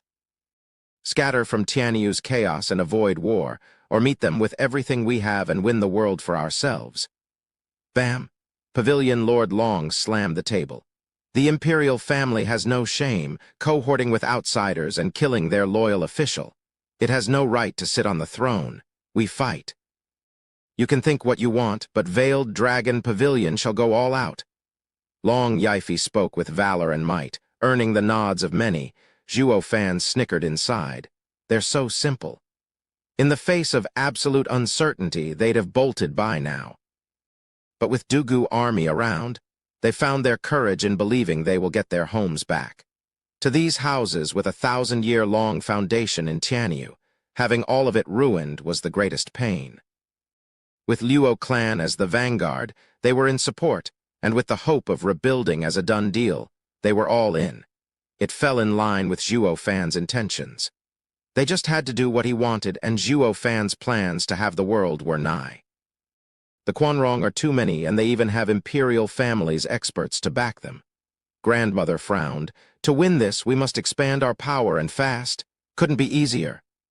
Zai Zio Feng's eyes glinted. Like Brother Yifi said, the imperial family has brought the enemy into our lands and has lost all right to watch over Tianyu. All we need is to spread the word, and we'll have everyone on our side. The rebellion's growth will settle by itself. Good idea? The other two house lords clapped. Lang Wucheng next to Zhuo Fan mocked. Naive. Why would anyone believe you who stands against the emperor? He would just have to declare it was you calling in the Quanrong, and the rebellion would turn into a just pursuit to save the ruler. The one to suffer will be us. Lang Wucheng, what's with that attitude? The imperial family cast out Marshal Dugu, set up his death, and every soldier of Dugu army bore witness too. It can't get any clearer than that. Zai Zio Feng puffed his chest. Lang Wucheng said, aren't they also traitors? Although more in number, the imperial family has the final word. Who'd the clans believe, the emperor or us, the traitors? The house lords lapsed into silence. Zhuo Fan smiled. Sir Leng is right. Recall our battle with Regent Estate, the setting the imperial family created for both of us to be in dire straits, and let him take the spoils. To the point that the Regent Estate announced they'd quell us down, whether right or wrong. Yet the emperor was silent when I issued my own challenge, of obscured facts and a chaotic nation, leading to an even more confused populace. It's obvious that the imperial family has the people's opinion. This time's no different. The imperial family can call us what it wants, and they'd swallow it right up. No matter what call or declaration we make to expand our forces, he'll just crush it with one lousy paper, and not just foil our plans, but make us the public enemy. The men's hearts sank, and the gravity of it all set in. Without a righteous cause, it would be impossible to beat the imperial family with outside help. Dugu Feng was furious. Is there no way to give Godfather justice? Of course there is, though not exactly justice. Just take a chunk out of His Majesty. Zhuo Fan smiled. We cannot use the rebellion to amass power, but we can use our undying loyalty. That's ludicrous. You're telling us we should help that senile emperor instead of fighting him? Dugu Huo roared. Marshal had been loyal, but not even he would permit for the emperor to sell his country. He would never stand by such an emperor. Zhuo Fan laughed. General Huo, you misunderstand. Ever wondered why I spared Chuoba Taishan? Yeah, why? You never told me. You had that bastard right where you wanted, so why didn't you get revenge for the old marshal? Dugu Huo blustered. Zhuo Fan stated, killing him would leave the Quanrong headless, and they will fall into obscurity from everyone's sights. By letting him live, though, he will look into me and go against the emperor's plan to foil me, leading to an even more chaotic Tianyu and exposing itself in the long run. Claptilda Lang Wucheng admired. Just like Steward Zhuo, he has a contingency ready. Impressive and marvelous. By using loyalty as an excuse, we'll force the emperor to swallow this bitter pill. Everyone was dumbstruck by what they were hearing. One's an old fox and the other a kid, though just as shifty. Just what are they planning? Sir Leng knows me well. Zhuo Fan smiled. Regardless of the reason we use to get more support, the imperial family will make a statement, unless of course we do it in his name. Everyone lit up, with grandmother laughing. The imperial family can never admit to their deal with Quanrong. Steward Zhuo, the emperor, will suffer for it. Ha ha ha, the emperor is sure to have a plan in place for when the Quanrong came to light. At worst, he'll pin it on Zhuge Changfeng. But never in his wildest dreams will he guess we'll use it to bolster our ranks for the war with him. He's bound to have one funny look, ha ha ha. The others laughed with him, further amazed by Zhuo Fan's cunningness. Leng Wucheng spoke with concern. Steward Zhuo, that settles our numbers issue, but what about experts? With men that can rob lives for miles away, what good would numbers do? What's there to worry about when we have invincible scamp Gu Santong? Long Yifei laughed, taking young Sanzi for his man. Leng Wucheng shook his head. In Tianyu, Gu Santong is invincible, but there's also Quanrong. I fear they've called for experts from their guardian sect, beast-taming sect in the ethereal stage. Not to worry while I'm around. Bang! A booming voice entered the hall, followed by a stout and strong physique. Mad Dipper. He's back. And stronger. Congratulations, Elder Lai, for reaching the ethereal stage. Zhuo Fan nodded. Lai Jingxian had nothing but endless gratitude for him. Chapter 479, Posterity Army. I can't thank Steward Zhuo enough for saving me. I had let emotions get the best of me. Lai Jingxian kneeled. The shock was palpable. The strong and mighty Lai Jingxian had utmost respect for Zhuo Fan, but never as far as kneeling. Only a great favor could drive such power to feel like words failing, and only gestures fully showing his gratitude.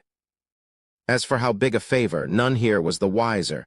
Zhuo Fan smiled, helping him up. Elder Lai, don't be so distant. We're on the same side. I will never forget what Steward Zhuo has done for me. Without you, I wouldn't even have my cultivation. Lai Jingxian shone with admiration. It all became clear.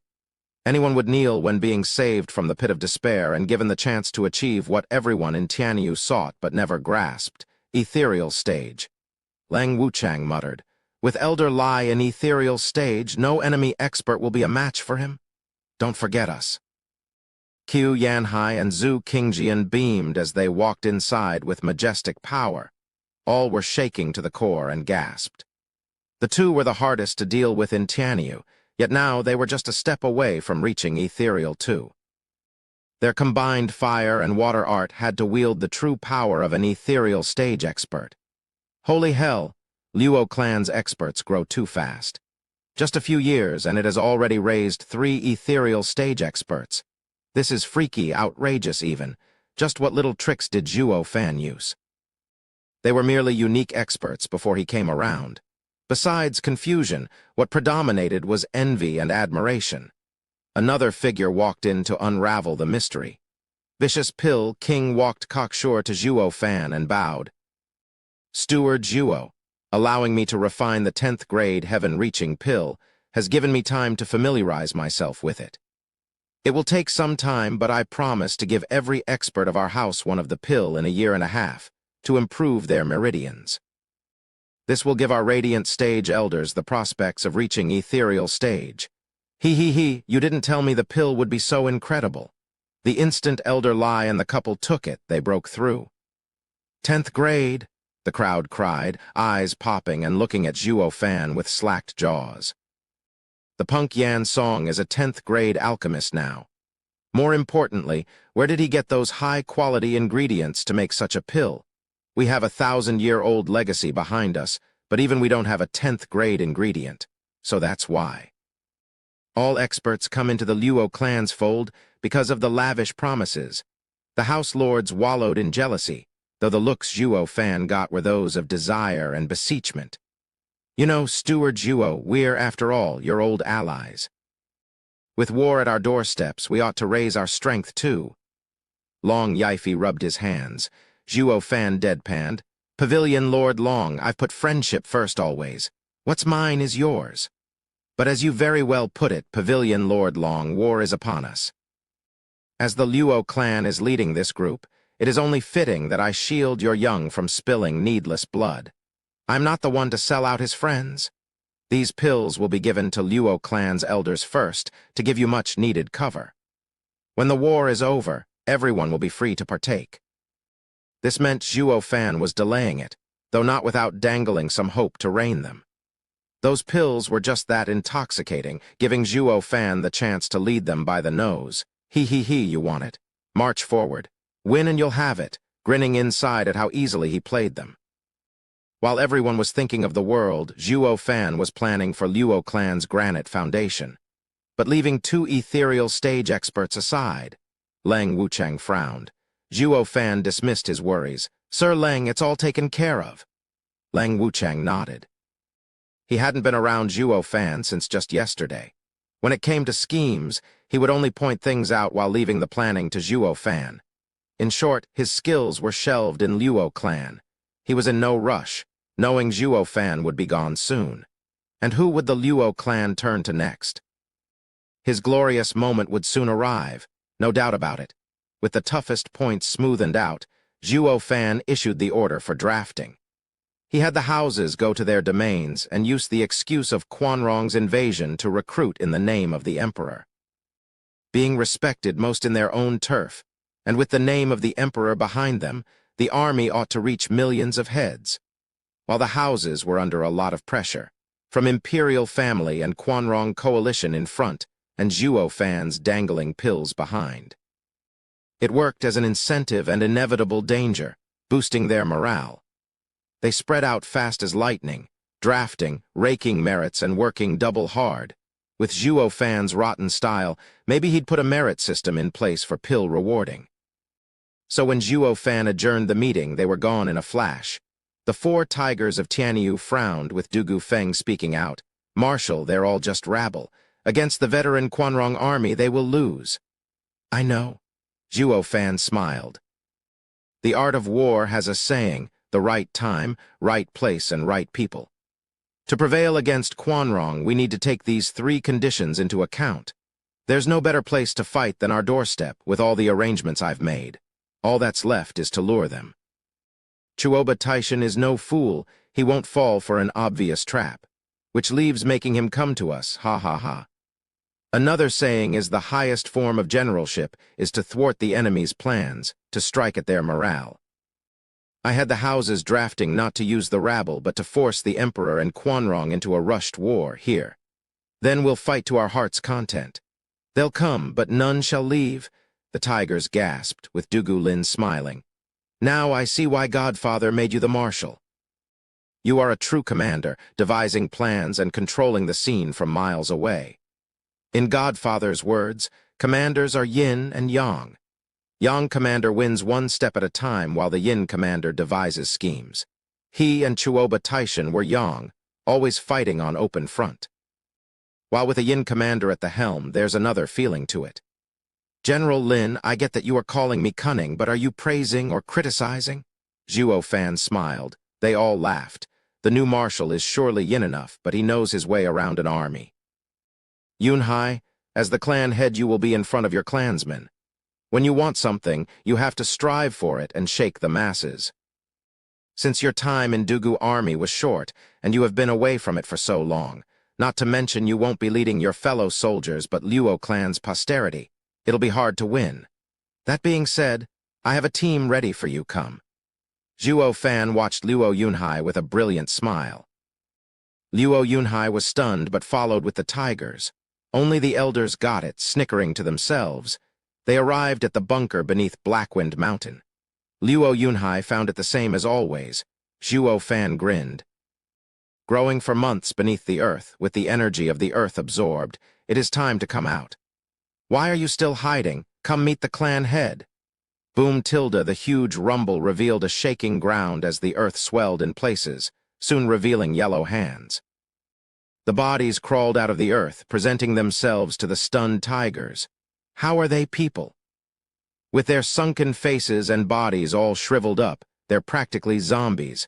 Not just a few, but 100,000 of them. And what's with that ridiculous aura?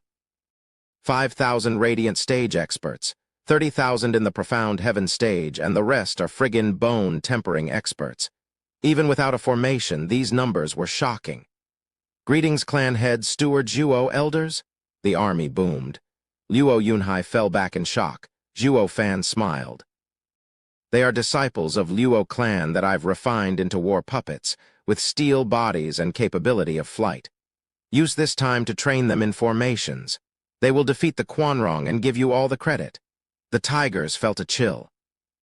Even without military training, this creepy army could hold millions of soldiers at bay. Oh God, this is clearly aimed at taking over the world. Steward Zhuo is the best steward yet, paving the way for his master's glory. Chapter 480. An Emperor and His Minister. Drip tilde in the gloomy jail, the morning dew fell slowly in a rhythm known only to itself. A grizzled old man, shackled with fifth-grade spiritual weapons, closed his eyes and hummed a tune, blending with the fall of water, not like any prisoner should act. Clang. The jail door creaked open and the old man froze, looking at his visitor. A man in a golden gown walked in. "Ha ha ha, my dear Prime Minister Zhuge, how do you like your new home?" The emperor put on a winning smile. Zhuge Changfeng chuckled, carefree. "Thank you, your majesty, for your consideration. I have been very well. There's no court politics to mind, no insidious plot in the shadows, letting me find a peace long forgotten." "Ha ha ha, you've failed at every corner yet still find amusement in everything. I am impressed by your strong mind." The emperor mocked. Zhuge Changfeng shook his head. "A loss is a loss, and no amount of anguish will change that. It's better to enjoy the newfound peace." "Oh, it can't be that your majesty has come to take it away from me, no?" "Not at all.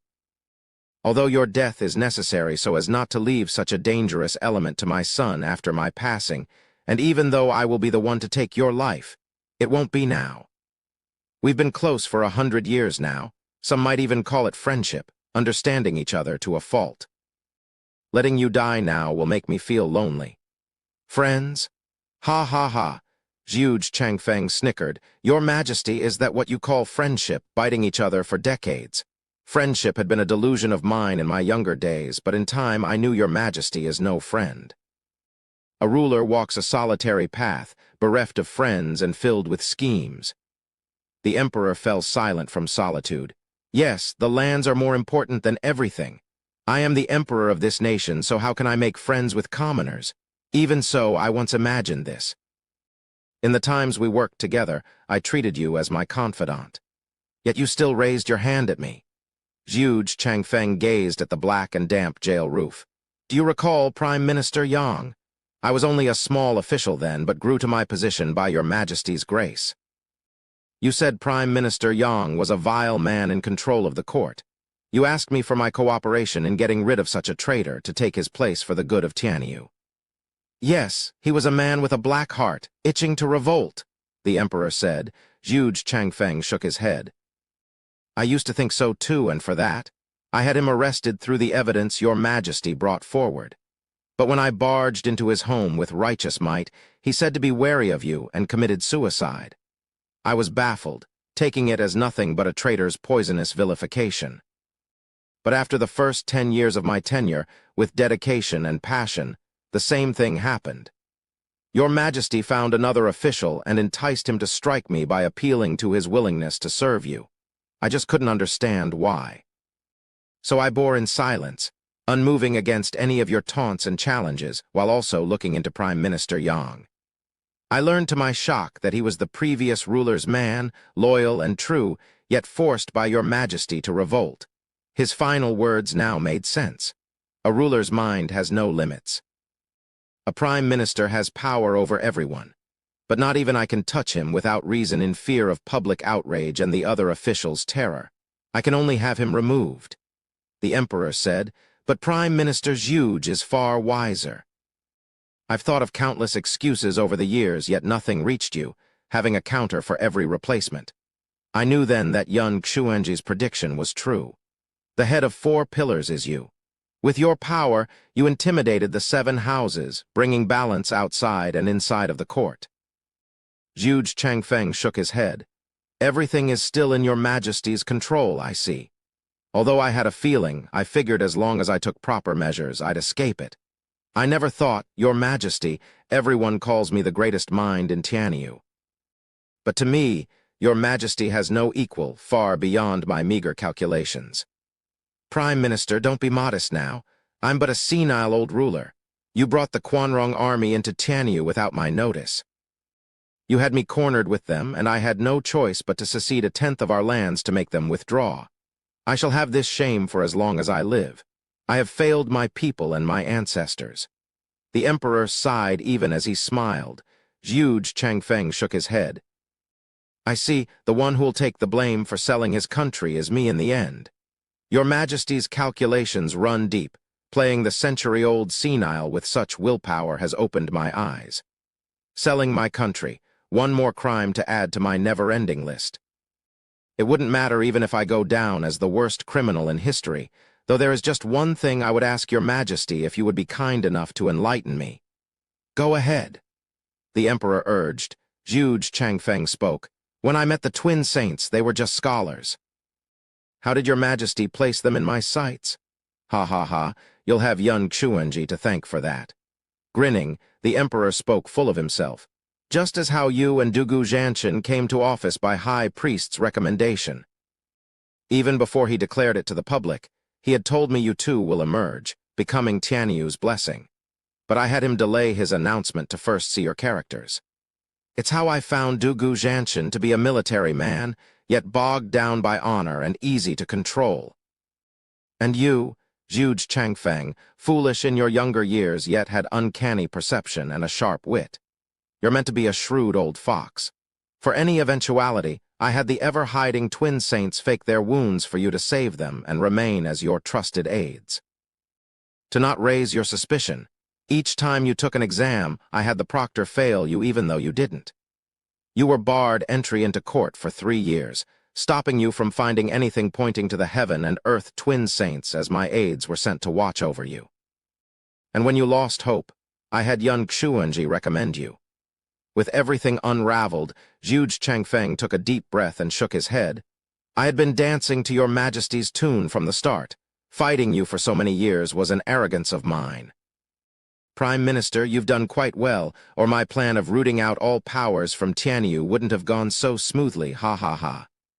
The emperor felt the world was his oyster. A man came in to report. Your Majesty, there's an urgent report. Huge Changfeng raised an eyebrow. Why your hell valleys you Ming, I saw you by the second prince's side. How? Prime Minister's huge, I don't see the harm in telling you. Second prince's rebellion was incited by me. A father knows his son's best, they say.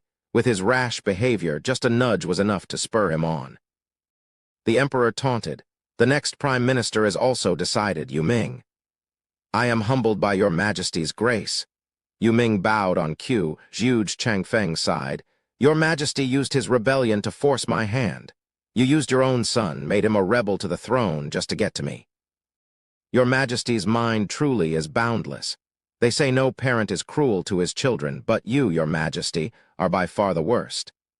Isn't it all your fault for being so cautious? I had everyone leave my side, yet you still didn't act. The only chance I have to get rid of you is if you strike first. The emperor snorted at his jab. Yu Ming presented a jade slip. Huge Changfeng said, Your Majesty, I am now blinded down here in the dark. May I ask that you share information from the outside with this poor old official? The emperor eyed him and snorted. You're in prison for life, so it won't change a thing. Fine, Yu Ming present the report to me and Prime Minister Huge's ears. What good news is it, I wonder? Must be Dugu army's demise, ha ha ha.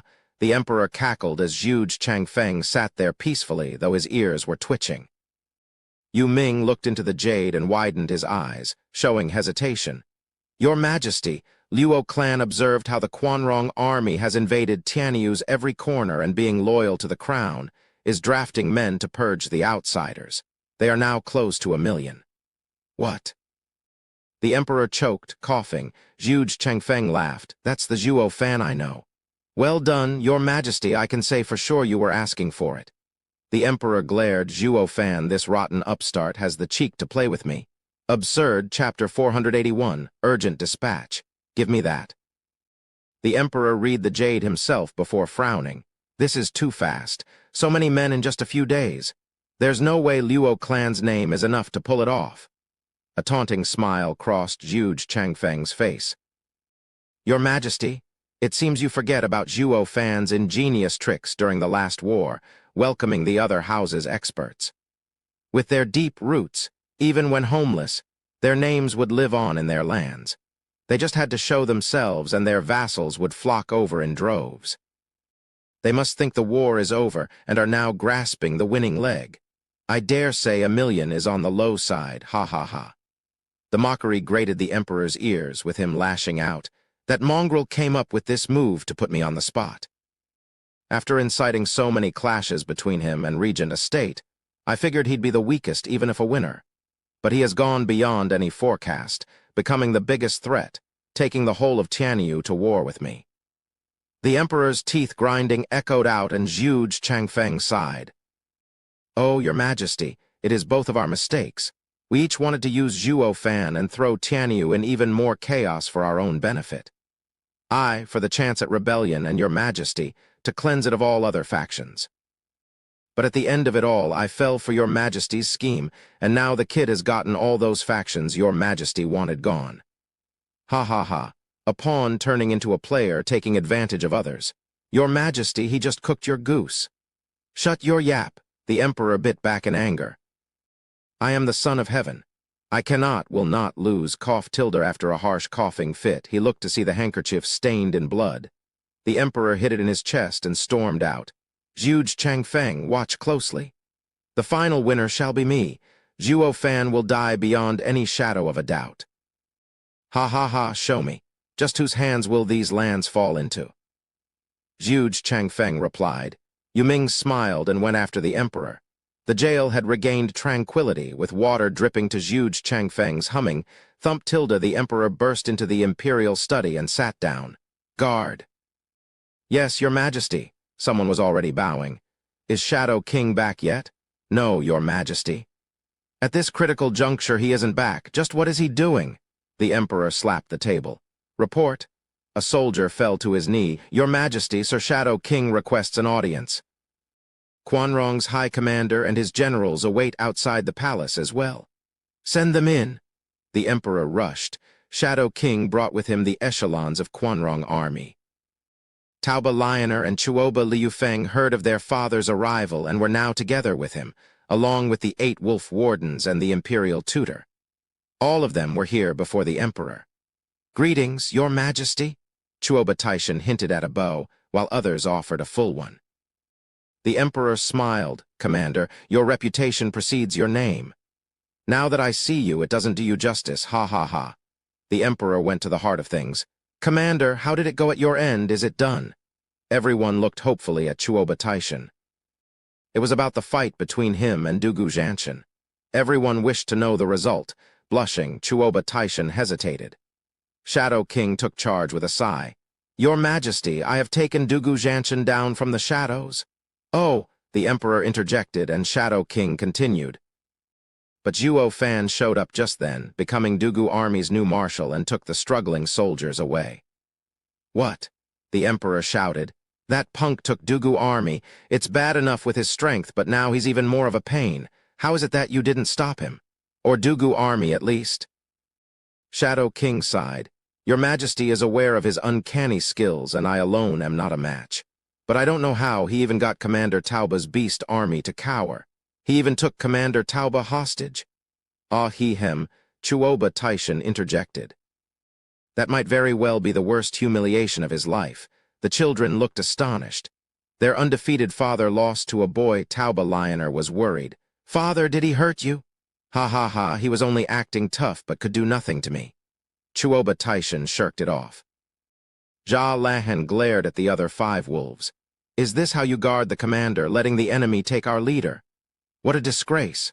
The wolves snorted, with Slaughter Wolf glumly saying, The brat has creepy skills. In that moment of chaos, you'd fare no better. But to a cocky man like you, it will fall on deaf ears, having not clashed with him. Who said I haven't? Ainz Bai had him cornered 3-on-1, yet Ji Bai ended up bedridden for a month. Ah he hem? Bai nudged Jia Lehan, though a little late. The 8 wolf wardens looked around and saw familiar looks. Ah, the kid got all our asses handed to us.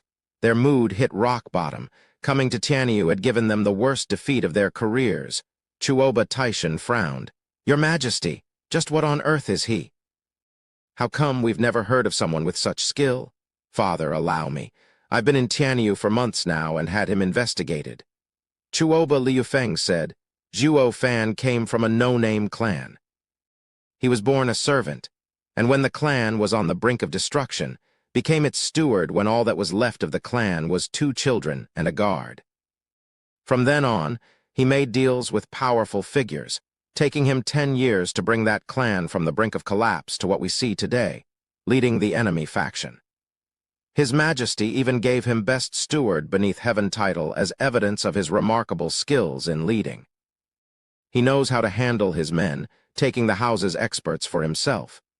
His allies have complete trust in him, bearing heavy responsibility. Yet even so, everyone respects and fears him. Enemies and friends alike have the same view. Cunning as a weasel, sadistic as a wolf, shifty as a snake, and grand like a dragon, he may show off every chance he gets, but inside is an unscrupulous, twisted mind waiting for the chance to pounce. Correct, the brat has become the biggest thorn in my side, the Emperor admitted.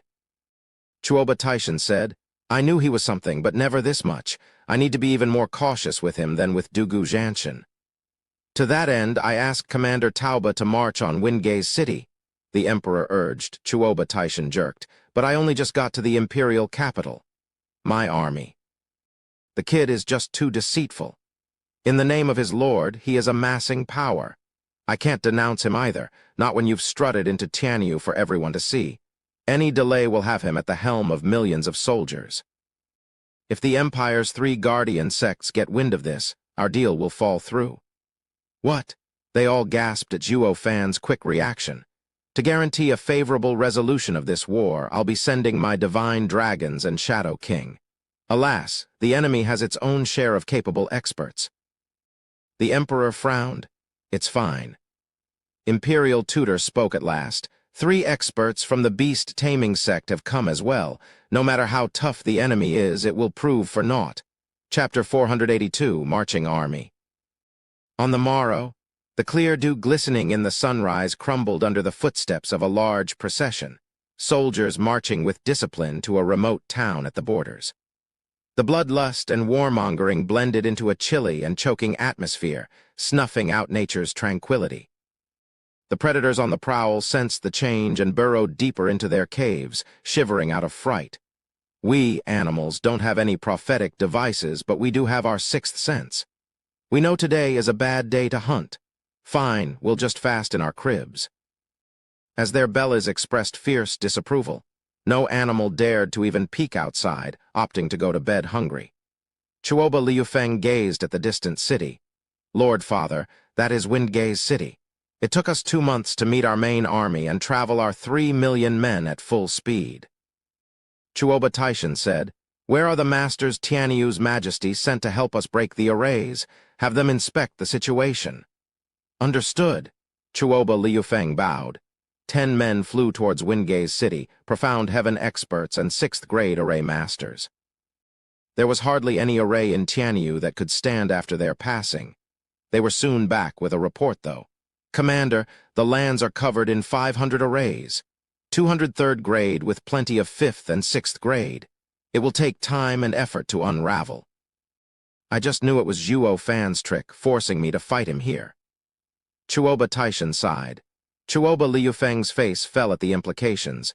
Zhuo Fan is vile and twisted, adhering to the art of war in choosing the right location, right time, and right men. The drafting is not as important as forcing Father to come here. We have to strike hard and fast. He holds down the city and has a terrain advantage. That's not all, Chuoba Taishan sighed. We have the numerical advantage, but he can cower our beasts, thwarting our beast armies. On top of that, he has arrays on his side. Numbers will do us no good here, but the outcome can go either way in this case. This Zhuo Fan has played on his strengths to the utmost and cut ours.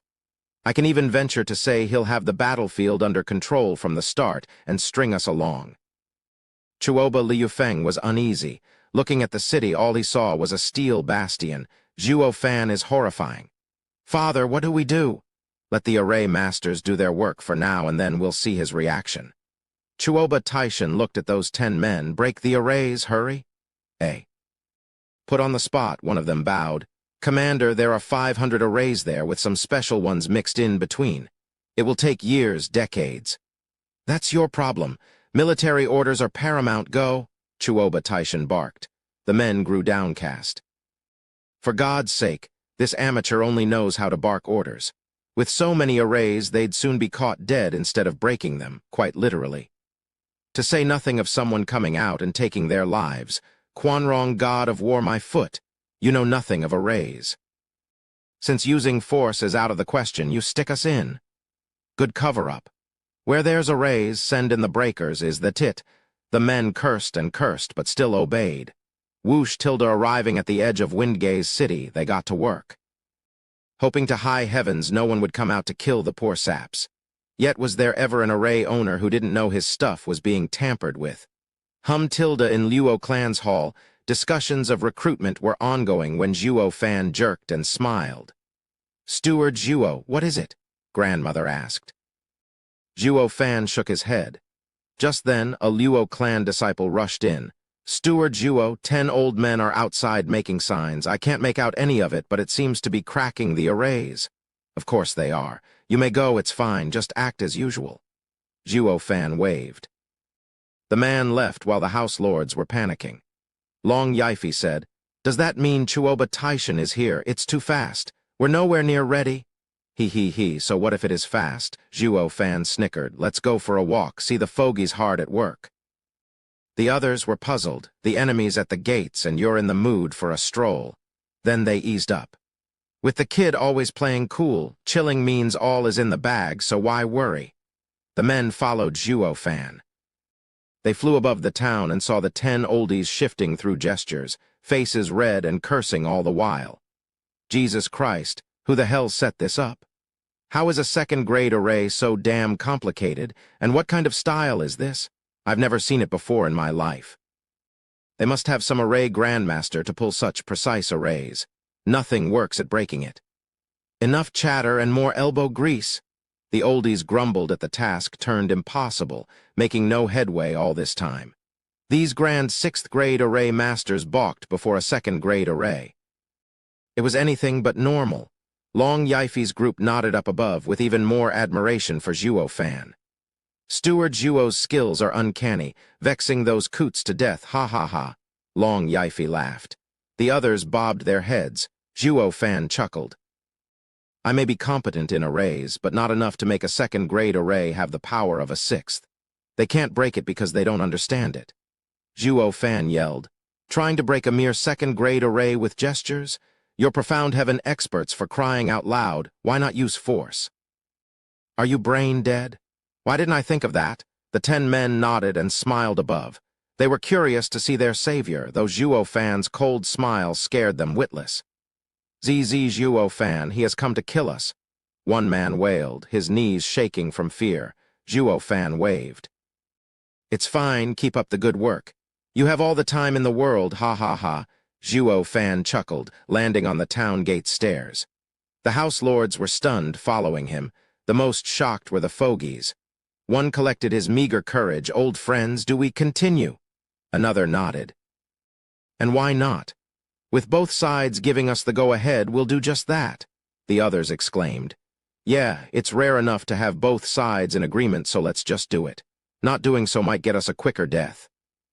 The 10 made signs again, but soon opted for Zhuo Fan's idea to force their way through the 2nd-grade arrays. The house lords turned from them to Zhuo Fan. Steward Zhuo, what's this all about? I'm waiting. For what? The experts to show up. Zhuo Fan snickered. Chuoba Taishan isn't charging because of the arrays.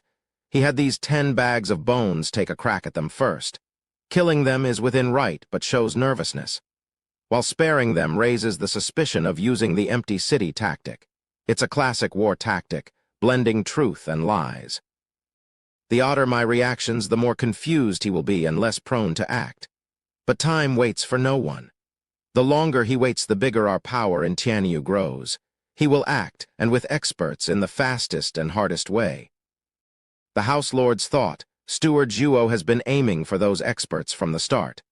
I'm just dying to see what counter the Emperor has, now that he knows young Sanzi is with me. Zhuo Fan's eyes were a sucking abyss. Chapter 483, The Tiger, the Wolf, and the Snake. Lord Father, just what on earth is Zhuo Fan thinking? Someone's cracking his defenses, yet he just stands there to watch. He's looking down on us. Chuoba Liufeng pointed at the House Lords with an odd look. Chuoba Taishan frowned. Are those arrays real or not? Is he buying time? His actions are baffling and hard to make sense of. Liufeng, come with me to see the elders. Chuoba Taishan spoke. Chuoba Liufeng cried, so soon? Aren't they our trump card? Speed is of the essence in war. Chuoba Taishan walked, and Chuoba Liufeng hurried after. The two came upon a tent when they heard a nasty voice. Lioner, you have a wonderful and fine constitution, so young and yet so able in beast taming. 2 years under my tutelage and you'll surpass even me, he. I thank you, Elder Shi, for your kind words, but I can't bear to leave my family, Lioner said with difficulty. Another voice cut her off. Commander Tauba will not stand in the way of Lioner's brilliant future. Chuoba Taishan was outraged that Koot is being fresh with my daughter. Chuoba Liufeng was just as annoyed, but they both bottled the rage as they entered. Commander, young master? The 8 wolf wardens bowed, though just as outraged, while above the main seat were 3 extra-wide chairs occupied by bare-chested men showing their muscles. One man had silky black hair with big eyebrows and big eyes. On his chest was a huge and ferocious tiger. The father and son bowed. Elder who? On his right was a bearded elder with narrow eyes and knit brows, yet he let out an eerie green gaze, instilling fear. On his chest was a mangy wolf. Elder Lang? The two bowed again.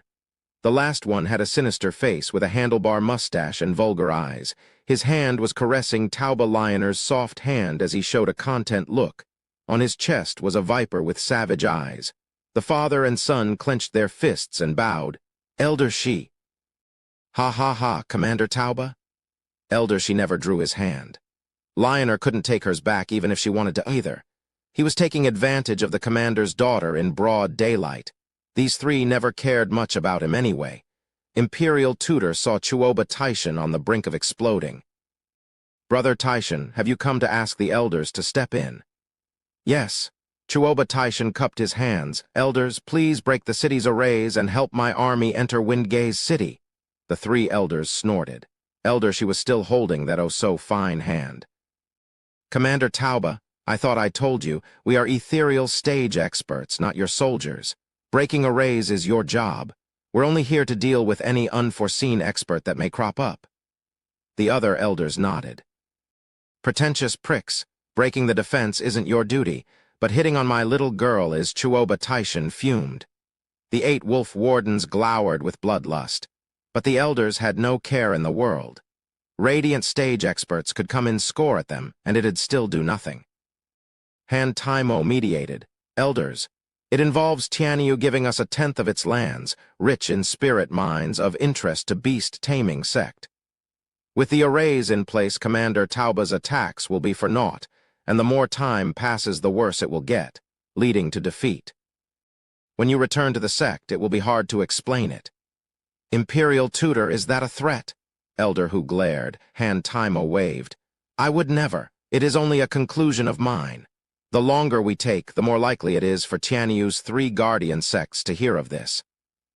It will blow the easy credit elders will take into smoke and return empty-handed. Sigh, I just can't bear to see it. The 3 changed expressions at last. It was Elder who nodded. Imperial Tutor, you have a good head on your shoulders. Right then, we better get it over with. Obscene snake, jackal, let's go. We'll have plenty of time for fun when we get Tianyu's land. Elder Hu left. Elder Lang was fast behind while Elder Shi sighed at his breakup with Lioner's hand, though not forgetting to give Lioner a once-over, filled with unmentionable promises. Lioner, I want you as my disciple, hi. All three left the tent. Chuoba Taishan shuddered in pure anger. Jia Lehan roared, "You call those beast-taming sect elders? They're a joke." Lioner sobbed in silence, with Chuoba Liufeng hugging her. Han Taimo sighed. "Brother Taishan, come, you know about conquering cities best. Your experience is needed. The 8 wolf wardens have to come as well." "Conquering? How can I ever say that when I am so powerless as a commander of Quanrong to even protect my own daughter?" Chuoba Taishan blustered. Han Taimo sighed. "There was no way to know they'd send these childish men when we asked the beast-taming sect for help. Huxing Meng, Lang Canbao, and Shi Yingxi are the worst allies to have. I heard Yin she even has a coupling skill, robbing countless women of their yin. Brother Taishan, danger will come now that he has his eyes on your daughter. I advise you to take her someplace else where he can't find her." Chuoba Taishan looked at Lioner with worry. Lioner was nervous, watching him lost. Han Taimo, His Highness the Crown Prince, had asked for Lioner last year. "If I agree," Chuoba Taishan hesitated, "that Yin she won't dare make a move on the Crown Prince's woman." Han Taimo nodded, "But His Highness is lustful and reckless. There will be no way out from this. At least Lioner will be safe. When a girl's yin will be robbed, her life will go with it." Chuoba Taishan sighed. Lioner was heartbroken, with big tears streaming down her cheek, knowing her impossible fate. Moving on to the elders flying to Windgaze City, they showed unprecedented mockery at the 500 arrays shining on the clouds above. He. Is this what has made Chuoba Taishan so jittery? "Humph, a snap from us and it'll be all over." Elder Hu laughed. "That old fool must be scared of taking too many losses to send us. Meng Hu, just get on with it already." Elder Lang hurried him on. "I'll do it then, since everyone knows arrays beneath 7th grade are pointless. They can't do anything to ethereal stage experts. Breaking these arrays is a cinch." Just as he moved, a voice came. "Commander Tauba sent you. It's no use with these strange arrays. You can only do it by force." One old man said, taking them for allies. Zhuo Fan's gang heard him as well. They jerked, noticing the 3 elders. "They must be really strong to come so close yet for us to not notice them." Grandmother said. Zhuo Fan frowned. "The experts are here." Elder Lang snorted at the old men and flicked a blue wind. Zhuo Fan watched as the fogies fell to the ground with empty eyes. "Soul destruction, an ethereal stage expert?" Zhuo Fan shouted. Chapter 484, Stalling. "Ethereal stage experts?" the House Lords cried. Tianyu had never seen the likes of an ethereal stage expert in its history, not until Lai Jingxian. Yet finding 3 of them in one place had them all shell-shocked. Zhuo Fan knew this conflict was bound to lead to this. "Grandmother, please call Elder Lai and the couple. I'll stall them."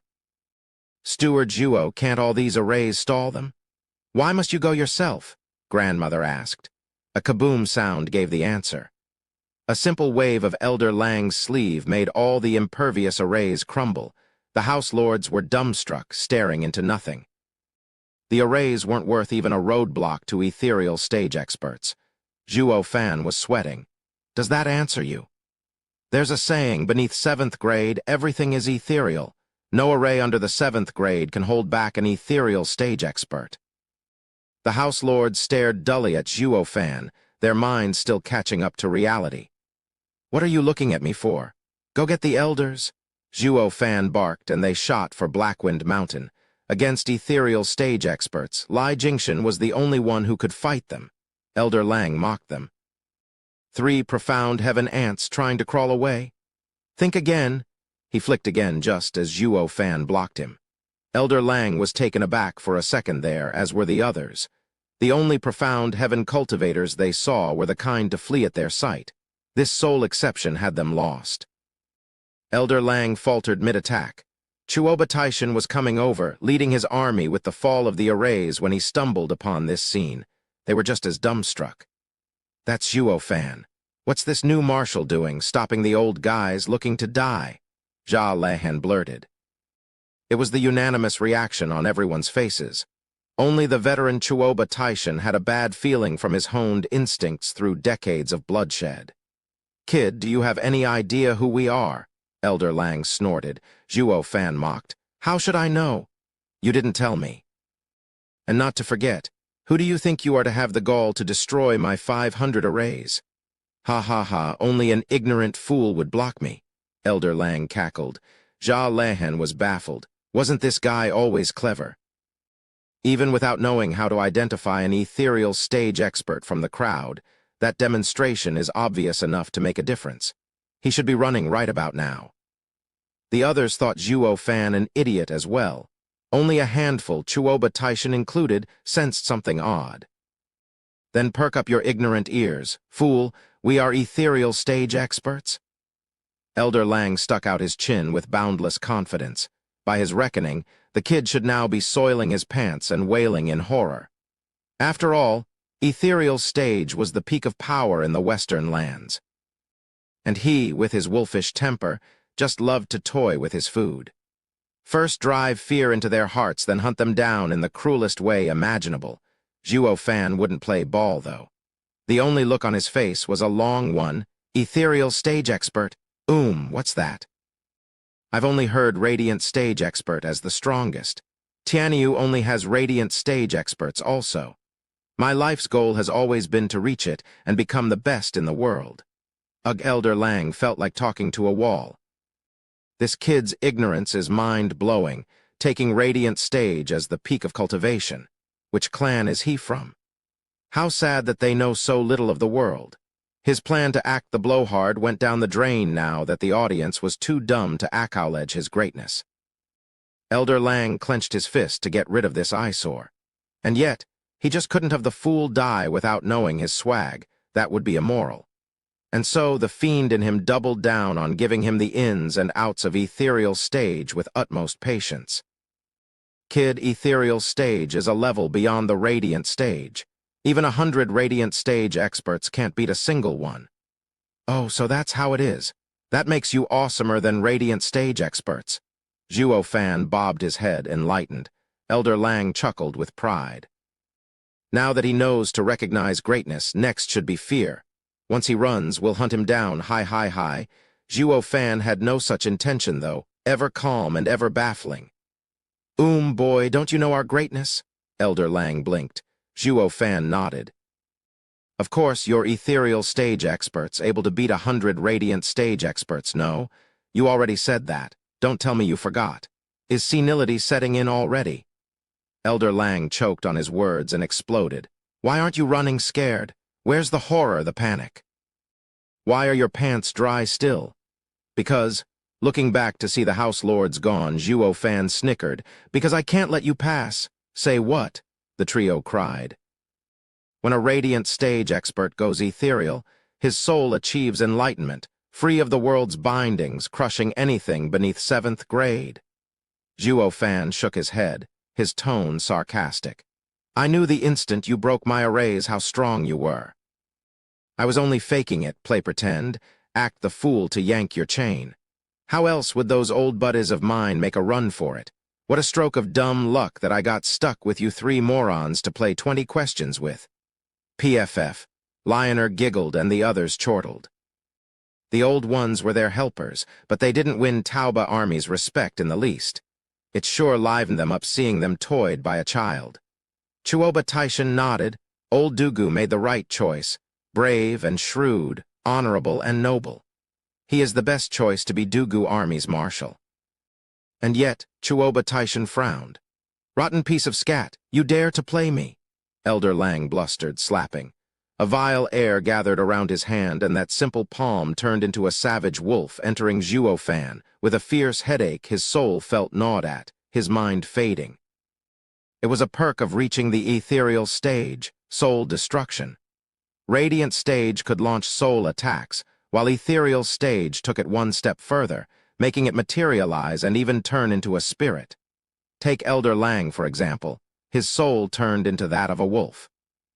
It would enter the target and feast on his soul. Bam! Zhuo Fan slammed into the city wall and got buried under the rubble. Elder Lang wrote him off, turning away. A puny, profound heaven ant dares toy with us? Ah, he only played you. We've got nothing to do with it. Fierce Tiger excused himself. Obscene Snake nodded. With how an ethereal stage expert was duped by a profound heaven pup, he'd have no honor left to face the world. The best way out of it was to get that lame wolf to be the patsy. Elder Lang was speechless, realizing how honorless they were. Like you saw through the kid's act of stalling, but weren't we all taken in? You're no better, how childish. Alas, this shall be the second time in my long life that I shall mourn over the death of my adversary. Chuoba Taishan sighed. First was old Dugu. And when I thought of Zhuo Fan to be my next adversary, he would meet his end before we could even test ourselves. Heroes always die young. This victory brings me no joy. The others nodded. Even as their enemy, Zhuo Fan had earned their respect. Tauba Lioner sighed, recalling their fond first encounter, and was touched by sadness. He did save me once, I guess. Tilde the rubble lit up with a flash of azure. Chapter 485. Fighting Ethereal Stage Expert. How could this be? Elder Lang stared at the rubble with palpable shock. Why do I still sense life force from it? Did he survive? The other elders mimicked his shock. Boom. Zhuo Fan unfolded his wings and shot into the sky. He had an azure flame hovering on his forehead. How the hell did he survive Elder Lang's strike? Jia Lehan was in denial. An ethereal stage expert using soul destruction on a profound heaven cultivator was tantamount to squashing a bug, an overkill. Yet to survive such a devastating blow, Zhuo Fan had garnered everyone's odd looks. Even those elders considered him a freak. Tilde gasping, Zhuo Fan bled from his mouth, though the azure flame grew in intensity. Reaching out to feel the heat, Zhuo Fan rejoiced. The azure flame was his sole guardian. Elder Lang squinted and said, "Fierce tiger, something is seriously off about him." He took my palm, yet all he got was a flesh wound. It just doesn't make sense. Elder Hu ventured, "He must have a soul spiritual weapon or a demonic treasure. That's the only explanation." A fire burned in Elder Hu and Elder Shi's eyes, their looks full of greed. Soul treasures were as scarce as hen's teeth, even for ethereal stage experts. Elder Hu had lost his bloodlust, now turned into lust for wealth. Zhuo Fan, reading them like an open book, made a stealthy sign. Heaven-cracking howl. Elder Lang cut right to the chase, unleashing a huge wolf image around him that pounced at Zhuo Fan as he shot forward with his palm. He unleashed all his soul power with a soul martial art. Such overkill was unheard of. An ethereal stage expert using a martial art on a tiny, profound heaven cultivator. It went to show that Elder Lang cared for nothing but to kill his quarry outright, even foregoing his status, to get his hands on that treasure as soon as possible. All the treasures in the world wouldn't protect Zhuo Fan this time, giving him a one-way trip down under. Elder Hu and Elder Shi snorted. Chuoba Taishan's side's mood was heavy, with Lioner even showing worry. Zhuo Fan's sign completed as he shouted. Wraith Style's third move, modified Necro Dragon's Screech, Kun Phoenix Lightning. Shriek Tilde a resounding cry announced the appearance of an odd and humongous bird. Covered in azure flames and with purple lightning streaking its body, it got even the space to warp. Zhuo Fan used the traits of two sacred beasts in unleashing this new move, specialized in souls. The azure flame was a gem in refining the soul, while the purple lightning was its opposite, rampant and savage in its deadly destructive power.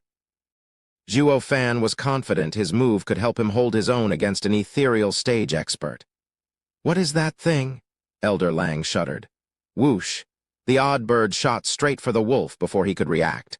Bam, on impact, the bird scattered and Zhuo Fan spat blood. He got a killer headache while the azure flame burned hotter. Yet the scattering motes of azure stuck to the wolf, making it howl in agony. Purple lightning shot like a snake through it, punching hundreds of holes and pulverizing the rest. Elder Lang was trembling, gawking at the impossible made possible as blood seeped from his mouth. Then came a world of hurt, a searing pain lacing through his head. "Jackal!" His friends turned from him to the weakened Zhuo Fan, having lost their contempt. A profound heaven cultivator and an ethereal stage expert went head-to-head. The result? The ethereal stage expert was badly wounded. It was unprecedented. No matter the soul martial art used, nothing could have bridged the abyss between them. It made no sense at all. The elders were floored, and Chuoba Taishan's side was dumbstruck. They had written Zhuo Fan off in the last strike, but the cunning kid not only fought Elder Lang back, but gave him a blow he wouldn't soon forget. Their eyes held unspeakable horror when watching this abomination. Is he even a bloody human? Zhuo Fan took a deep breath, his face pale and hands shaking. He had one-upped Elder Lang good with that move, but there was no denying it. Their gap was just too huge. He took that soul-destruction martial art and lived, but he was in an even sorrier state, about to break. A casual strike would kill him at this point. He was in the worst danger of his life. Elder Lang bore through the soul pain, and despite the soul scarring he went through, it paled compared to Zhuo Fan's precarious state. But it carried a far heavier weight, the greatest humiliation of his life. "Rotten punk, I'll kill you." Elder Lang spat through clenched teeth, stomping towards him. Each step shook the earth. Elder Hu reminded, "Jackal, he's on his last leg. Another soul attack will finish him." "I know that, but I won't give him the satisfaction of a quick death." Elder Lang flicked, and a blue wind shot for Zhuo Fan. The incoming storm howled like countless beasts. It went beyond mere wind, but became a horde of thumb-sized wolves, clawing for their prey. Profound ranked martial art, devouring wolf pack. "I will tear your soul one mote at a time to let you taste unspeakable torture," Elder Lang roared. Lioner covered her mouth, tearing up. The rest lamented. Zhuo Fan is an unrivaled warrior of his generation. Instead of respect, he is met with a cruel death. Zhuo Fan shook, his mind going a mile a minute. Maybe shift will work. But the soul attack didn't give him any room to wiggle. It was then that a shout came. Soaring demonic dragon, roar with a rumble, a black dragon appeared around Zhuo Fan, whipping the wolf storm away. Elder Lang stepped back, watching the imposing man shielding Zhuo Fan and oozing black energy. "Elder Lai, took you long enough." Zhuo Fan grinned. "Steward Zhuo, forgive the delay." Lai Jingshan saw his weakened state and turned his bloodshot eyes at Elder Lang. "Did you hurt Steward Zhuo?" "I'll tear you to pieces," Lai Jingshan shouted. Elder Lang mocked. "You're fresh into the ethereal stage. You've barely focused your soul to be able to take that tone with me, you blowhard. The only reason you pushed me back is because I'm wounded. Be a good boy and scram. It'd be a pity for a stray attack to end you. It'll make reaching ethereal stage a waste." "Ha ha ha, Elder Lai, see that? They're in the ethereal stage, yet their brains on the fritz, especially that white beard with his wolf soul. He takes the cake. Here we are at war, and the imbecile spills the beans on his condition. He has more value as an enemy than an ally." Zhuo Fan was full of contempt. Elder Hu and Elder She glared at Elder Lang. They had to admit, the kid is friggin' right. PFF, Lioner giggled again while the rest smiled and nodded. In this precarious moment, Zhuo Fan keeps his cool like a true marshal and hero. Only Elder Lang's face grew hotter with every jab, about to pop. Chapter 486, Ethereal Battle. "Punk-ass brat, I'll cut you from stem to stern." Elder Lang spat, but Elder Hu held him back. "Jackal, you're wounded." "Let me handle it." Elder Hu exploded with power, enveloped by a tiger image. His mighty and imposing figure made it hard for even the wounded Zhuo Fan to breathe. Third layer of ethereal stage is no pushover. I can feel it even from behind Elder Lai. Lai Jingshan tensed, face hard but eyes raging, typical martial fanatic stuff. "Ha ha ha, right on time." Lai Jingshan stepped up, surrounded by a black dragon. Its aura wasn't on par with the tiger, but didn't lose much either. Fierce tiger grumbled, "What the hell is wrong with this place? They're all freaks of nature. I have 2 layers on him and should hold the advantage, yet this advantage is barely visible. There's no way he's 2 layers under me." Elder Hu looked on with suspicion. How was he to know Lai Jingshan was a martial fanatic through and through? When the going got tough, he got more going. Besides, he had the heaven-reaching pill on his side. With Yuan Kai surging like a sea, he wielded the power to jump layers, from first to third. Bam! The dragon and tiger clashed, shuddering the space around them. With both of them stepping back from the clash, 5 steps on Elder Hu's corner and 10 on Lai Jingshan's. Though the most shocked were Fierce Tiger and his gang, their eyes popping out. A fresh ethereal stage cultivator just stood up to a seasoned third layer one. For crying out loud, what do they feed these guys? First was the profound heaven prick, and now this. Is this a worldly sect or what? How are they all talents? The trio was speechless. Fierce Tiger grumbled but still wouldn't accept it, rushing with another tiger at Lai Jingxian. I refuse to frickin' believe the great me can't handle an ethereal stage newbie. Lai Jingxian obliged Fierce Tiger with another black dragon. The same thing happened, but this time Lai Jingxian fell only 7 steps back. Fierce Tiger was even more annoyed. Lai Jingxian was growing as he fought. His 2 other elders watched shell-shocked. Is Windgaze City a den of fiends? Not one of them is human. Again, Lai Jingxian was perky, going for another strike. Fierce Tiger shuddered but had to meet him. Black Dragon and Tiger tackled each other till the sky turned dark and the earth rumbled, meeting at every turn with no one having the advantage. Soul waves filled the sky, causing even the jackal and obscene snake to grumble. Weren't they claiming there was no ethereal stage expert in Tianyu? We came here for a stroll, killing the enemy left and right. Yet an ethereal stage cultivator had just shown up to stand up to Fierce Tiger, and stand up he did. Intelligence said Tianyu is a small fry. Wait till I get my hands on them. At least the situation wasn't completely out of control, since they had the numbers advantage. Jackal swiveled his insidious eyes on Zhuo Fan. He, wounded whelp, you've lost your shield. Be good and drop dead. Jackal sent blue howling winds with bared fangs and maws. Zhuo Fan stood still out of lack of strength, if nothing else. Lai Jingxian had no way to help, not when tangled with Fierce Tiger. It was then that a couple shouted, "Fire and water combine, life and death art." Hutilda, a white and blinding ray shined through the clouds, running over Elder Lang's attack and going for him. The Elder defended with his hand. But the white ray was a fusion of blazing heat and icy water, turning it into an unstoppable force, driving pain into the depths of his soul. He clenched and the ray scattered into motes, yet his face switched between burning hot and ice cold, shuddering all the while. "Jackal, are you all right?" Obscene Snake cried. Elder Lang gnashed his teeth, shaking off the ice and scorching heat, but not the killer headache. He found 2 people shielding Zhuo Fan, the power couple Qiu Yanhai and Zhu Qingjian. For God's sake, this place is a freak show. How can 2 peak radiant stage experts hurt me? Gasping, Elder Lang spat. They are close to the ethereal stage, but they haven't given their soul form and can't use soul destruction. That strike is only a pseudo-ethereal stage's attack at best.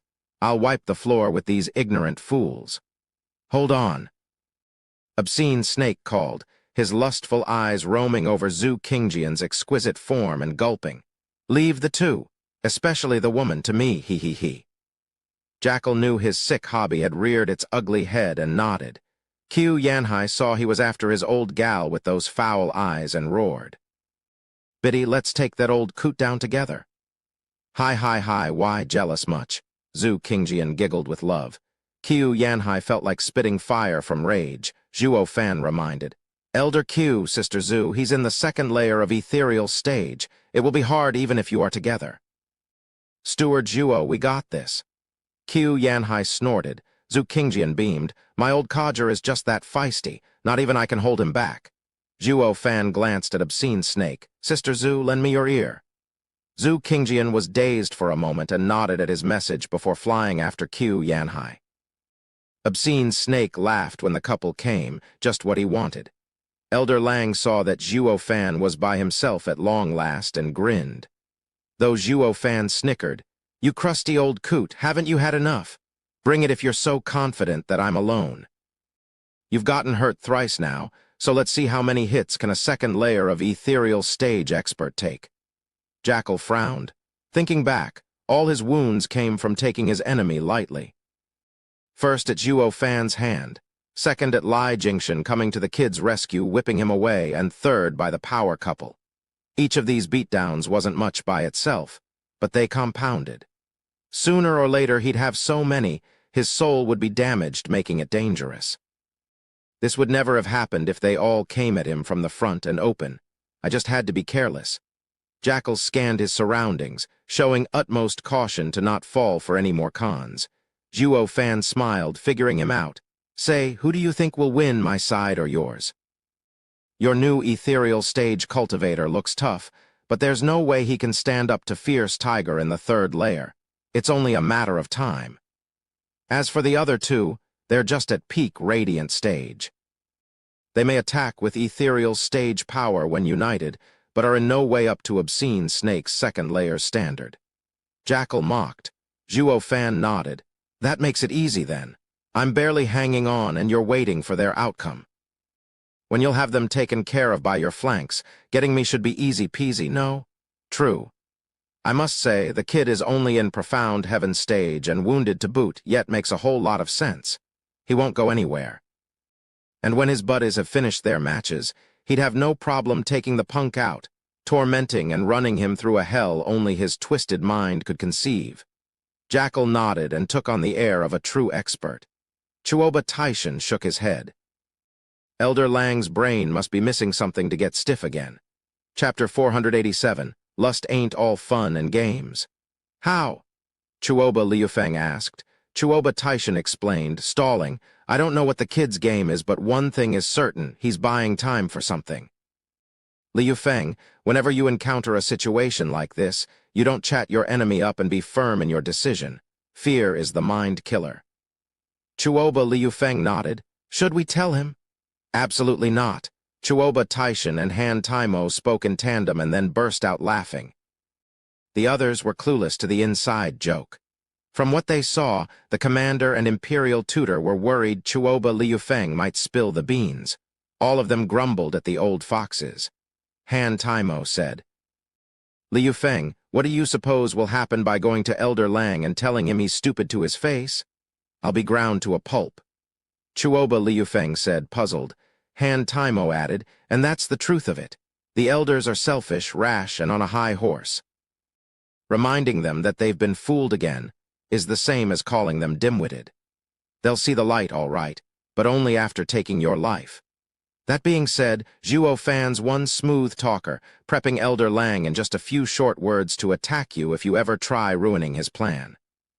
Chuoba Liufeng was soaked in sweat, bowing many times in thanks. Chuoba Taishan said, These three are foul men. They may be our helpers, but one should stay as far away as possible from them. The worse they are, the better. Just look at Zhuo Fan making them suffer at every turn. Our great commander wants Zhuo Fan to take these foul bastards down a peg. They all sported a sneaky smile, like first-row seaters to a great show. They were even rooting for Zhuo Fan. Marshal Zhuo, hold nothing back. Don't even show us respect. Waste him. He. Han Taimo shook his head at their stance. Anyways, back to the fight, the power couple versus Elder she was in progress. Qiu Yanhai and Zhu Qingjian touched palms as they used the life and death art, gathering an incredible power in between. Not that Elder she had a mind to care, getting hot and bothered over Zhu Qingjian's body. Even wiggling his eyebrows. Zhu Qingjian batted her eyes in reply. Qiu Yanhai was outraged, and with a swing of his arm, he shot the soul power attack. The white light warped the air as it shot for Obscene Snake's chest. Elder she was still grinning, surrounded now by snake images woven into a net. PFF, the white light stopped dead in its tracks and its power faded. It thinned down from a bowl-thick width all the way to that of a spear. Qiu Yanhai saw the snake sucking on his ray. He, foolish juniors, peak radiant stage is worlds below ethereal stage. You use soul power while ethereal stage can use their very soul. It's beyond your comprehension. Surrender if you know what's good for you. Obscene Snake laughed and resumed leering at Zhu Qingjian's perfect form. Especially you, my pretty, I'd hate to kill you. You'd make a much finer contribution as my disciple. What do you say? You dirty old man, she's my hag, so don't waste your friggin' breath. Qiu Yanhai blustered. Elder she waved a python at him. It coiled around him and opened its maw and spat miasma. Qiu Yanhai's eyes grew hazy, making him lethargic. His mind started drifting. Old codger, Zhu Qingjian shouted. Obscene Snake snickered. Dearie, your old man is fine. But since my soul is the king python, now that he's poisoned, it will rot his soul to death. No one can save him. No, Zhu Qingjian panicked. Obscene Snake curled his finger at her. I can spare him, sure, but you have to become mine, so what do you say to coming over? Zhu Qingjian saw Qiu Yanhai in the clutches of the python and sighed, walking over to that wretched Obscene Snake. Jackal laughed. One battle we've already won. When Fierce Tiger finishes that old guy, I will deal with you. I'll give you a taste of living hell, ha ha ha. Zhuo Fan opted for silence, his eyes focused on Zhu Qingjian. Come, my pretty hi. As she got close, Obscene Snake yanked her into his embrace. Zhu Qingjian struggled to shake him off, to no avail. Her eyes darted around, her voice soft and soothing. Be gentle. You're hurting me. Bag of dead bones, let my hag go. Qiu Yanhai should have been put under from the python's poison. Obscene Snake gave him a taunting look, turning back to his prey. My pretty, I'll let you go, but don't go anywhere. Where can I go? I'll always be with you, ha ha ha. Zhu Qingjian giggled. Obscene Snake let go of her, and Zhu Qingjian's eyes turned cold, striking his chest. Obscene Snake easily held her palm, grabbing Zhu Qingjian tighter. Ha ha ha, I just knew you're sassy. I like you.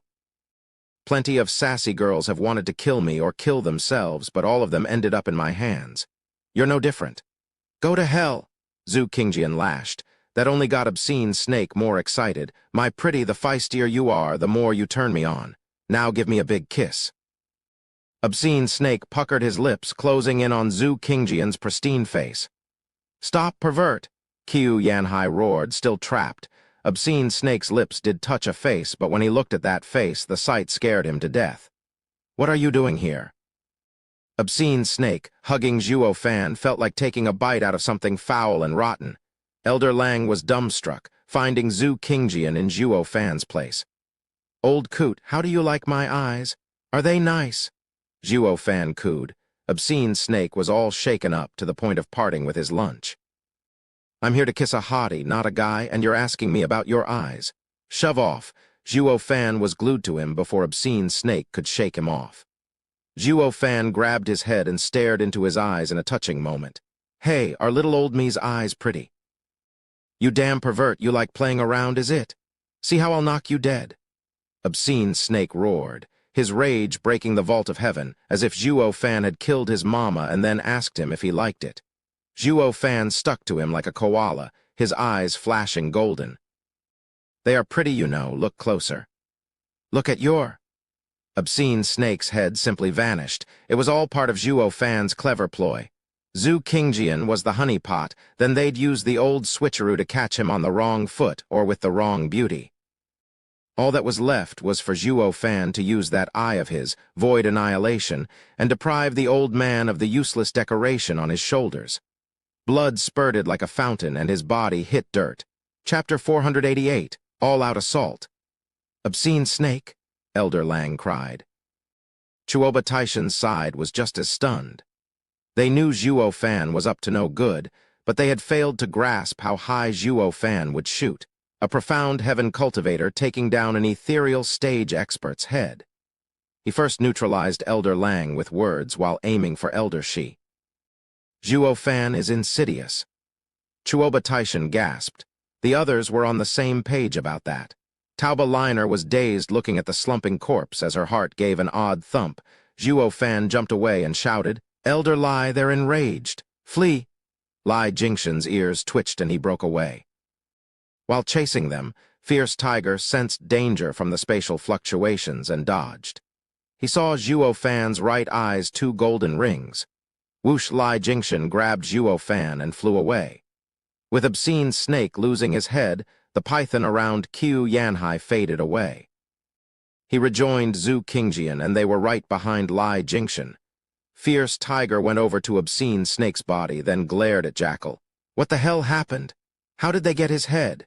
Elder Lang was still shaken up, stomping. How should I know? 1 second he was here in front of me, and then the next second the punk was in Obscene Snake's arms, taking his head. He was dead before I even saw it. He got what he deserved, looking down on his enemy and going mad with lust. I've told him time and time again, lust ain't all fun and games. This is the result. Enough of your useless advice. It's all your fault for not having a hold on the brat. With a bellow, obscene snake's corpse flopped around and a brown python came out of it. It had cruel eyes, always hissing and equipped with a pair of poisonous fangs ready to tear its prey. That rotten bastard ruined my body. I will tear his soul and take his body as revenge, the python raved, its tail lashing everywhere. Elder Hu and Jackal shrugged, then watched Zhuo Fan go. Old Lang, should we help obscene snake get a new body? Of course, even without that damn snake's issue, I'd still tear the punk limb from limb. Elder Lang gnashed his teeth. Obscene snake's body flopped some more, his voice howling. What are you waiting for? Get him. Without a body, I'm losing 1/10 of my strength every quarter of an hour. I need to get him fast. Why not just pick anyone? Get yourself a body first and then we'll go. Fierce Tiger proposed. But Obscene Snake shook his huge head in anger. Screw that, the kid ruined my body and it'll be his body that I'll have. Anything short will make me a laughing stock back at the sect. Like you aren't already a laughing stock. A grand ethereal stage expert got his head popped by a profound heaven pup is the joke of the millennium. Getting revenge won't ever change that. This damn snake is the shame of our beast taming sect. Fierce Tiger and Jackal snickered inside. But as fellow sect members, letting the enemy just waltz away would throw them in the same boat. Without further ado, they chased, be it for the glory of their sect or for personal vendetta, they went after the devilish Zhuo Fan. 2 men and 1 snake soul flew away. Chuoba Taishan grew heavy. These elders have been duped again. It's a lure. From Zhuo Fan's movements, it's clear that this was premeditated. From the start, he has targeted our aces, getting them out of the picture before letting the armies fight. But they are weaker in that regard. Chuoba Liu Feng said. Chuoba Taishan spoke with wisdom. The lesser of 2 evils, their army may be on the disadvantage, but it is far better than letting the ethereal stage experts turn the battlefield into a killing field. That is to say, Zhuo Fan has even more plans. Chuoba Taishan drifted off with a frown. Han Taimo exclaimed.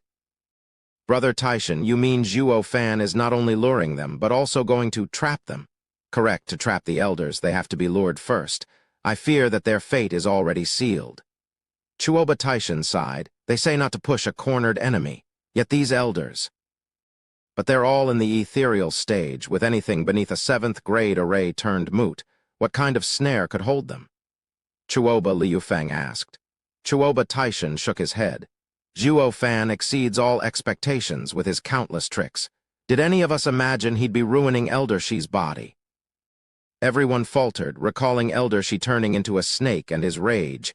Zhuo Fan was outstanding in his skills and devices. Anything was possible with him around. Lord Father, what do we do? Help them? No, Chuoba Taishan shot him down. Better finish this war fast. Zhuo Fan wants to end our experts, then deal with us. Before he comes back, we will throw everything we have into Windgaze City. He will deal with the elders, but I will take the city. It will be our victory. All-out assault. Capture Windgaze City. Chuoba Taishan barked orders and his generals bowed. Yes, Commander. Within 15 minutes, the Quanrong army was in formation, moving like a black swarm towards Windgaze City. The 8 wolf wardens led their divisions to lay a powerful siege. The 4 tigers of Tianyu turned to the 1,000,000 men behind them and sighed. 600,000 of them were veterans of Dugu army while the rest were draftees, no different from a rabble. The odds were way stacked against them, yet they showed no concern, not when everything went according to a certain plan. Just like Marshall said, Chuoba Taishan is out to end it fast. The 8 wolf wardens are all sent into battle too, an all-out assault. Dugu Feng smiled. Dugu Lin nodded and turned to the grumbling Dugu Huo. Since we'll be the bait, not worthy of our skills, third brother sure is sour, ha ha ha. When has it ever been like this? We're about to go to war with the enemy, Commander, yet we can't even take a swing. Marshall is so unfair. Dugu Huo huffed and stomped. Dugu Feng stated, True, it's not like Marshall is old 5th steward for nothing. He has to make him look good. Besides, if there's one team that can cut through the enemy like butter, it's that creepy division. With our men, we won't even get past the wardens. Just the mention of their fifth brother had Dugu Huo whining again. Each soldier should be placed according to their skills. Giving me that division would allow it to reach its true potential, unlike under fifth. Can't Marshall see this simple truth? Dad isn't blind, he just doesn't care about you. Gu Santong chomped out an ingredient to the sideboard. Dad is a nepotist. Who are you to him that he would just give you those hard, refined war puppets? Dugu Huo didn't take it well. Gu Santong, are you any different? You're his son, tough and strong. So why is it that he chose the elders over you in dealing with those ethereal stage experts? Because you're that much of a burden. Dad asked me to look after you, never to leave you out of my sight, afraid that you worthless generals need babysitting. That's why I'm stuck here instead of wasting that friggin' old foggy who messed with Dad. Gu Santong fumed. Dugu Feng intervened before Dugu Huo blew a gasket. Now, we're all on the same side, following Marshall's orders. Moreover, Gu Santong is right. The enemy is sending specialists after our heads. Take a look. The others followed Dugu Feng's finger and found a fleeting black mist among the Quanrong army. Shadow Guards, Chapter 489, Assault. With the Shadow Guard so close, the others mustn't be far behind. Dugu Feng stood up and shouted, "Prepare for battle. Sir Gu Santong, please provide assistance." Gu Santong nodded, munching on his herb. That's what Dad told me anyway. Dugu Feng turned stern and the four brothers led their divisions out of the city. This imbalanced battle made even these seasoned tigers feel the pressure. Chuoba Liufeng was acting as the stand-in commander, directing the wolf wardens when he noticed the 1,000,000 men and tigers coming out. It made no sense for them to abandon the advantage of the walls, even without a raise, and opt for a frontal assault. He understood their plan soon enough. Only outside the city walls would the army of 4 tigers be able to gather to form a wedge and strike into the heart of his camp. Zhuo Fan is cocky, throwing everything in a single risky move. We aren't good with soldier formations, but we have the spiritual beasts to give you a world of hurt. Chuoba Liufeng ordered. Steel Arm Wolf and Ironback Wolf move in front to block them. Howling Wind Wolf and Blood Shadow Wolf will punch through behind the two. Throw this battle into chaos once Tianyu's imperial family's support breaks their formation. Understood. The messenger left. The fanned-out wolves changed formation. Ironback Wolf and Steel Arm Wolf's divisions combined, forming a wall in front of Chuoba Liufeng. Dugu Feng laughed. Give your all, charge. With their numbers short, their best bet was to finish this battle quickly. They had to brave the danger of a trap to get to the commander and hold him hostage. Roar. The fearless shouts of soldiers shook the sky. At the same time, hundreds of black trails flitted over with eerie movements. They entered their formation and mowed down these men with their black blades. Their barely formed formation collapsed in an instant. Way above them, Sima Hui bombed them with chess pieces. They whistled through the air and left behind craters and mournful cries. Thousands fell with every strike. Howling Wind Wolf and Blood Shadow Wolf, who were on standby, laughed with glee. Without Dugu Zhanshan, they're nothing. Look how easily their formation fell. The invincible army will fall even without our help. Howling Wind Wolf laughed. Blood Shadow Wolf snickered. That Marshal Zhuo's mind is only filled with machinations, yet is lacking in the military department. Ha ha ha. When it comes to wars, what's important is to use your full strength in a clash. Getting tangled up with court politics and cloak and daggers every day makes you weak in directing soldiers. No matter how shrewd he is, Dugu army will die in his hands. Only Chuoba Liufeng knew just how intricate Zhuo Fan's thinking was, so much so that he felt it was all going too easy here. Strange, was Dugu army ever this weak? They're not up to par with the average Quanrong soldiers. With a reverberating shout, a red flash landed on the battlefield, a 7-year-old kid. Sima Hui shook all over and even dropped his readied pieces. Senile old man, rather than play chess all day back at the capital, you've come here to fight? Gu Santong shone red as he punched at the sky. Tilde the space warped. Sima Hui felt his vision swim as the relentless force slammed into him. Sima Hui didn't even have the time to make a peep. All he could do was bring out his Yuan Kai. Bam! The ringing explosion made Sima Huey spill blood, his clothes a mess as he barreled through the air, bleeding from every inch of his body. Invincible scamp Gu Santong's punch was that of a monster. Not even the monochrome chess sage could take a hit. Snorting, Gu Santong grinned, turning to the shadow guards. With his uncanny speed, he punched every one of them into a pulp, even if they weren't exactly human. The power of that cutesy fist warped the space so much that he didn't even need soul power to finish the job. And now that he had vaulting Kun Peng as his guide, he used that ridiculous strength to its utmost potential. The shadow guards didn't stand a chance. Gu Santong ran to and fro, nailing shadows at every corner. When Gu Santong touched down, his tiny fist was soaked in blood, his sharp eyes staring down Ironback Wolf and Steel Arm Wolf's divisions. Du Gufeng shouted, "The bastards are dead, attack!" Roar. His brothers gathered over, leading 600,000 men to form a new formation. Unlike before, these soldiers were of different metal, hardened and tough. They were the remnants of Dugu army. "Charge!" Du Gufeng shouted. With the tigers in the lead, the army's Yuan Kai fused. The soldiers formed a sharp blade that could cut any shield. Ironback Wolf and Steel Arm Wolf jerked, finding this formation a much worse enemy than the previous larger one they had formed. "This is Dugu army. The previous one was bait," Chuoba Liufeng shouted. Dugu army was right on top of the two enemy divisions when Gu Santong timed his fist just right. "Soaring fist splitting heaven?" hummed Tilda roar. His attack and Dugu army's aura combined. Ironback Wolf and Steel Arm Wolf felt the heavens dropping on them. The sheer might of this attack robbed the air from their lungs and stopped their hearts. Boom!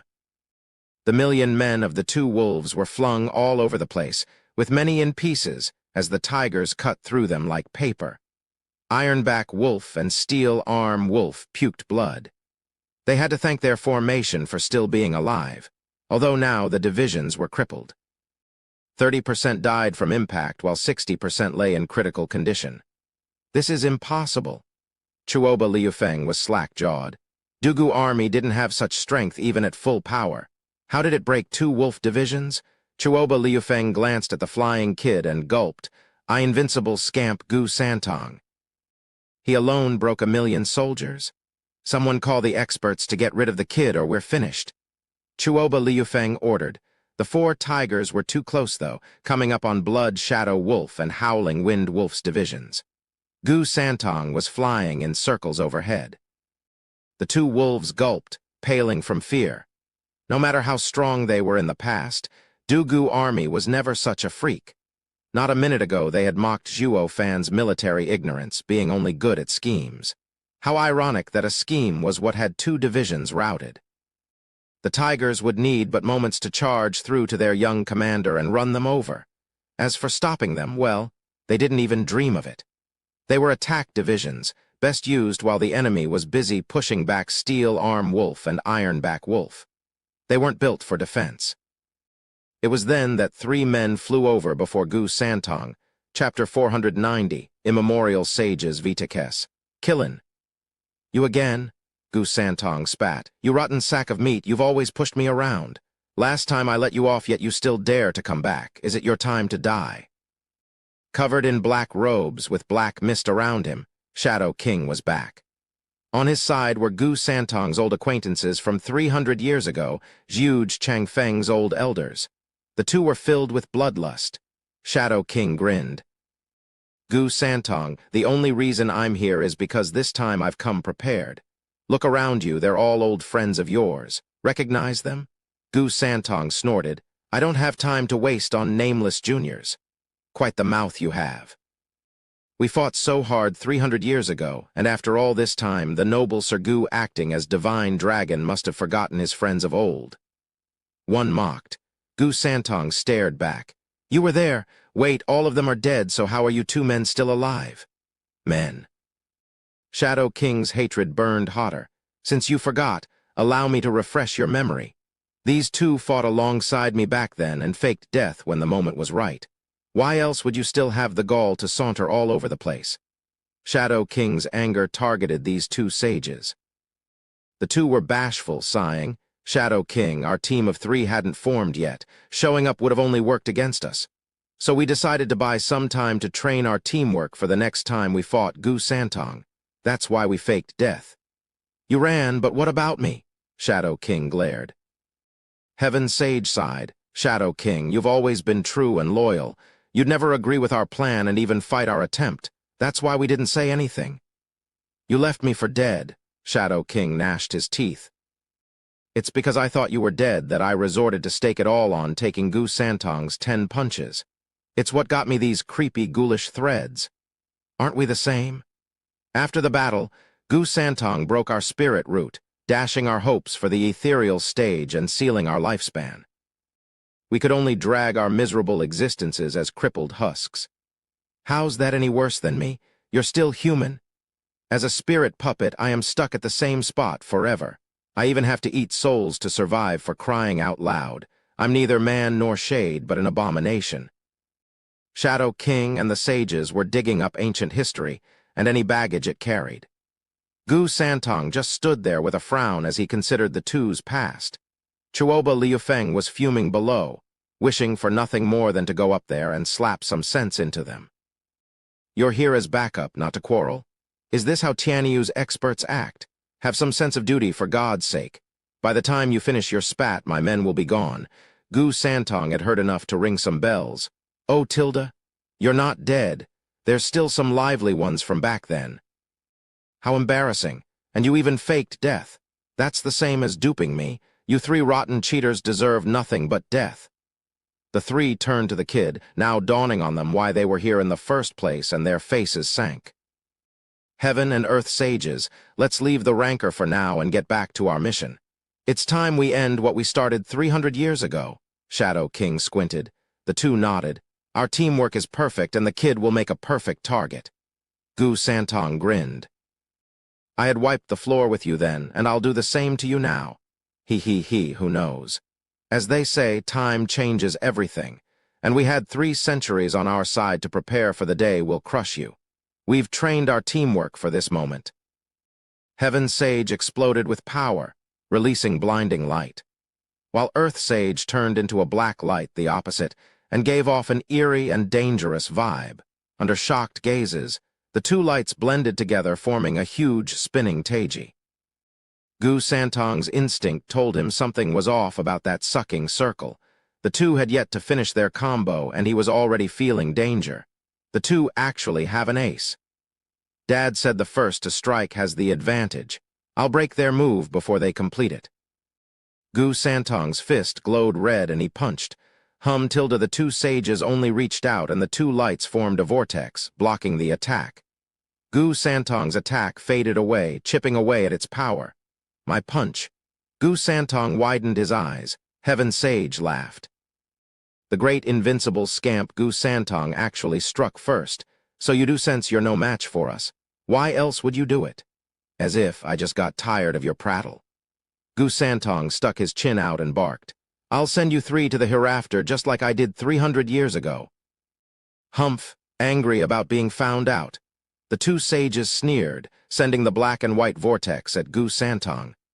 Gu Santong jerked, finding the attack was already upon him. The vortex turned into black and white chains, tightening around him. The chains were weird to be able to withstand his strength. No amount of struggle helped. Heaven Sage grinned. Save it. Our yin-yang chains use the breath of the world feeding into each other and are tied to the world itself. Nothing will ever get out of them unless you can break the world, ha ha ha.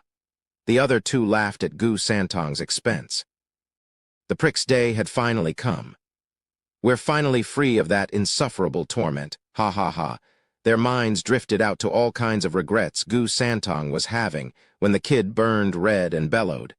I am soaring killin', tearing the world couldn't be easier. Roar. Gu Santong's roar shook the heavens. Origin form killin'? Tilda Gu Santong exploded in a scarlet light and his tiny and adorable face warped. His arms grew, scales covered his skin and his power multiplied. Gu Santong turned from a cute child into a sacred beast. Even when chained, His aura drove fear into the sages. For God's sake, he's a freak through and through. Heaven Sage gasped as the beast's every movement contained unmeasurable power, snapping a chain every time. The entire battlefield was shell-shocked while looking at the beast. Zhuo Fan's son, the one who wrecked Tianyu centuries ago, invincible scamp Gu Santong, was in fact a wild beast. Chapter 491, Tri-Barrier. Human sage, don't just stand there. We can't hold on for much longer. Heaven and Earth sages were bearing through the strain with clenched teeth and twisted expressions. Shadow King was peaky on the sidelines, not lifting a finger. Shadow King mocked. This would have never happened in the first place if we had dealt with him together 3 centuries ago. Shadow King was really thinking of backstabbing these two, but one thing was clear. Only together could they handle Gu Santong, for the bigger picture. Shadow King made a sign and a golden chain shot towards the yin-yang chains, making them shine as well. The chains grew tougher and Gu Santong could only wail in distress, unable to break his binds even as Killin. Heaven, Earth, and Man, Tri-Barrier, the 3 sages made the same sign. Du Gufeng looked up with a frown. He was freaked out by Gu Santong's form as much as the next guy, but he was their ally, their support. With Gu Santong sealed up, his army's wings were cut off. Charging forward now would only net them heavy casualties. Howling Wind Wolf and Blood Shadow Wolf perked up. Gu Santong's loss was their gain. With their numerical advantage, they could easily hold the 600,000 Dugu army back. Come, 4 tigers of Tianyu, Blood Shadow Wolf laughed. Du Gufeng shouted, Howling Wind Wolf, Blood Shadow Wolf, get on the damn side. Make me. Howling Wind Wolf and Blood Shadow Wolf bit back. Boom! The 2 armies ran into each other, but without their buff, Dugu army's advance fell, though not to a complete halt. Their formation gave them enough strength to push on against the fierce opposition. The enemy fell back 1 step at a time, getting on the brink of collapsing. The wolves were amazed by how just half of Dugu army could wield so much power as to push their 1,000,000 men back. They were this close to crumbling, and letting them have a clear way for the leader. It was then that a piercing cry resounded. Du Gufeng watched the sky fill with thousands of golden arrows falling down like rain. It's sky-piercing Wolf's division, Du Gufeng cried. Change formation, shields up, mountain formation. Whoosh tilde Dugu army halted and took a defensive stance. Their Yuan Kai turned into an impenetrable wall, just in time to welcome the rain of arrows clanking on their shields. Howling Wind Wolf and Blood Shadow Wolf's morale lifted. Ji Bai was timely with his aid. Divine archers, get ready for another volley. Ji Bai ordered, and his men opened the floodgates. Dugu army could only duck under their shields and hold on against the constant hammering. When the attack finally let up, Dugu army found Howling Wind Wolf and Blood Shadow Wolf teaming up with Sky-Piercing Wolf by surrounding them. Advancing now was out of the question. Du Gufeng sighed. The risk was high with this move. It was either win or lose. Flanked as we are, this is where we will meet our end. Brother, what do we do? Du Gulin asked. Du Gufeng shook his head. Our task is done. We just have to hold our ground and keep their men busy. That is the role of bait. 5th holds the true force.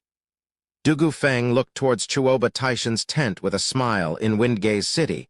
The House Lords were watching Dugu army get pinned down, Gu Santong bound, and were worried with anxiety. Pavilion Lord Long, what do? We have to save them or everyone in the city will die, Grandmother said. Long Yifei sighed. And how do you suppose we do that?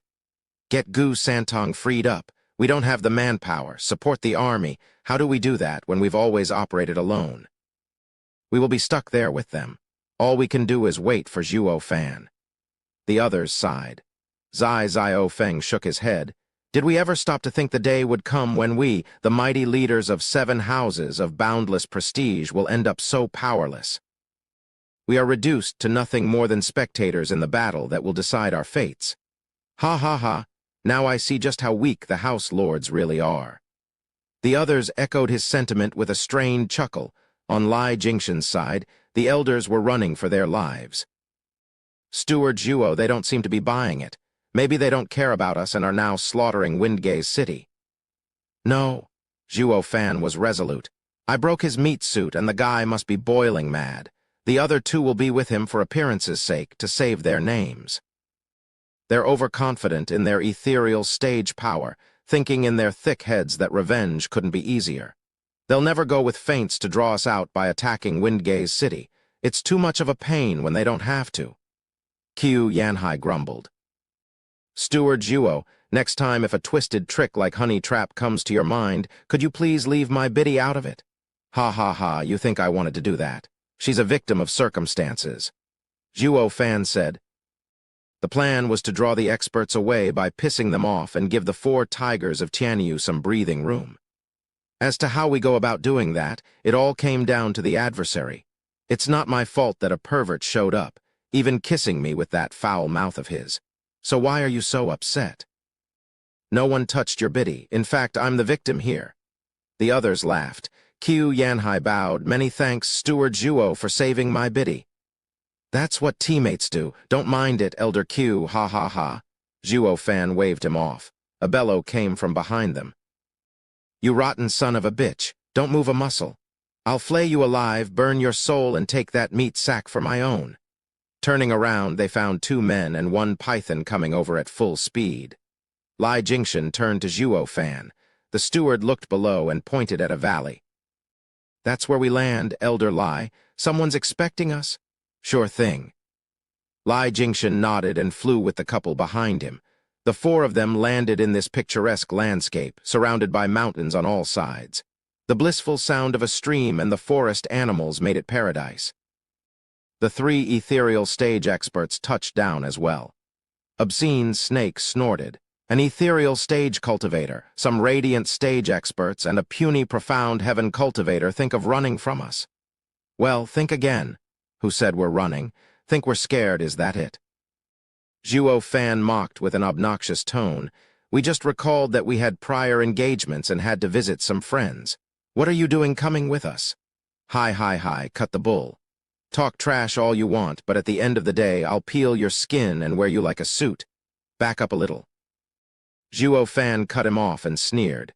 Here I thought only the white-mustached Foggy was slow, but now it seems you aren't so bright yourself. How would you look if you wore me without skin? Didn't think of that, did you? Ugh, the python burned with fury, looking lost all over the place. He was only spitting insults, not minding the contradictions. What would I ever do with a skinned body? Chapter 492. Impermanence 5. Holding his head, Elder, whose savage eyes glared at Obscene Snake. Are you here to kill him or to chat up with him? What are you doing getting tongue-tied in crap? You're dragging the intellect of our whole sect through the mud. Elder, who roared at Obscene Snake and Jackal. All he got was a huff and puff from them, focusing their angry glares on Zhuo Fan. It was all this piece of crap's fault for them ending like this. One in a sorry state and the other without a body. Their reputation as an ethereal stage expert aside, he had now attacked another angle, their brains. Obscene Snake snarled. Rotten punk, I will crack your skin, take your bones and torture you. I'll make you suffer until you beg for death. Did you give up on possessing me? Zhuo Fan grinned. Obscene Snake's tail was whistling in rage. None of your goddamn business. Just remember, I will make your life a living hell. You will live a long and painful life. Hi. Zhuo Fan merely shook his head, dumbass. Boy, are these people the target? An aged voice resounded. The elders jerked around but saw nothing. Fear creeped into their hearts for how much weaker they were compared to the owner of this voice. The 3 felt perhaps more than a little uneasy. Did we just get played again? We, the great ethereal stage experts, an expert ambush, but Tianyu has nobody stronger than us. Even Lai Jingshan's case took 1,000 years to pass, yet now there's another ethereal stage expert in hiding. The 3 gulped, their common sense defeated. Zhuo Fan sneered at them, cupping his hands. I thank the elder for his support. They are all here, please begin. Fine, the aged voice came again. From all around the mountains, space twisted until 5 aged robes came into view, having the group surrounded. Every single one of them had a handicap. One with atrophied ears, one was blind, One had a cut-off nose and one with the tied lips, even though his voice still came out. The last one was looking quite healthy if one ignored his other crippled senses. He didn't even have a tongue, only groaning as he talked. Following the trend, the 5 men each missed sensory organs, yet, through a twisted logic, still had the sense that the other guys were missing. Even Lai Jingxian twitched a bit after looking at the creepy 5, while the 3 elders were downright stumped, even falling back in fear. Fierce Tiger's teeth chattered. Demon scheming sect's impermanence 5, what are you doing here? Last I checked, Demon Scheming Sect is one of Tianyu Empire's 3 guardian sects. Going about our domain is only natural. That being said, I can't help but wonder, what's Beast Taming Sect doing here? Are you here to mess with our disciples? 4 elders simply meditated on a rock, with only the blind, deaf, and sealed-mouth elder speaking. The terror was growing within the 3 beast elders, evident by their sweat. Fierce Tiger wiped his brow and bowed. Elders, we had been taunted by some insidious lowlife. We have never touched any of your great sect's disciples. Never is it. Then what was that flaying our disciple and taking his body all about? My ears are frail, but I can hear just fine. The same one spoke. The trio were panicking now, crying at Zhuo Fan, you're a demon scheming sect disciple. Yep, in the making. Zhuo Fan shrugged. The trio shook like leaves and hatred exploded within. Oh, not out of regret, but with malice directed at their intelligence reports. They did it on purpose. How else could they not find out that our target is with the demon scheming sect? What was supposed to be a simple in-and-out job, beneath the prying eyes of Tianyu's guardian sects, had now become a task of targeting demon scheming sect's disciple. They were as smooth as a lummox. Tianyu's emperor in particular. You fool, going around targeting demon scheming sect's men with your pranks. Is life too good for you? The 3 elders were close to bawling. Impermanence 5 are veterans. We should have had an easy time, but we just came here and have already hit a wall. Fierce Tiger bowed at once. Elders, we did not know the kid was yours. We ask that you overlook our transgressions out of the goodness of your hearts. Ha ha ha, what's the point of sect rules if a simple apology would suffice? You messed with our disciple and think you can walk away just like that. Who do you take the demon scheming sect for? The same elder taunted. As tears welled up in their eyes, Obscene Snake had to show his dissatisfaction. Elders, just look at us. It's him who has messed with us. He is still alive and kicking even after taking out my body. Ha ha ha, a profound heaven kid destroyed a great ethereal stage expert's body. What a shame. And now you have the nerve to own up to it. The way I see it, death will look much better on you. The elder mocked. The other 4 elders shook a little, each expressing joy in their own creepy way. Fierce Tiger barked, Obscene Snake, are you so damn blind? This is a trap. Demon scheming sect is splitting hairs just to fish for leverage. We can beg all we want, but they won't ever let us go. Ha ha ha, everyone is a product of their environment. You haven't been around this kid for long, yet you already have the kid's brain rubbing off on you, if only a little. I think congratulations are in order. The elder mocked. Fierce Tiger turned savage. Impermanence 5, you're famous in Western lands, but you're not much different from us. Don't push it or we'll take you down with us. Now I really want to see just how 3 nobodies would go about doing that, ha ha ha. The elder shot back. Kid, take your men away before they tie us down. Yes, elder, Zhuo Fan bowed, giving Lai Jingxian a look. The 4 flew away but didn't go too far, watching from the sidelines at the edge of the valley. A fight of this degree would do the fresh ethereal stage Lai Jingxian and the power couple a world of good. Qiu Yanhai frowned at the still-sitting elders. Steward Zhuo, what's the deal with them? Their senses are wilted, but not by accident. Ha ha ha, true. It came about from their cultivation method. Zhuo Fan explained, it is a combination art, vicissitudes art. It is said a year of vicissitudes, a time of blossoms and a time of wilting. When the year turns, vicissitudes begin anew. This is the natural cycle. Everything in this world rises and falls in a never-ending cycle. These 5 elders emulate it through their sensory organs, but the cycle can sometimes thrive and sometimes degrade. To compensate for this glaring weakness, They each gave up all their sensory organs except one. Thus, together, they will only thrive, to the point that many experts stronger than them have fallen to their combination art. The elders are named after the sensory organ they picked. Take that talking elder, for instance. He is Elder Shi because of his tongue. The others nodded, with Zhu Qingji, and found their creepy looks not at all inviting, but they're so damn ugly. No matter how great the art is, I'll never practice it. The others laughed. Zhuo Fan continued. Sister Zhu, you're underestimating the vicissitudes art. Not anyone can train in it. The least you should be ready for is to give up your face, but you also have to join 4 others in using it. While each of them has a sense still working, it is at the group's discretion to use it. And therein lies the kicker, you can't control it. In reply to their shock, Zhuo Fan smiled. Anyway, there are 3 reckless fools trying it out. You best peel your eyes to a true ethereal stage expert. Chapter 493, Extreme Might. Impermanence 5, you're seasoned experts, but we're no pushovers either. Must we do this? Push us hard enough and we'll stoop to anything? Yeah, we're so ruthless that we even scare ourselves. Elder Who watched the enemy with tense and sweaty brow, though still talked tough in the hopes of scaring them. The other 2 threw in a helping hand. The 5 elders sat still like before, letting these 3 talk to the walls. Elder She began after a while. Ha ha ha, there's a saying, all bark and no bite. I gotta say, the more you hoot, the more relieved I feel. PFF, Zhu Qingjian giggled. Steward Zhuo, that guy's just like you, throwing biting remarks. Of course, why do you think he kept his tongue and earned his nickname, Elder Shi? Ha ha ha. Zhuo Fan chuckled. The tiger, wolf, and snake were fuming. Like pretty much anyone else, these 3 were fierce believers of death before dishonor. Now that Elder She had taunted and mocked them, he was wiping the floor with their name as even ethereal stage experts. It came as no surprise when Elder Who exploded with power as a golden-eyed tiger image appeared around him. The sky darkened, the wind howled, like a tiger on the prowl. Lai Jingshan shook, the roar infecting him.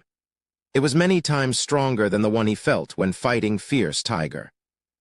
Only in danger would Fierce Tiger show his true power in order to fight for his life. Elder Lang had a mighty wolf around him, baring his claws and fangs, growling at the 5 elders with bloodshot eyes. As for the runt of the litter, Obscene Snake, powering up proved a tiny bit difficult without a body. In fact, he was decaying as time went by. He'd better get a meat suit fast before a breeze blew him over. No pressure, though, as an ethereal stage expert's soul could survive for a long time. Then again, the weaker the soul got, the harder it would be to get a new body. Impermanence 5 just sat there, chilling with no intent of attacking or leaving, just stalling. The 3 elders were clamoring to get away, though none tried to leave by force, just struggling only to find themselves stuck. Elder Who snapped first under the pressure and flew into a rage. Jackal and Obscene Snake followed. The 5 elders acted right away as well, though only in the form of one elder. Whoosh! The elder who could open his mouth appeared in front of them. The trio were exuberant. No matter how much fear they had for the 5, just one elder presented them with a high chance of survival. Of course they'd take it. 3 souls joined together, the auras combining into a might that could crush mountains.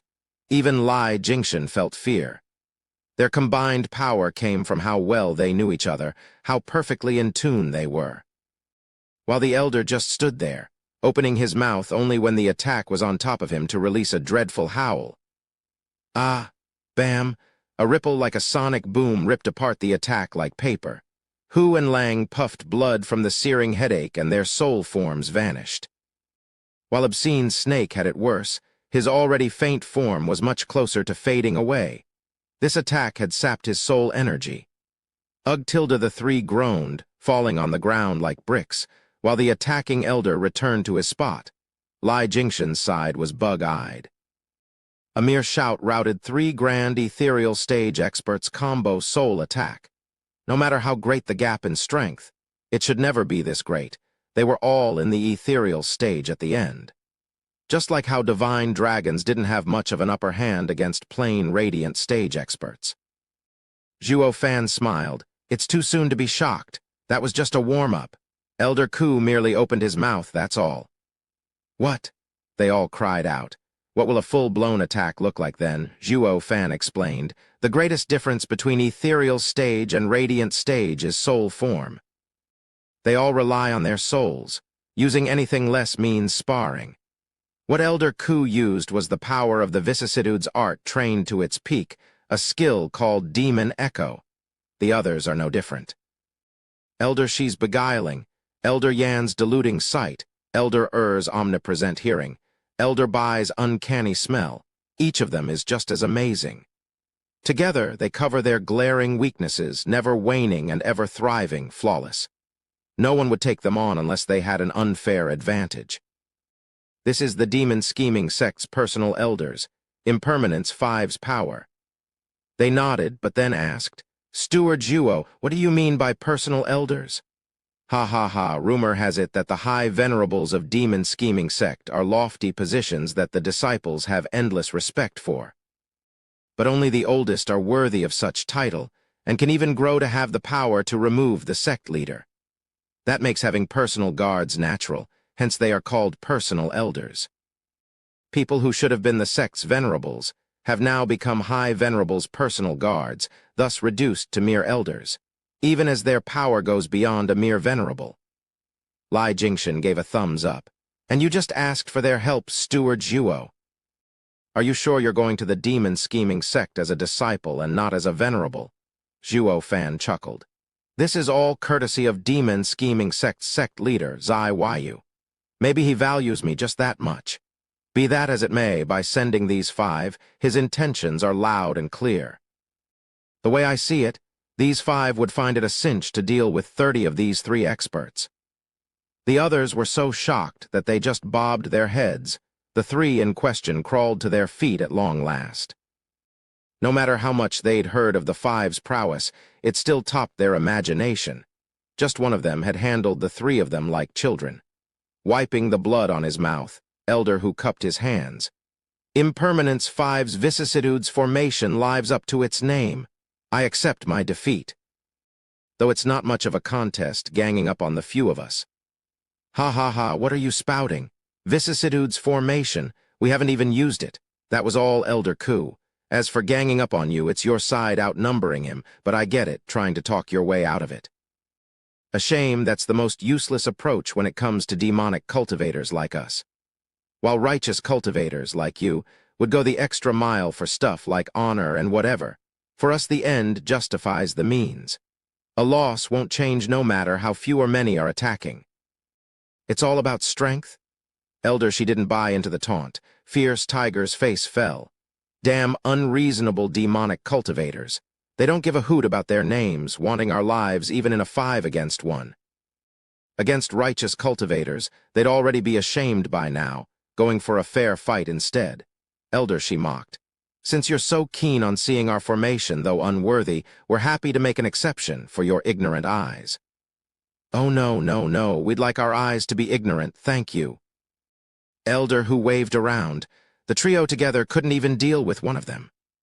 While all 5 would kill them with a flick, it was an overkill, plain as day, like a 9-foot-tall, mean thug towering a 3-year-old. A slap would do him in, but the thug just had to take the kid through the full course of his arsenal. The 3 lamented their fates. Impermanence 5 couldn't care less.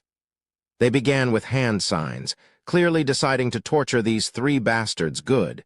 Zhuo Fan's eyes lit up like a good audience. Impermanence 5's formation was a novelty, rarely observed. To witness it was a chance that appeared once in a blue moon. Especially for Lai Jingshan and company, the peak of the ethereal stage would be a good demonstration of this stage's true potential. Chapter 494. Soul Form. Hum-tilde ripples came out of the 5 elders one after the other, and the sky above them turned a bright green. It enveloped the whole valley, just like a barrier. The beast elders were tense and scared. It was Elder Hu who decided to act and bellowed as he rushed to the skies to leave this damn place. 3 meters, that was how far he got. Green light flashed on him and held him steady. Fierce Tiger was aware of his predicament and unleashed every ounce of power in his being. With a roar, a golden tiger came out of him, soaring away. Elder Hu, don't you want your body? Elder Lang cried. All that work pumping iron to get to this stage. It was a shame just letting it go. And now he'd have to do it all over again with his next body. So despite his love for the chiseled body, desperate times called for desperate measures. While Elder Hu's mind was set, using his body as a lure to get his soul to survive, Elder Lang was overcome by mixed emotions. Fierce Tiger never gave them a hint of his plan and just left them there. The five were sure to address this oversight the second time, Elder Hu was the sole exception. Who could blame him? Any attempt to let his pals in on his plan would be foiled. Omnipresent hearing was just that amazing, picking up the tiniest sounds, even transmission. Not that Elder Lang knew any of this. As for Obscene Snake, he was outraged. Since this plan would never have worked for him in the first place, he had no shell to shed, being a soul and all. The snake and the wolf stared slack-jawed at the sky. With fierce Tiger moments away from leaving the valley and getting his freedom, the leftover felt forlorn. Just then green vines shot from beneath and coiled Fierce Tiger tightly like a bow-wrapped gift. Fierce Tiger roared, an exercise in futility. The green vines got him back down to earth one step at a time. Ha ha ha, we'd have no name to speak of if even you three nobodies could escape us.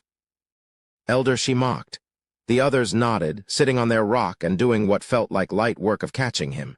She and Lang's faces fell. If even Fierce Tiger's surprise plan failed, what did that mean for them? Tilde, yet another ripple covered the green valley and thousands of vines came from all sides at the two. They had no hope at all of fighting back. Any struggle was just wasted energy, tightened among the glowing vines. Fierce Tiger roared in his feeble attempts, feeling himself growing weaker. The tiger's soul was slowly fading as well, while the green glow on the vines only got stronger. The same happened to Obscene Snake. Without a body to shield him, his soul was taking the brunt. Elder Lang was shaking in his boots, his body drying up like a raisin and the vines pulling his soul out into the open, awaiting the same fate. They were officially in hell, experiencing a world of pain and endless remorse. Elders, have mercy. We'll never come near your precious disciples again. There's nothing personal between us. There'll be no revenge. I beg of you to let us go. We will never forget this kindness. Spare us, elders. The three whined across the whole valley in a sappy and tearful voice, but the 5 elders were like rocks. Lai Jingshan's side knew the 5 elders were way better than the 3, but not by this degree. They didn't even move, and the 3 were already dying. How are they same-stage cultivators? The least you can do is twitch a finger. Qiu Yanhai said in shock. Steward Zhuo, what are those things? Is it a grand skill of theirs from cultivating? That's their soul, Zhuo Fan said. Soul, was the unanimous question. In the ethereal stage, the soul takes shape and can be molded into any form through cultivation methods. Like those 3, they trained in a method that made their soul animals. Elder Lai should be a black dragon. Because of the wraith art, he used to achieve advancement. Zhuo Fan explained. While Impermanence 5 have the vicissitudes art and have combined their strengths, this made their souls, not the vines. But that green glow you see covering the valley and sealing this place, the vicissitudes world. They have the control of every root, every blade of grass at their fingertips, thriving and waning, translating into their enemies' flourishing or decaying states. Taking away another's life is what they are best at. With this lesson and practical demonstration, they came to the obvious conclusion that in the ethereal stage, the soul's strength ultimately decides victory. Zhu Qingjian said, Steward Zhuo, what about mine and Geezer's souls? What will they be like? Zhuo Fan surmised. Sister Zhu and Elder Qiu train in fire and water arts, so you ought to become fire and water in constant growth. Better than those 3? Zhu Qingjian lit up. Zhuo Fan shook his head. It means no set form, like an illusion, though I can't say for sure. We'll just have to see it first. If those 3 animals were tough, they'd be breaking away by now. The soul can take any shape in the ethereal stage, each with its own advantage, all depending on their cultivation. They all nodded. The 3 soul beasts' pleading stopped at last, their voices cut. It was now a matter of time before their souls died. Elder, she took out a gourd, and with a flick, the vines threw the tamed pets inside. Putting the cork on, Elder, she stashed the gourd, and the green glow faded with another sign from the 5 elders. Zhuo Fan and the others went to them and bowed. Thank you for everything, elders. However, I didn't understand something. Why did you let them live as prisoners? Ha ha ha, this is a sect matter, Junior. Killing them is easy, as well as missing out on a huge harvest. We'd rather take them to the sect leader first and let him decide their fate. Elder, she spoke. Zhuo Fan nodded. Zai Waiyu wants to stir things up, I see, and to take it out on beast-taming sect. I reckon he'll reap a plenty. What will that make of the elder's support, him helping me or me helping him? Elder, she looked hard at Zhuo Fan and nodded. You've got quite the brain, Junior. I see why the sect leader likes you and sent us over. Though keep it in mind to show him some courtesy. Sect leader is no saint either. Thank you for the reminder. I will keep that in mind. Zhuo Fan bowed. The elders nodded. Since that is all, we'll be returning. I will handle the rest. Thank you for all you have done, elders.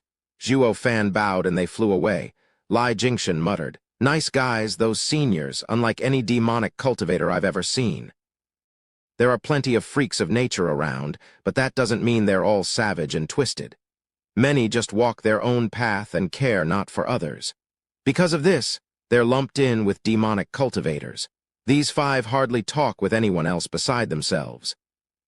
Their shrewdness isn't too sharp. They're the closest thing to a saint as far as demonic cultivators go. Zhuo Fan explained. He looked towards Windgaze City and shouted, now we just have to win this battle and everything will fall in place. Chapter 495, all your base are belong to us.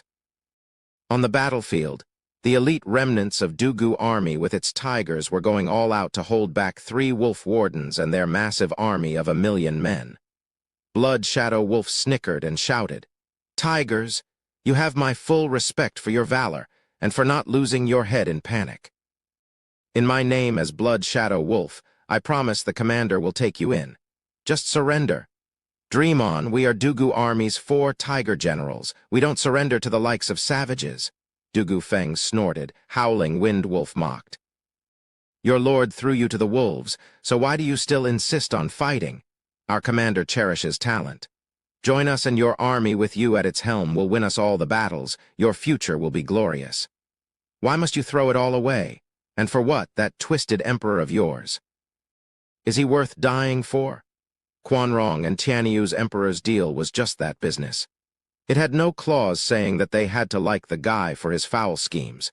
It worked against him, in fact, making them admire Dugu Army's valor instead. It went without saying. When the situation called for it, the Quanrong army would rather flip these intrepid warriors to their side.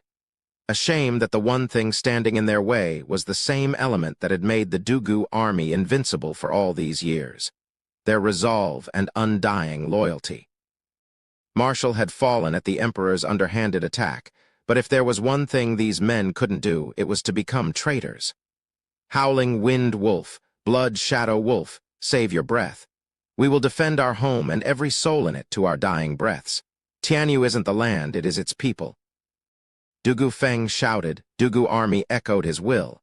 Even when surrounded, they held strong like true warriors. The 3 wolves nodded. Such fine men, a darn shame too. The wolves gave the signal. Sky-piercing wolf shouted. 4 tigers of Tianyu, today is the day we'll end you and give you a proper burial. Much appreciated. Ha ha ha. Dugu Feng laughed. They were mere bait in this battle, but with death lurking at every turn, the brothers had made peace with it. The wolves were hesitating. Fighting their rivals for so many years got them to understand their character. But a soldier's duty was above sympathy and individual will, and they had to cut down their enemies without remorse. Crush them. The wolves ordered while the 4 tigers of Tianyu got ready for a 3-pronged assault. The heavy and heroic mood broke suddenly due to a wail in the forest. The flames reached the heavens. The wolves cried, "It's the commanding tent! An ambush!" Ha ha ha, 5th brother made his move. Dugu Feng laughed. The wolves shouted, "You had someone go after our base. Your entire army is trapped. What other men are there to make a sudden strike?" He, never saw that coming, did you? We have one more division led by the 5th Tiger of Tianyu, the Flying Tiger Army. We're just bait. Marshall figured out that you're out for a quick strike, going all out. So we baited you and you bought it, leaving the 5th brother free to attack your commanding tent. To capture an enemy, first take their head, ha ha ha. Du Feng laughed and the wolves exploded in rage. The full might of the 8 wolf wardens was here, leaving the commanding tent in solitude and defenseless. Going where the fire burned hottest, Luo Yunhai led his steel war puppets, cutting through the remnants like butter. With their capacity as freaks, Luo Yunhai found that a formation at this point was overkill. Charging was enough to mow the enemy down. They were an unstoppable killing machine. Luo Yunhai wasn't quite happy, though. He knew Zhuo Fan was using this war to establish his position, a cinch with this ridiculous army, but it was so easy that it made the win feel flat. All those years, he spent in Dugu army learning formations. Tactics, maneuvers, and counters were flushed down the drain. With an army like this, they acted like a locust plague, tearing everything to shreds and leaving only a mess behind. It mowed down even the likes of Chuoba Taishan's personal guards. No order, no tactic, just head-on attack like a deranged, murderous fanatic. It finally dawned on him as to why Zhuo Fan kept saying power trumps everything. Young master, there are no more enemies. All that's left is the commanding tent. We await your orders. A peak radiant stage war puppet bowed. Luo Yunhai muttered, with your strength, just go in there and grab him. What are you asking me for? Young master, it's Steward Zhuo's will. Take the commander yourself, sir, and your name will spread. It will be on everyone's lips and in their hearts. Brother Zhuo is so thoughtful, even though this achievement brings me no joy. Luo Yunhai shook his head and walked to Chuoba Taishan's tent. The place was surrounded by war puppets. Luo Yunhai walked in to see a lone stalwart man, sitting in the high seat without fear or anxiety. Saluting, Luo Yunhai spoke. I've long since heard Godfather say that Commander is his adversary for life. Today I can attest to that. But now I've taken your camp. You've lost, so I will have to ask you to come with me. Ha ha ha, where did this egotistical brat come from? Want to beat my Quanrong army and take me down? You have another thing coming. Luo Yunhai stared at his back. You're not Chuoba Taishan? Of course not. Swinging around, it was just some youth in the commander's robe. Commander knew about your side's weak position. The only way to win was by taking him out. You've been had, ha ha ha. Young master, there are enemy soldiers crawling all over the place. We're surrounded. A shout came from outside. Luo Yunhai nodded and sighed. Just like Big Brother Zhuo said, the first plan only had a 10% chance of success. We'll just switch to plan B and see if the old guy is confident enough to show up. Time to pay those brothers of mine a visit, ha ha ha. Why are you so calm? The fake commander jerked. Luo Yunhai grinned. Unrest has never helped anyone. To get Chuoba Taishan, we have exhausted everything to anticipate anything. In any case, all I need is his location and Flying Tiger Army will get him in under a minute, ha ha ha. Luo Yunhai left a stunned fake commander behind. Why don't you kill me? I'm ready for you to take my head. Why kill a nobody? Just like Big Brother Zhuo said, you can't stop me, so it makes no difference. Luo Yunhai's last laugh echoed in the youth's ears. He contemplated before nodding, the mettle of a great general. Luo Yunhai signaled for the men to follow him out of the camp. He then heard a laughter approaching him. Savage Wolf met him with his division bursting with bloodthirst.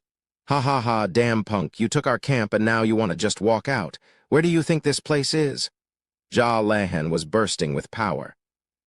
Though a peak radiant stage war puppet blocked the shockwave, Luo Yunhai snickered. It's the enemy camp, of course. What else could it be, a scenic route?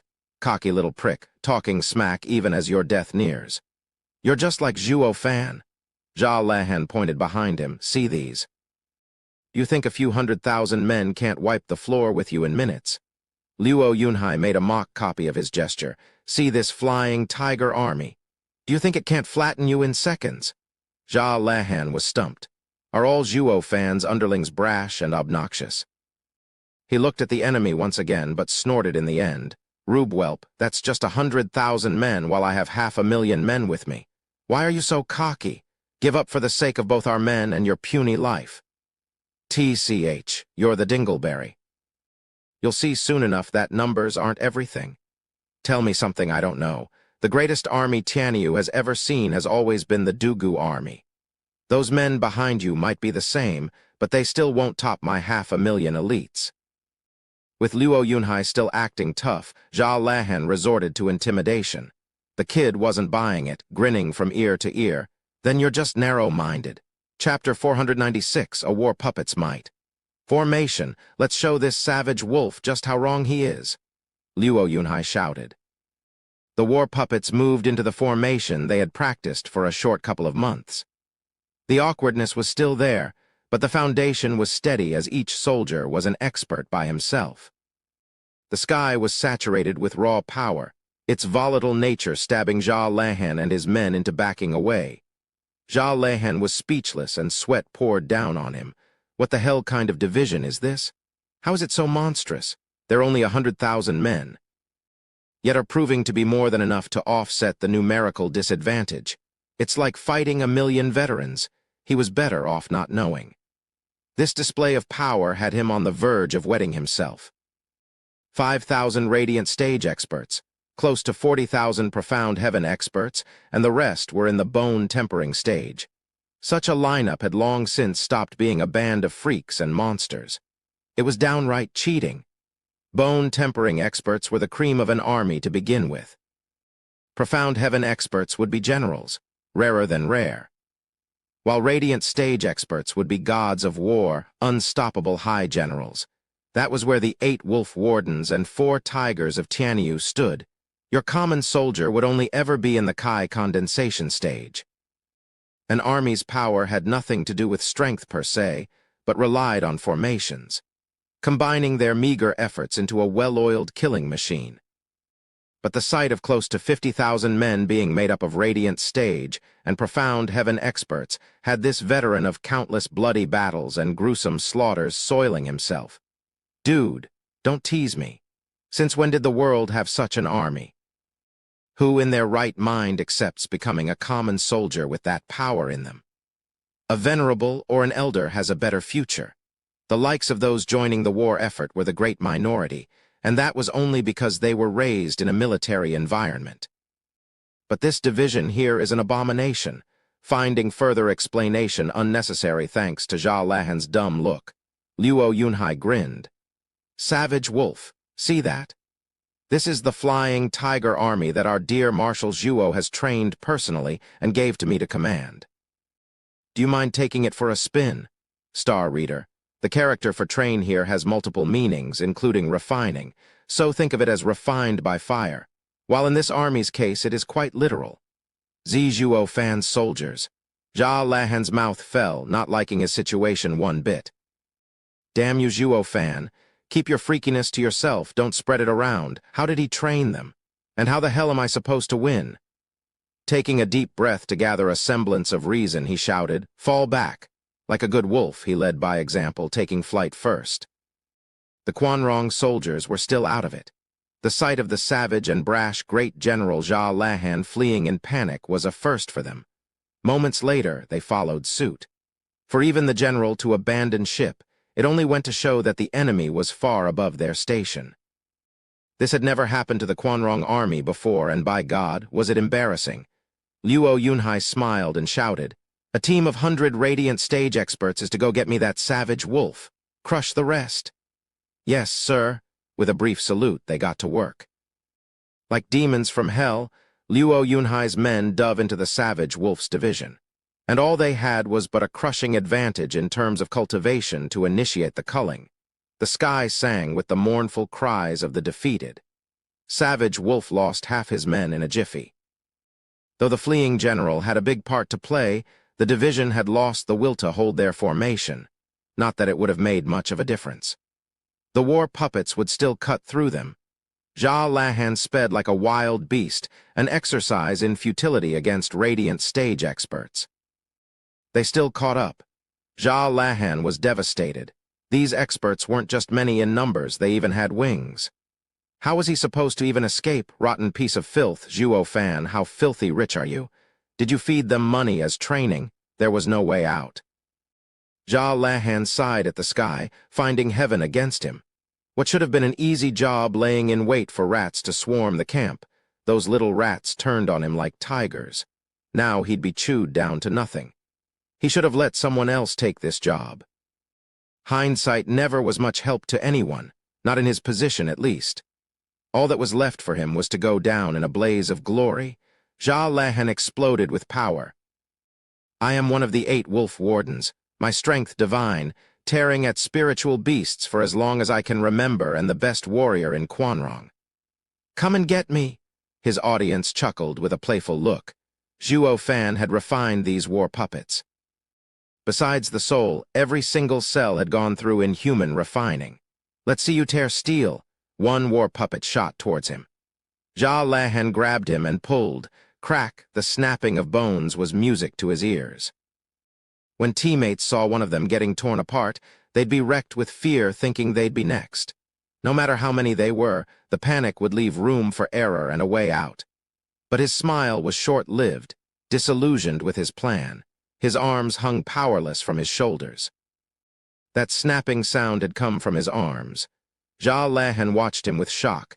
Dude, you're a body-cultivating expert? Never done it in my life. This steel body is courtesy of Steward Zhuo to all of us. All that raw power won't do you good here. You won't be tearing anything. He laughed. Zhao Lahan was dumbstruck, watching the 100 men with an ashen face. The Grand Numero Uno Quanrong warrior just got kicked 100 paces back in Tianyu. Scratch that, 100,000. Zhao Lahan made such a funny face, like a kicked puppy. Is Luo clan a realm of freaks? Why are you all so damn abnormal? The others laughed in pride. It was finally their turn to mess with others. This is the feeling of strength. They sealed Zhao Lahan's cultivation, making him captive. Back at the battlefield, the 3 wolves watched their camp with worry.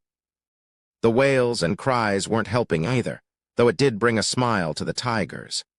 Howling Wind Wolf, leave it to us and go save Commander, Ji Bai said. Howling Wind Wolf nodded, just as he heard Dugu Feng's mockery. Too little too late. But by all means, go for it. You'll just find your dear Commander Tauba in Fifth's chains. You'll only be making it easier for us going there to surrender. This battle is our win. Don't bet on it. The wolves turned towards the voice in shock. T the commander. Men made way for the incoming Slaughter Wolf's division. Next to him was a man in a deputy's clothes. Taking off his helmet, the Grand Commander of the Quanrong Army revealed his location. Around him were Tauba Lioner and his guards. Chuoba Taishan, so that's where you are, Dugu Feng cried. Chuoba Taishan nodded in pride.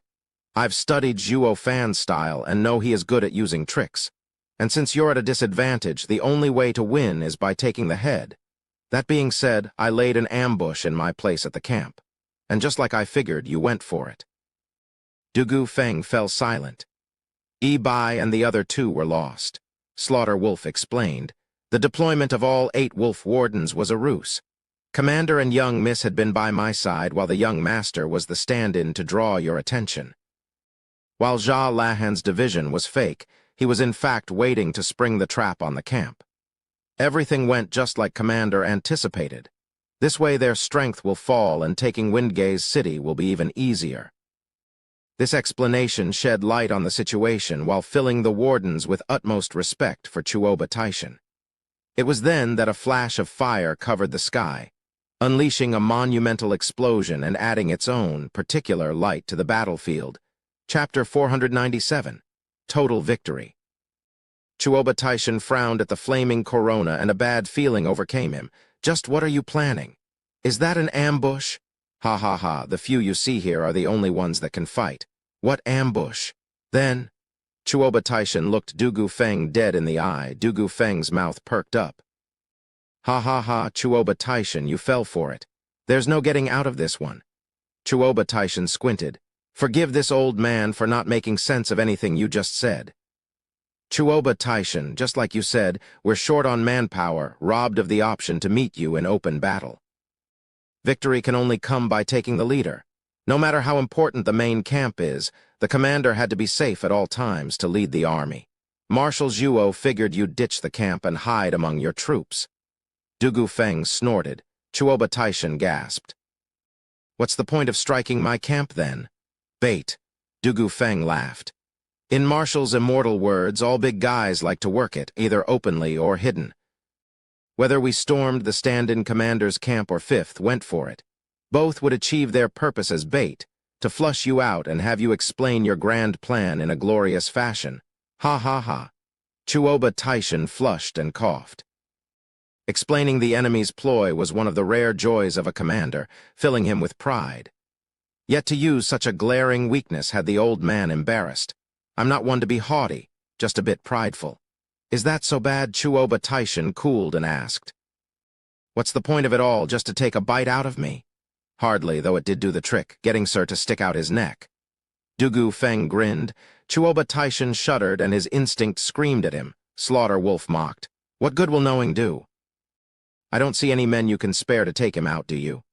Not one extra, they're all you see? Dugu Feng's confidence never dropped, though. Provided the fifth brother knows your location, he'll be sure to come killing. All that's left is to surrender. Fifth, humph, you only sent him. Slaughter Wolf sneered. Is your memory on the fritz? Commander just said that Jia Lahan is there. He's not coming back. Even if by some miracle he does slip away, by the time he gets here the commander will be gone, to say nothing of us still being around. Yet you are still sticking to that preposterous notion that he'll even touch commander. Dugu Feng showed a vague smile. Wanna bet? Fifth will come any second now with Jia Lahan in chains, and you'll be soon to follow. There's no way one division holds so much power. That will be outrageous. Slaughter Wolf kept on looking down on them. A cry came just in time to cut him short. General W, what is that? And here he comes. Dugu Feng grinned with his brothers. Slaughter Wolf's side stared with dumbfounded and goony looks. A black swarm was flying from the main camp right towards them. What were written off as birds, a closer look found them to be men with wings. This ruthless and savage division had no one else in the lead but Luo Yunhai. W, what the hell is this? Chuoba Taishan didn't fare any better. Dugu Feng felt generous today. That is the 100,000-strong flying tiger army our marshal trained himself under Fifth's command. A flying tiger army? As in really flying? Chuoba Taishan was slack-jawed. For all his military career, he'd never heard or seen such a division. Dugu Zhanshan did attain flight through a desperate move, but it was short-lived and because of an art. Many soldiers died to fuel the dragon soul's skill, while these men each flew by themselves. An army has Kai condensation experts as soldiers, bone-tempering experts as elites with a seldom profound heaven or radiant stage here and there. But when flying, they'd leave their division. While half this team is made up of radiant stage and profound heaven stage experts, and the rest are bone-tempering men with wings, truly a flying division. Their 100,000 can beat 1,000,000 without any problem. Commander Tauba, let's see you get out of this one. Dugu Lin grinned at the Quanrong. Slaughter Wolf blurted, profound heaven and radiant stage experts make half of it. That means there's 50,000 experts? Chuoba Taishan was speechless, his mind a wreck. He'd never come close to even considering the possibility that Zhuo Fan would pull something like this against him. He knew Zhuo Fan was shifty, outstanding, and a prick, but this was too much. No human could pull this off, not a normal one, that is. Chuoba Taishan's decades of bloodshed on the cruel field of battle had put him face to face with countless opponents. But no one came close to the likes of Zhuo Fan. He was damn sure there wouldn't be a second either. He's not human. Chuoba Taishan, give up. Luo Yunhai was on top of him with his men, their crushing aura choking the enemy. Slaughter Wolf brought his men to the front. Protect the commander. Slaughter Wolf Division, help me block him. Yes, sir, the men howled. Luo Yunhai shouted, Formation tilde charge. Like a guillotine from the heavens, the two sides slammed into each other. Whoosh tilde flying tiger army ran Slaughter Wolf's division through, killing close to 100,000 and maiming half. Slaughter Wolf himself didn't fare much better, trailing blood on his way to kiss the ground. Luo Yunhai's team just kept on going and going. The other wolves tensed. Slaughter Wolf was the strongest of them all, yet he couldn't do a thing. Looking back at their commander, they all knew they had to meet the enemy if they were to protect him. Sky-Piercing Wolf, Howling Wind Wolf, and Blood Shadow Wolf were the next to go. The three divisions fused into a mighty attack to meet the Flying Tiger Army's charge. Even behind the formation's aura, Luo Yunhai felt the pressure. Scatter. Luo Yunhai made prompt decisions. The three wolves hit nothing but air. Gather. Luo Yunhai was behind the wolves while the Flying Tiger Army was behind him, ready to attack. The wolves' morale hit rock bottom. They knew how to fight ground battles and could jump if the situation demanded it. But switching formations wasn't done on the fly. While the Flying Tiger Army had free movement all around them and could scatter and gather on a whim, the sudden strike from behind had driven them to the brink of despair. Whoosh tilde Flying Tiger Army's charge took down even more men this time. The wolves were flung into the air, out of this fight and out for the count. It was hardly an effort to reach Chuoba Taishan. Looking at his distraught face, Luo Yunhai smiled, speaking from above. "Commander Tauba, you've lost. Surrender now." Chuoba Taishan sighed and shouted. "Soldiers, stop fighting. The Quanrong army has lost." Chuoba Taishan choked on those words. Getting them out sapped him of every bit of strength, slumping to the ground. He had never known defeat, and now his first one had proved to be devastating. Tauba Liner went to him in tears. Chuoba Liufeng, the stand-in commander, was every bit unwilling but relented in the end. Everything was going like clockwork until this freak team showed up, turning everything upside down. All say Zhuo Fan is shrewd, but pulling out this trick is a complete cheating. Ha ha ha. Chuoba Liufeng mourned his fate. Chapter 498. End. Outside Windgaze City, out of the 1,000,000 men drafted to fight the Quanrong, barely any had survived. Tianyu had many cultivators, but on the field of battle anything could happen, stopping them from going all out. Lone wolves as they were, they easily fell under the might of Quanrong's military discipline. These people were in Kai condensation or bone tempering stage, and were nothing more than cannon fodder. Zhuo Fan had no hope for cannon fodder, putting them in front of the enemy just to buy Windgaze City sometime. The real winning move was executed by the 4 Tigers and Luo Yunhai. Although now this cannon fodder was about to collapse. Windgaze City's gate was about to crumble any second because of the Quanrong siege. The house lords standing on the walls were waiting for any sign of Zhuo Fan. All they had was hope. What's Steward Zhuo doing? The city's about to fall. It was at that moment that Quanrong's commander declared surrender. The fighting stopped right away. The Quanrong were stumped knowing they had over 2,000,000 men's advantage and were this close to taking the city. Commander's orders left them lost and confused. While the Luo clan's recruits were so touched that they started shedding tears of joy, being able to keep their lives intact. Their next hope was for a reward, hugging a big shot and shooting through ranks. "Mommy, that was tough," crying sounds came from everywhere. Quanrong were crying for losing and going home defeated while the recruits were crying out of joy and their new lease on life. The house lords eased a breath, cheering at the victory.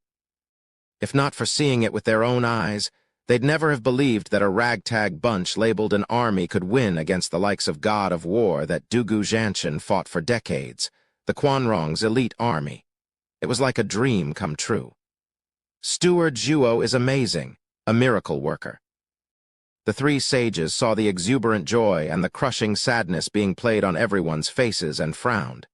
A commander like Chuoba Taishan had lost to Zhuo Fan, who was a newbie in the art of war. Human sage, what now? We haven't yet dealt with this little freak. Holding his gesture, Heaven Sage had a tight expression, watching the furious Gu Santong. Shadow King hesitated. If it were anyone else, our tri-barrier would have had him sapped of strength, and they would be dead by now. But this brat is no human to still be so lively. For the love of God, are you that dumb to not be able to see the truth staring you in the face? Does that thing look like a human to know? Earth Sage glared. Shadow King was annoyed. Why not forget it? We'll settle our debts with him next time. With us stuck like we are, the Luo clan's men will come for us. Just where in the blazes did Fang Kyubai run off to? I never saw him once during this battle. He'd be able to at least buy us some time. The other sages nodded. Let's take the barrier down and leave. We'll think of something else the next time we deal with the freak. Heaven Sage proposed. While they reached a decision, Gu Santong was still raging. You no good two-bit pond scum. Once I get out of here, I'll trample you to pieces. The trio jerked back to reality with Earth Sage saying, Let's not do that for now. If we take the barrier down, how will we shake him off our tail? Right at that moment, the tri-barrier suddenly lost its golden glow, and right away, Gu Santong started snapping the chains binding him like twigs. Heaven and Earth Sages cried out. In their confusion and shock, they turned to the missing Shadow King for answers. The bastard made a run for it. What are you doing, human sage? They shouted at him. Shadow King grinned at them. With the barrier gone, the freak will kill us. It's better if you stall him while I get a head start. You twisted goddamned son of a bitch, you sold us out. The two sages roared at the betrayal. Shadow King perked up. Ha ha ha, you've betrayed me once before as well. This seems only fair. And floored it away, leaving those suckers holding the barrier. Dropping the barrier now would have Gu Santong go to town on them. Just looking at him would tell you all about his rage. Yet by the sounds of those snapping chains, Gu Santong's freedom was but a matter of time. Not to mention the Luo clan was bound to come over any minute now, and then they'd truly be doomed. They were dead no matter how they swung it. The sadness and hatred from having such a fate left them unable to choose. A new voice sounded which seemed to help. Hey, you two, weren't you on Prime Minister Yuja's side? So you're the Emperor's men. His Majesty sure is insidious. No wonder Zhuge Changfeng had such a cruel fate. The two sages swung around and paled. ZZ Zhuo Fan, shouldn't you be dead at the hands of those ethereal stage experts? It's them who are finished. Zhuo Fan put on a sadistic smile, revving up the fear the two sages were feeling many times over. If even those three ethereal experts are toast, what'll happen to us? Gu Santong twisted his huge body, roaring, Dad, just in time. Kill those bastards. These chains hurt. Giving an assuring wave, Zhuo Fan returned to the two oldies. A couple of adults picking on my kid when there's no supervision. Are you taking advantage of my compassionate and merciful heart? These questions drove one painful nail after another into the sages. Not one of you two is normal. It's you who is picking on us. And how the hell are you compassionate? Stop faking sainthood. With Zhuo Fan here, they knew their plan to finish off Gu Santong was a bust. With a sigh, they entered the pits of despair. They relaxed their hands. Gu Santong laughed at his newfound freedom and stomped. Time to die. The two just stood there, welcoming it with no intention of resisting, resigned to their fates. Wait. Zhuo Fan postponed their deaths. Gu Santong's hoof froze. What's up? Young Sanzi, you can't write off chaining you with such a light sentence. Feed them bloodworms. Let your dad handle it. Zhuo Fan's grin was about to split his face. Gu Santong lit up. Good point. Turning back to his childish self, father and son both grabbed a neck each and clutched. The sages had to open their jaws and cry. Zhuo Fan threw a bloodworm in. What the hell did you give us? Heaven Sage shouted. Zhuo Fan was vague. The good stuff. Zhuo Fan made a sign, and the two folded from the gut-wrenching pain. Their eyes were red and were reduced to flopping on the ground in a cacophony of incomprehensible screams of agony. Gu Santong clapped, finally getting to dish out some payback. Zhuo Fan nodded at his cheerful kid. He had someone take the sages into custody as they returned victorious. Their news of this resounding and total victory spread all over Tianyu. Zhuo Fan and Luo clan's fame soared. Luo clan was hailed as the savior of Tianyu. Repelling an enemy invasion was the same as making one a nation's founding father. Not to mention Zhuo Fan had started this war on the pretense of helping his lord, demonstrating to everyone his loyalty towards Tianyu. Oblivious as the people were, the Quanrong invasion was ushered in on a red carpet by the emperor himself. While Zhuo Fan's high-class act in defending his country was just a jab at his lord, shooting for the crown and throne. Moving on, Shadow King was speeding towards the imperial palace to report. But a loud roar from a huge black dragon blocked his path. He didn't even get a peep out and was swallowed in one gulp. The black dragon flew back into Lai Jingxian. The ethereal stage's sole shape. Amazing, Qiu Yanhai praised. Last time Shadow King had us on the defensive, but now Elder Lai has finished him off in one shot. Such is the gap between stages. Lai Jingxian grinned. That brings Steward Zhuo's tasks to an end. All that's left is to settle it with the Emperor. Chapter 499. Poisoned, the servants ran to and fro in the imperial palace, hanging lamps and decorations for some big occasion. There was no big celebration, though, since the sound of festivities never left the walls of the imperial palace. In the witching hour, the moon hung high in the sky and the imperial palace shone like daylight, revealing 4 people in the wide hall. The emperor seated on his throne, crown prince on the seat to his right, his largeness to his left, and Princess Yongning was seated further to the left. 2 generations of Yuan clan had gathered here for a family picture, while servants stood to the side at attention. Looking at his children, the aged emperor showed kindness. Today is my birthday. It is not as lively as the celebration I had last year, but it is peaceful. It's been too long since we sat together as a family. Imperial Father, may you live for millennia, to care for our nation and be carefree. It is my privilege to be here with you and just talk at leisure. Crown Prince bowed. Fatty followed while Yongning was still sour, flicking her head away. The Emperor began. Crown Prince, I know you always go by the rules, but you are among family here.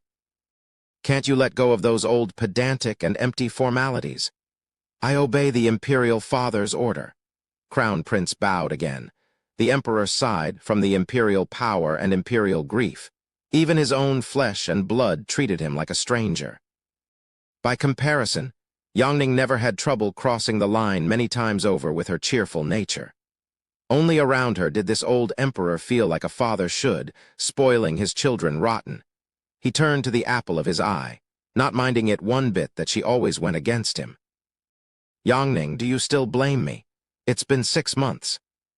Imperial Father, you brought invaders into our lands, harmed our people, ruined your image, and yet still think it was justified. Yongning rebutted. The Emperor said, Yongning, to prevent the corrupt world from staining you, I have kept many things hidden from you. One thing you should always remember, everything I do it for you all, for the future of Yuan clan. Cough tilde.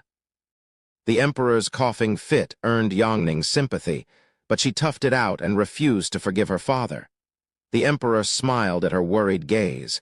He turned to gesture at the empty hall. Crown Prince Kungur, do you recall my last jubilee? With outsiders, officials, and many more coming to show respect. So why is it so empty today? The 2 opted for silence. Isn't it obvious? With so many wars happening one after the other, the factions have all fallen, but coming from the Emperor, this question ought to have a deeper meaning. Imperial Father, it is because Quanrong holds us captive. Crown Prince bowed with a prideful smile. Holding a feast right now will be like declaring that we and Quanrong are allied. This closed celebration is unworthy of Imperial Father, but you always have the grand scheme of things in mind. The Emperor nodded. Crown Prince, you're always so thoughtful and careful in your analysis and affairs. I am relieved. Crown Prince's heart sank. The Emperor's praise had a foreboding feeling. Shrewd or thoughtful is the same thing, relieved. The slave handles everything while the Lord merely orders. Imperial Father must mean, Crown Prince's eyes glinted. Kungur, what do you think? The Emperor asked.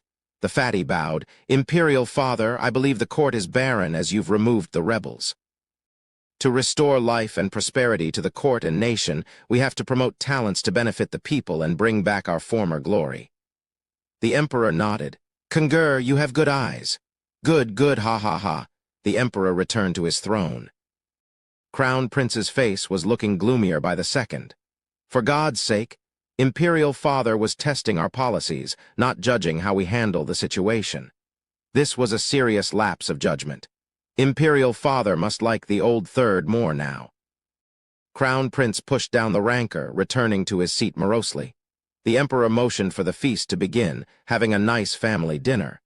Everyone seemed happy except Yongning, choosing to ignore her traitorous father. The emperor still watched her with the same fond eyes. Cough tilde. The violent cough turned the emperor pale. A servant rushed over with a bowl. "Your Majesty, please take your medicine." The emperor drank it all. 1 second he felt better, and the next he spurted black blood with black mist hovering around his face. "Poison," the emperor groaned. Fatty inspected with caution, and Yongning was flustered, rushing to her dear father's side, tearing up. "Imperial father, why is there poison in the medicine?" Fatty and Yongning glared at the servant, but the guy had lost it from fear and was about to soil himself. Poisoning the emperor was a capital offense. Of course he'd panic. A flat voice came. "Imperial father, you have gotten on in years and should pass down the mantle. I ask that you come to a decision." Crown Prince stood up with pride, brushing the non-existent dust off his shoulder. "You." The emperor shook. This news was devastating. With his twisted smile finally out in the open, the Crown Prince admitted to patricide. "It is me. I had someone slip poison in your medicine, a 7th-grade poison. Once it sets in, there's no cure." "Why, big brother, why must you poison the imperial father?" Yongning lamented. Fatty glared at him as well. Crown Prince mocked. "Yongning, imperial father is right. You're too innocent. The less you know, the better." "I want to know. Tell me what possible reason drove you on the path to regicide and patricide," Yongning shouted. Crown Prince smirked. "You really want to know? Fine, I'll tell you. You call this patricide and regicide. But has dear father ever seen me as a son? I am a mere pawn in his games." "How can you speak of your imperial father like that? He may have brought invaders to his lands, but he never once treated you wrong." Yongning cried out, filled with disbelief. Crown Prince pointed at the poisoned emperor, his face dark. "Ask him if he has never done it before." Yongning watched the disdain on the emperor's face. "Oh, do tell, Crown Prince, when have I done you wrong?" "Do you really want me to say it, or is it to understand my thinking?" Crown Prince sneered. "Doesn't matter, I will explain. You made me the Crown Prince of this nation without any intention of handing the throne to me. I am just Old Third's shield." Crown Prince flicked a hand at Fatty. The tubby's largeness wobbled in shock. The emperor said, "Go on." "Imperial father, everyone covets the Crown Prince's position. You appointed me early on and had everyone's attention plastered on me so that Fatty will have an easy time filling his future role." Crown Prince squinted. "The emperor is ruler supreme and is clear about every little thing happening in Tianyu. Over the decades, it was only the Fatty roaming the lands. You didn't seem to like him, giving him the worst tasks while you actually favored him the most. You alienated him to protect him. All the tasks you picked for him were to shape him for the throne. While the great Crown Prince was still stuck with a target on his back, drawing everyone's hostility, only to end up kicked to the curb at the end." Crown Prince's eyes were bloodshot.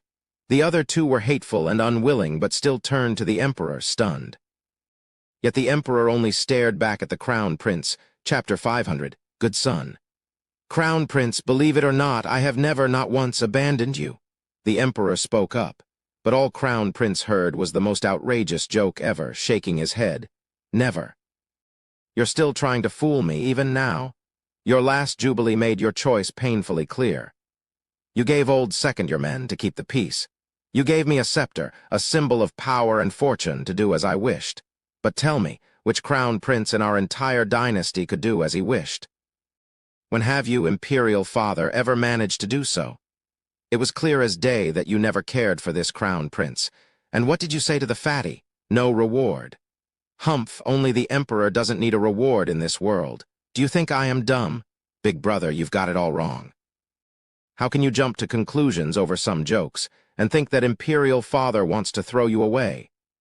The innocent Yongning stared back at him as Fatty remained silent with his thoughts. The emperor sighed. "Crown Prince, is this why you kept sending assassins after your third brother?" "What?" Yongning cried. "Big brother went after third brother too?"